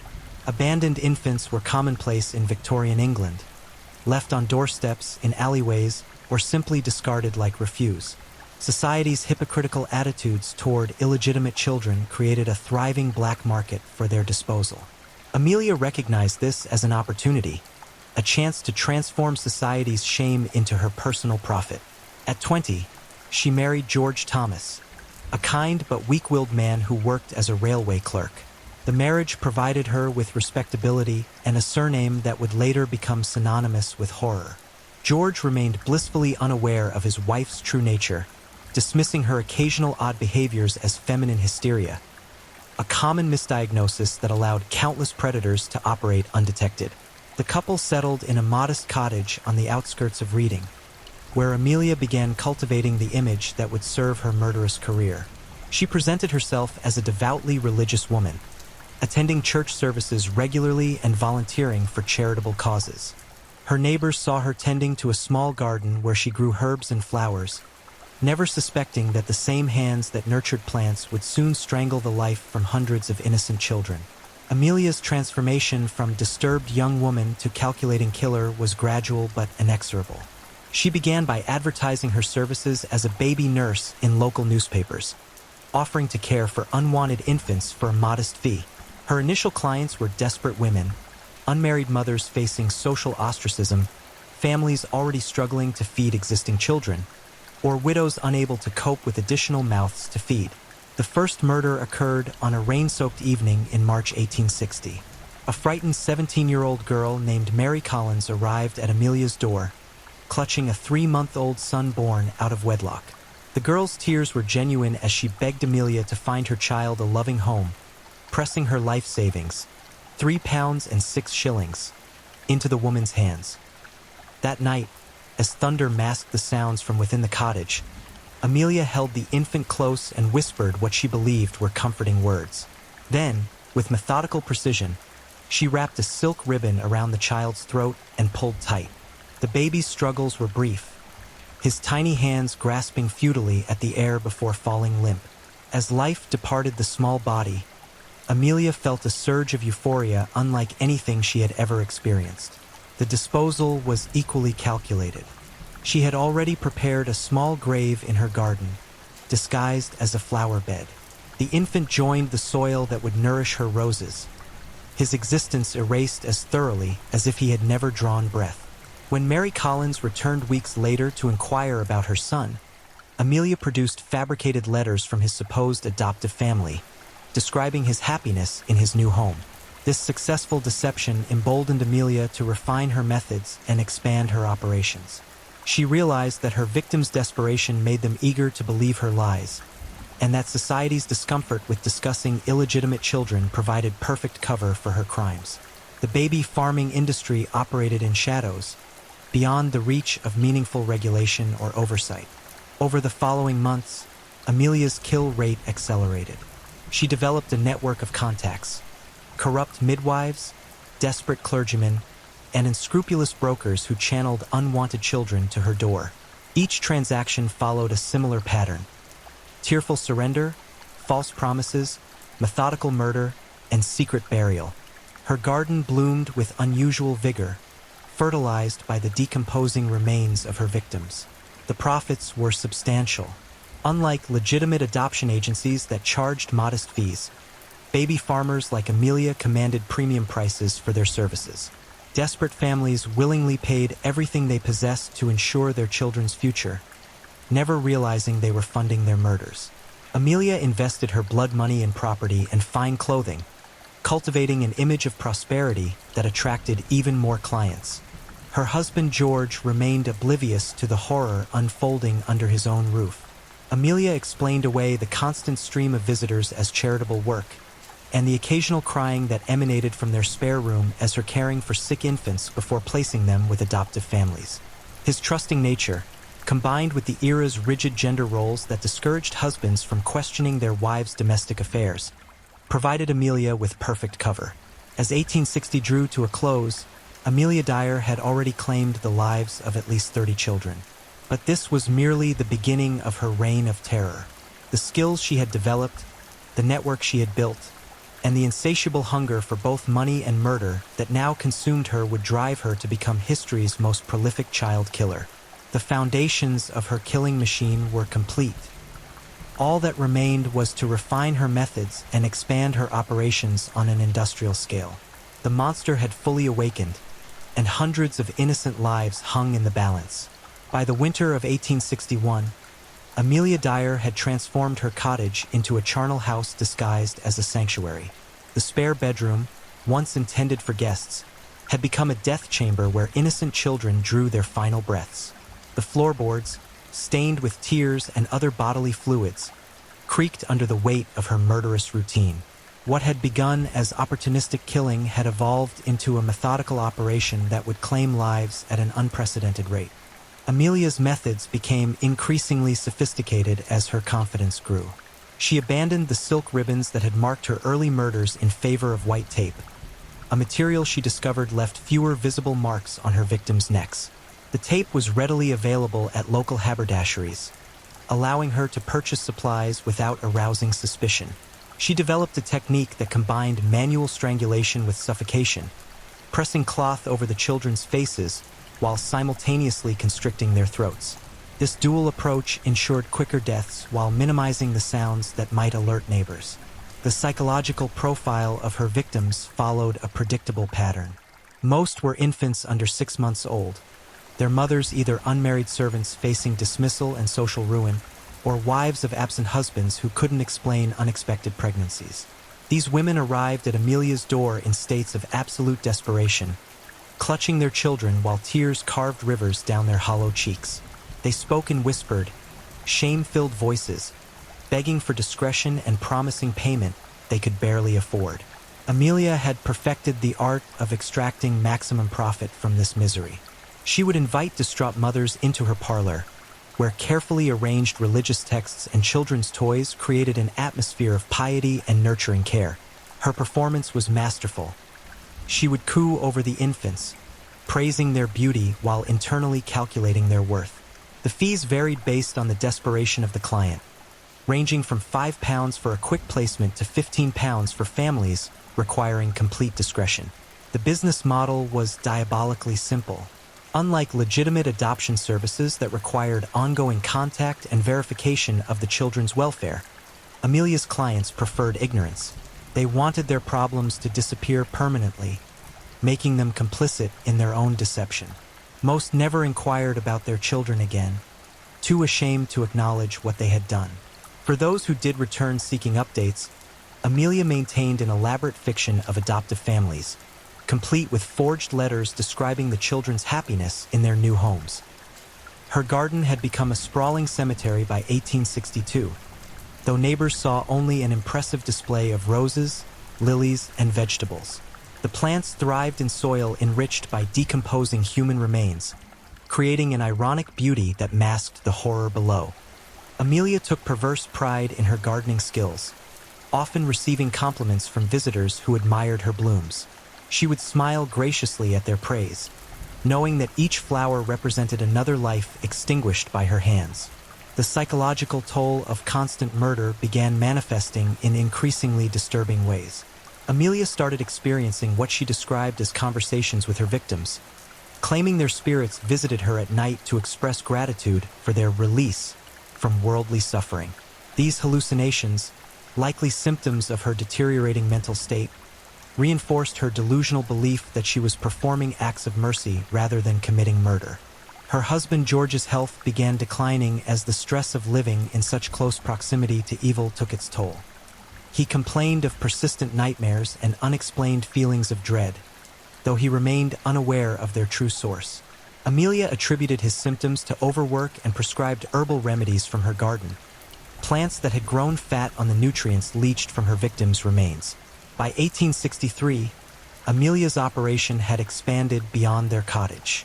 She rented additional properties in nearby towns, creating a network of death houses that allowed her to handle larger volumes of unwanted children. Each location was staffed by women she had recruited from the criminal underworld, former prostitutes, thieves, and other desperately poor individuals who asked no questions as long as they received regular payment. These accomplices were told that the children were being transported to wealthy families in distant cities, a lie they accepted either through genuine belief or willful ignorance. Their primary responsibilities involved receiving clients, collecting payments, and disposing of bodies in predetermined locations. Amelia maintained strict control over the actual killing, viewing it as both her specialty and her greatest source of pleasure. The disposal methods became more elaborate as the body count rose. Simple garden burials were no longer sufficient for the volume of corpses being generated. Amelia began dissolving remains in acid baths, burning bodies in specially constructed furnaces, and dumping weighted sacks into remote sections of the Thames. She studied anatomy texts to understand how different disposal methods affected decomposition rates, approaching the destruction of evidence with scientific precision. The most chilling aspect of her operation was its efficiency. Amelia could process multiple children in a single day, moving from murder to disposal with mechanical precision. She maintained detailed records of payments received and methods used, treating each death as a business transaction to be optimized. Her ledgers, discovered decades later, revealed the scope of her crimes with horrifying clarity. Hundreds of entries documenting the systematic extermination of innocent life. The children who died in her care experienced terror beyond imagination in their final moments.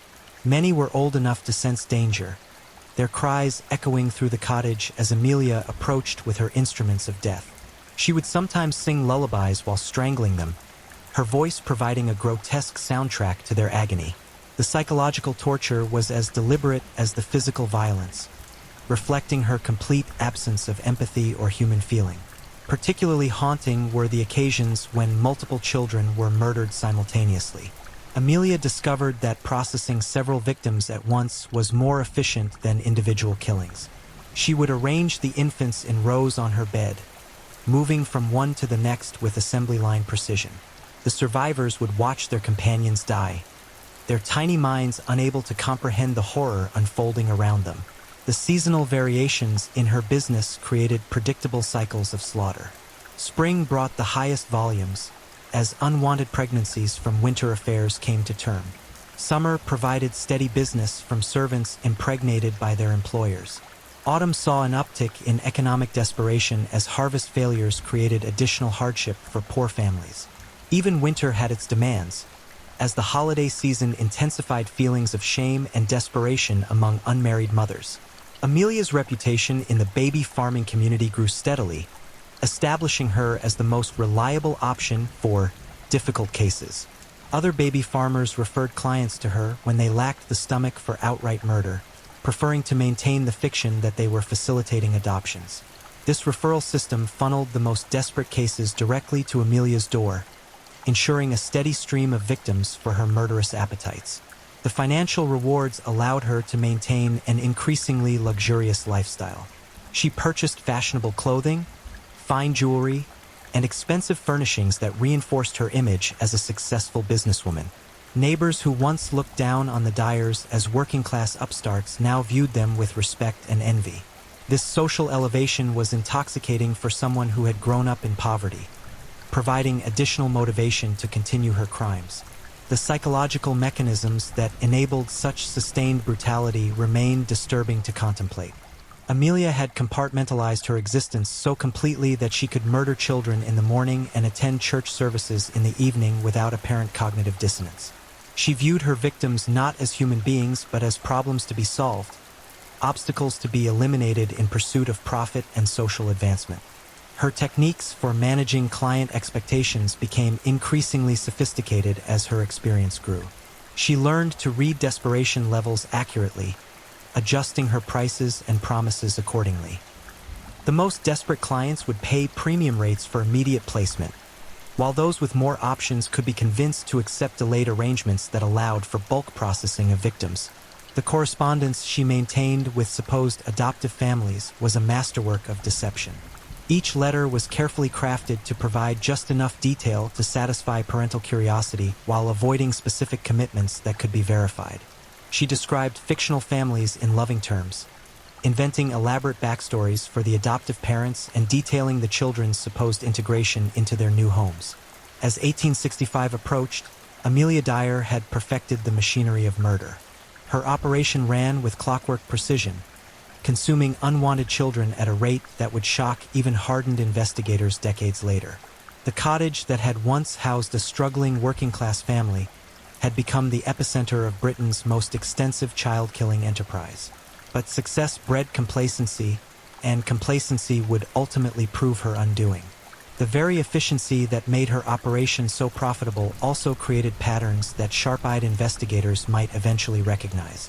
The foundation was being laid for the catastrophic exposure that would finally bring her reign of terror to an end. For now, however, the killing continued unabated, and hundreds more innocent lives remained in mortal peril.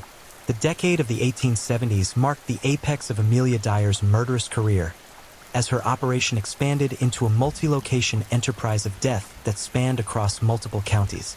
No longer content with the modest scale of her early crimes, she had evolved into Britain's first serial killer to operate on an industrial scale, transforming child murder into a systematic business model that generated enormous profits while satisfying her increasingly insatiable bloodlust. By 1872, Amelia controlled a network of safe houses stretching from Reading to London, each one a carefully disguised killing center where unwanted children met their doom. The main facility remained her cottage, but she had acquired at least 6 additional properties that served as collection points, temporary holding facilities, and body disposal sites. This expansion was necessitated by the sheer volume of her business. Credible estimates suggest she was murdering between 3 to 5 children per week during peak periods. The evolution of her methodology revealed a mind that had descended far beyond ordinary madness into realms of calculated evil that defied comprehension. She had abandoned the quick strangulation techniques of her early career in favor of methods that prolonged her victims' suffering, deriving perverse pleasure from their terror and agony. Children as old as 3 years were now among her victims, their murders requiring more elaborate planning and execution. Her preferred method had become a horrifying ritual that began with sedation. She would prepare bottles laced with laudanum, a readily available opiate that rendered her victims docile and compliant. While the children drifted into unconsciousness, she would prepare her instruments: white tape for strangulation, chloroform-soaked rags for suffocation, and occasionally, a razor-sharp knife for cases requiring special attention. The murder chamber in her cottage had been renovated to accommodate her expanding operations. The walls were lined with soundproofing materials disguised as decorative fabric, while the floor featured a sophisticated drainage system that channeled blood and other fluids directly into her garden's irrigation network. A specialized table equipped with leather restraints dominated the center of the room, its surface stained dark with the evidence of countless atrocities. Amelia's psychological state during this period reflected a complete disconnection from human empathy or moral constraint. She began treating her murders as theatrical performances, dressing in different costumes for each killing and adopting various personas that reflected her mood. Sometimes she played the role of a grieving mother, weeping crocodile tears as she ended her victims' lives. Other times she assumed the character of an avenging angel, claiming to deliver divine justice upon the innocent. The children who survived long enough to experience her torture chamber witnessed horrors that would have broken adult minds. She would arrange them in rows, forcing them to watch as their companions were murdered one by one. The psychological torment was deliberate and calculated, designed to maximize their terror before their own inevitable deaths. She recorded detailed observations of their reactions in leather-bound journals, studying their fear responses with scientific detachment. The disposal methods had evolved into an elaborate system that ensured complete obliteration of evidence. Bodies were first dismembered in a specially equipped basement facility, then processed through various destruction methods depending on size and condition. Smaller remains were dissolved in acid baths, while larger pieces were incinerated in purpose-built furnaces. Any residual material was ground into powder and used as fertilizer for her increasingly magnificent gardens. The financial aspects of her enterprise had grown exponentially sophisticated. She employed a network of intermediaries who handled client recruitment and payment collection, allowing her to maintain plausible deniability while maximizing profit margins. Fees had increased dramatically. Desperate families now paid between 20 to 50 pounds per child, sums that represented months or even years of income for working-class households. Her client base had expanded beyond unwanted infants to include older children whose parents viewed them as burdens. Disabled children commanded premium prices, as did those whose elimination would resolve inheritance disputes or remove obstacles to remarriage. Amelia advertised these specialized services through coded messages in newspapers, using religious language that attracted clients while concealing her true intentions from authorities. The most disturbing development during this period was her recruitment of accomplices who shared her taste for murder. She had assembled a cadre of women who participated directly in the killings, transforming her cottage into a communal site of ritualized child sacrifice. These accomplices, drawn from the ranks of the mentally ill and criminally deviant, brought their own twisted innovations to the murder process. Margaret Waters, a former asylum patient, specialized in prolonged strangulation techniques that could extend a child's death throes for hours. Sarah Ellis, a disgraced midwife, contributed her medical knowledge to develop more efficient methods of dismemberment and disposal. Annie Took, a woman whose own children had died under suspicious circumstances, served as the group's expert in managing client relationships and maintaining the elaborate deceptions that protected their operation. Together, this coven of killers refined murder into an art form that celebrated cruelty and profit in equal measure. They held regular meetings where they shared techniques, compared victim responses, and planned future atrocities. The cottage's parlor, once a simple family room, had been transformed into a grotesque exhibition space where they displayed trophies taken from their victims. Locks of hair, clothing items, and occasionally, preserved body parts that served as mementos of particularly satisfying kills. The psychological dynamics within this group revealed the depths of human depravity when moral constraints are completely abandoned. They competed with each other to devise the most creative torture methods, celebrated successful murders with elaborate feasts, and even held mock funeral services that mocked the very concept of grief and mourning. Their conversations, recorded in surviving documents, provide chilling insights into minds that had transcended ordinary evil. The impact on the local community, though largely unrecognized at the time, was profound and lasting. Infant mortality rates in areas surrounding Amelia's operations spiked dramatically, though authorities attributed this to disease outbreaks and poor sanitary conditions rather than systematic murder. Families who had entrusted their children to her care lived with constant anxiety, creating a shadow population of grief-stricken parents who couldn't openly mourn their losses. The scale of her operations during the 1870s can be measured not just in lives lost, but in the systematic destruction of entire family lines. When she murdered children, she also eliminated their potential descendants, creating ripple effects of loss that extended far beyond the immediate victims. Conservative estimates suggest that her crimes during this decade alone prevented the birth of thousands of future individuals who would have been the children, grandchildren, and great-grandchildren of her victims. The geographical spread of her network created challenges for any potential investigation, as jurisdictional boundaries prevented effective coordination between different police forces. Bodies discovered in different counties were investigated as isolated incidents rather than components of a larger pattern. This fragmentation of evidence provided Amelia with protection that allowed her crimes to continue undetected for years. Her influence extended beyond direct murder into broader patterns of social harm. The success of her operation inspired imitators who established their own baby farming enterprises, creating a shadow industry of child murder that operated parallel to legitimate adoption services. These copycat killers lacked her sophistication and were more quickly caught, but their crimes further normalized the concept of disposable children within certain segments of society. The technological limitations of the era provided additional protection for her activities. Without fingerprinting, DNA analysis, or reliable communication between different police jurisdictions, investigators lacked the tools necessary to connect seemingly isolated incidents into a coherent pattern of criminality. Even when suspicious deaths were reported, the evidence required for prosecution was rarely available. The religious and social attitudes of the period also worked in her favor, as illegitimate children were viewed as shameful burdens rather than innocent victims deserving protection. Many of her clients convinced themselves that they were acting in their children's best interests by removing them from lives of poverty and social ostracism. This rationalization made them reluctant to investigate too closely what actually happened to their offspring. As the 1870s drew to a close, Amelia Dyer had achieved a level of criminal success that would never again be matched in British history.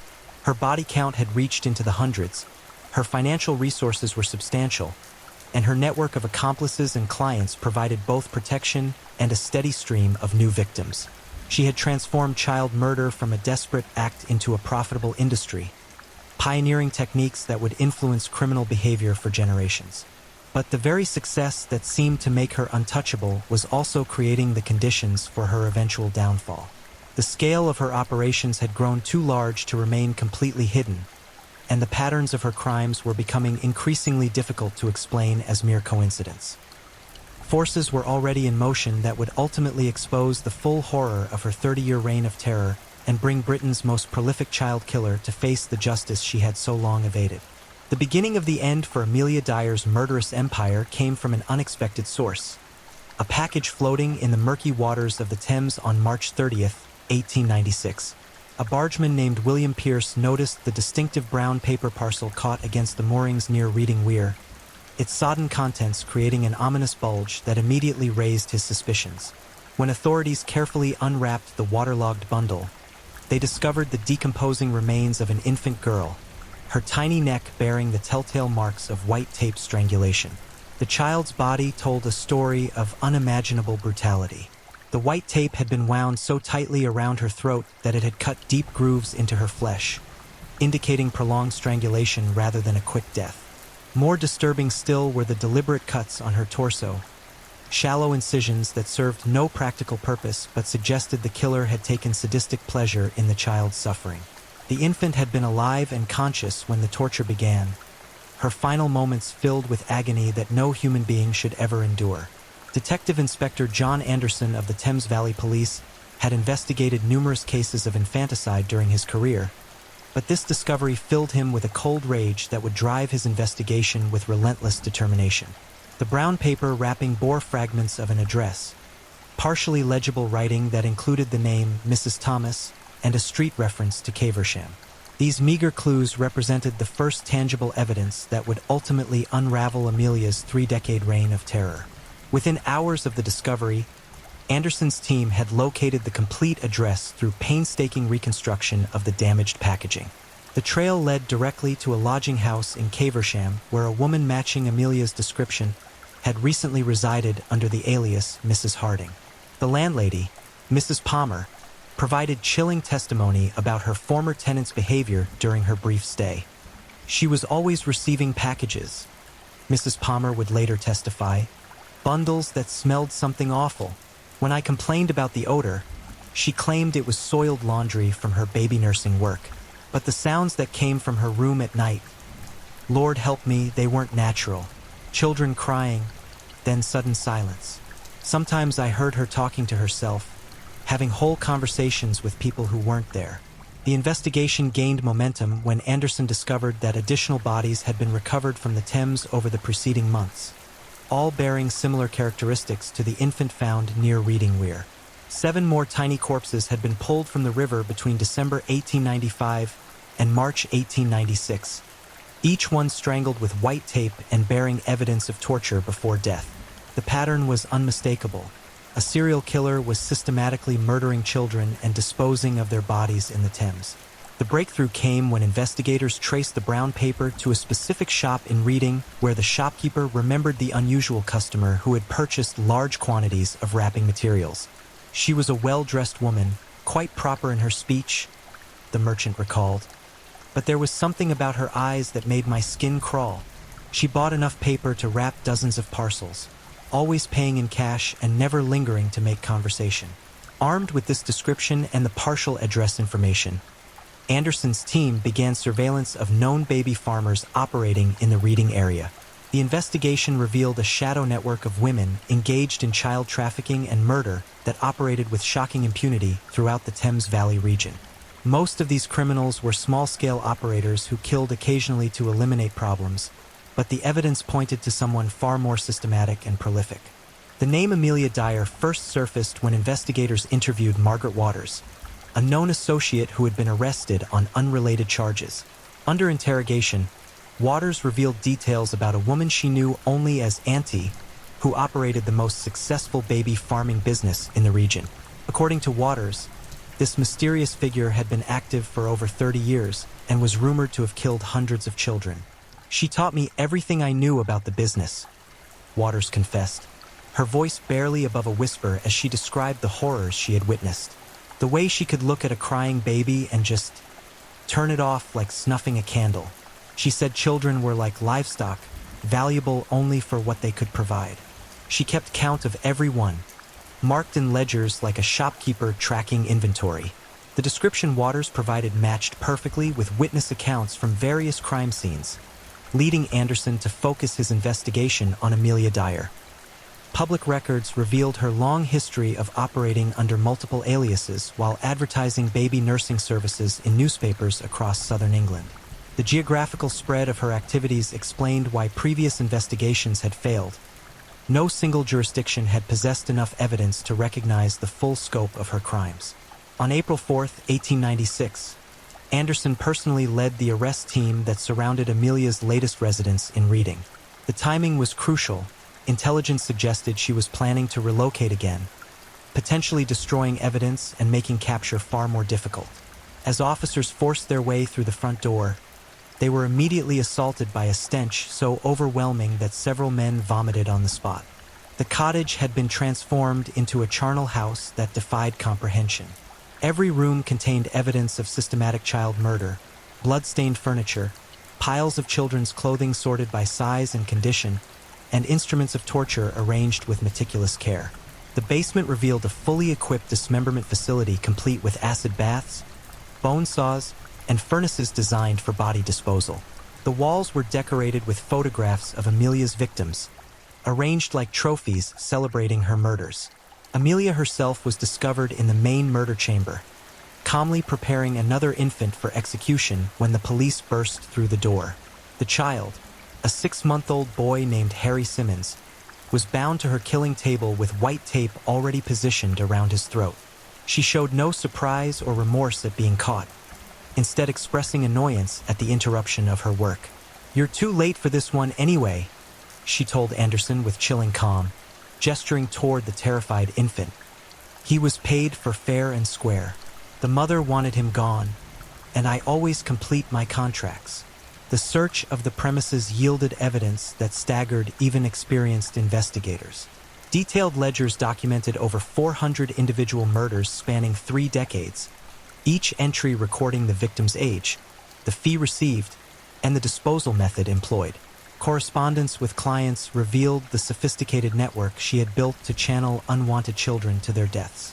Most horrifying of all were her personal journals, which described the murders with enthusiastic detail that revealed her complete absence of human empathy. The garden excavation uncovered the remains of dozens of victims buried in shallow graves throughout the property.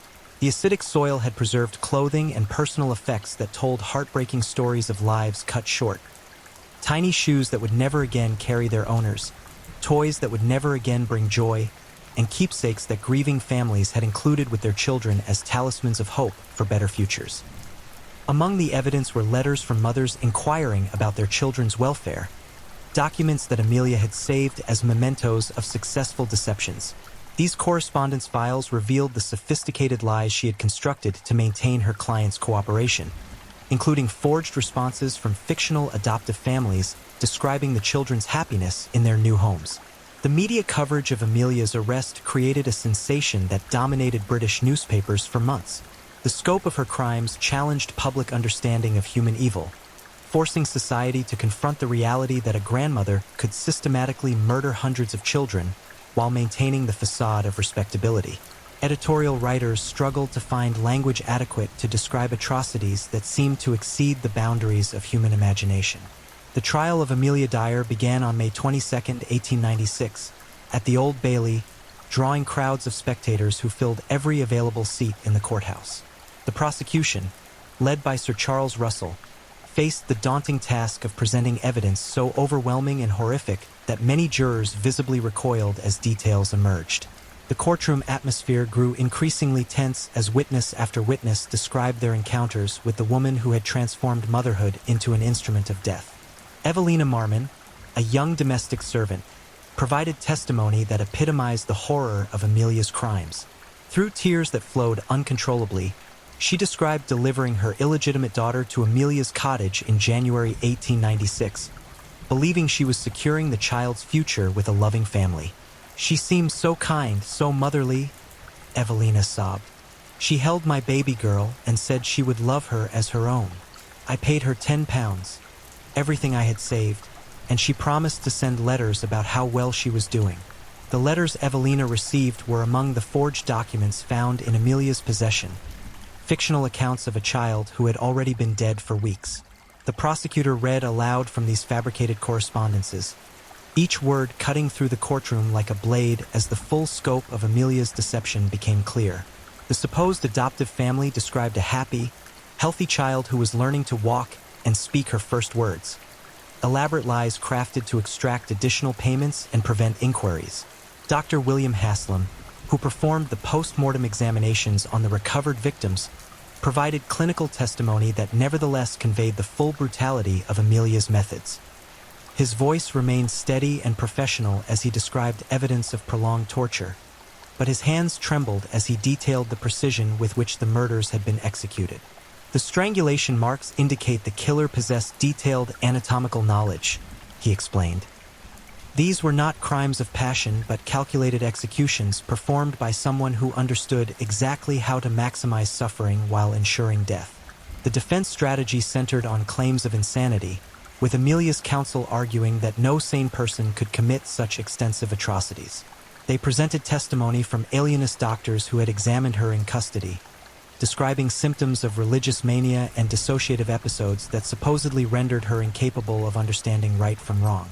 These expert witnesses painted a picture of a woman driven to murder by mental illness rather than deliberate evil.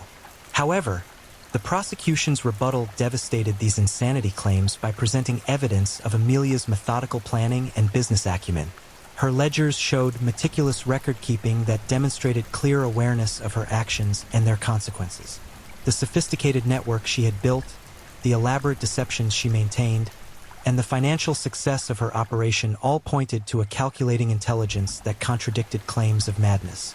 Perhaps most damaging to her defense were Amelia's own words, recorded during police interrogations and preserved in court transcripts. When asked about her motivation for the murders, she displayed no remorse or confusion but instead expressed pride in her efficiency. "I was helping those poor women," she declared with chilling conviction. "Unwanted children face lives of misery and shame. I gave them peace and saved their mothers from ruin. It was an act of mercy, though I admit I profited from it handsomely." The jury deliberated for less than 5 minutes before returning a guilty verdict on all charges. The speed of their decision reflected both the overwhelming evidence presented and their collective horror at crimes that challenged fundamental assumptions about human nature. When the foreman announced their verdict, a collective gasp echoed through the packed courtroom, followed by absolute silence as the magnitude of justice finally being served settled over the assembled crowd. Judge Sir Alfred Wills, known for his stern demeanor and harsh sentencing, struggled to maintain his composure as he addressed Amelia before pronouncing sentence. His voice carried a weight of moral authority as he condemned not just her crimes but the callousness with which she had destroyed innocent lives. "You have committed offenses so heinous that they strain the very fabric of civilized society," he declared. "The systematic murder of helpless children for financial gain represents evil in its purest form." The death sentence was pronounced with unusual solemnity, even for capital cases. Judge Wills took the extraordinary step of recommending that no mercy be shown, describing Amelia's crimes as beyond the reach of human forgiveness. The courtroom erupted in applause, an unusual breach of decorum that the judge allowed to continue as an expression of collective relief that justice would finally be served. Amelia's behavior during sentencing revealed the complete absence of remorse that had characterized her entire criminal career. She showed no emotion as her fate was sealed, instead asking practical questions about the timing of her execution and whether she would be allowed to complete her memoirs. This callousness in the face of death penalty only reinforced public conviction that she represented a form of evil that could not be rehabilitated or forgiven. The period between sentencing and execution was marked by intensive efforts to extract additional information about her crimes. Investigators hoped she might provide details about unknown victims or reveal the locations of undiscovered burial sites. However, Amelia remained largely uncooperative, treating her remaining time as an opportunity to craft a legacy that portrayed her as a misunderstood benefactor rather than a mass murderer. She did grant interviews to selected journalists, using these opportunities to promote her twisted philosophy of child murder as mercy killing. These conversations, published in sensationalized newspaper accounts, provided chilling insights into a mind completely disconnected from normal human values. "People focus on the deaths," she told one reporter, "but they ignore the lives I saved from suffering. Those children would have faced poverty, shame, and rejection.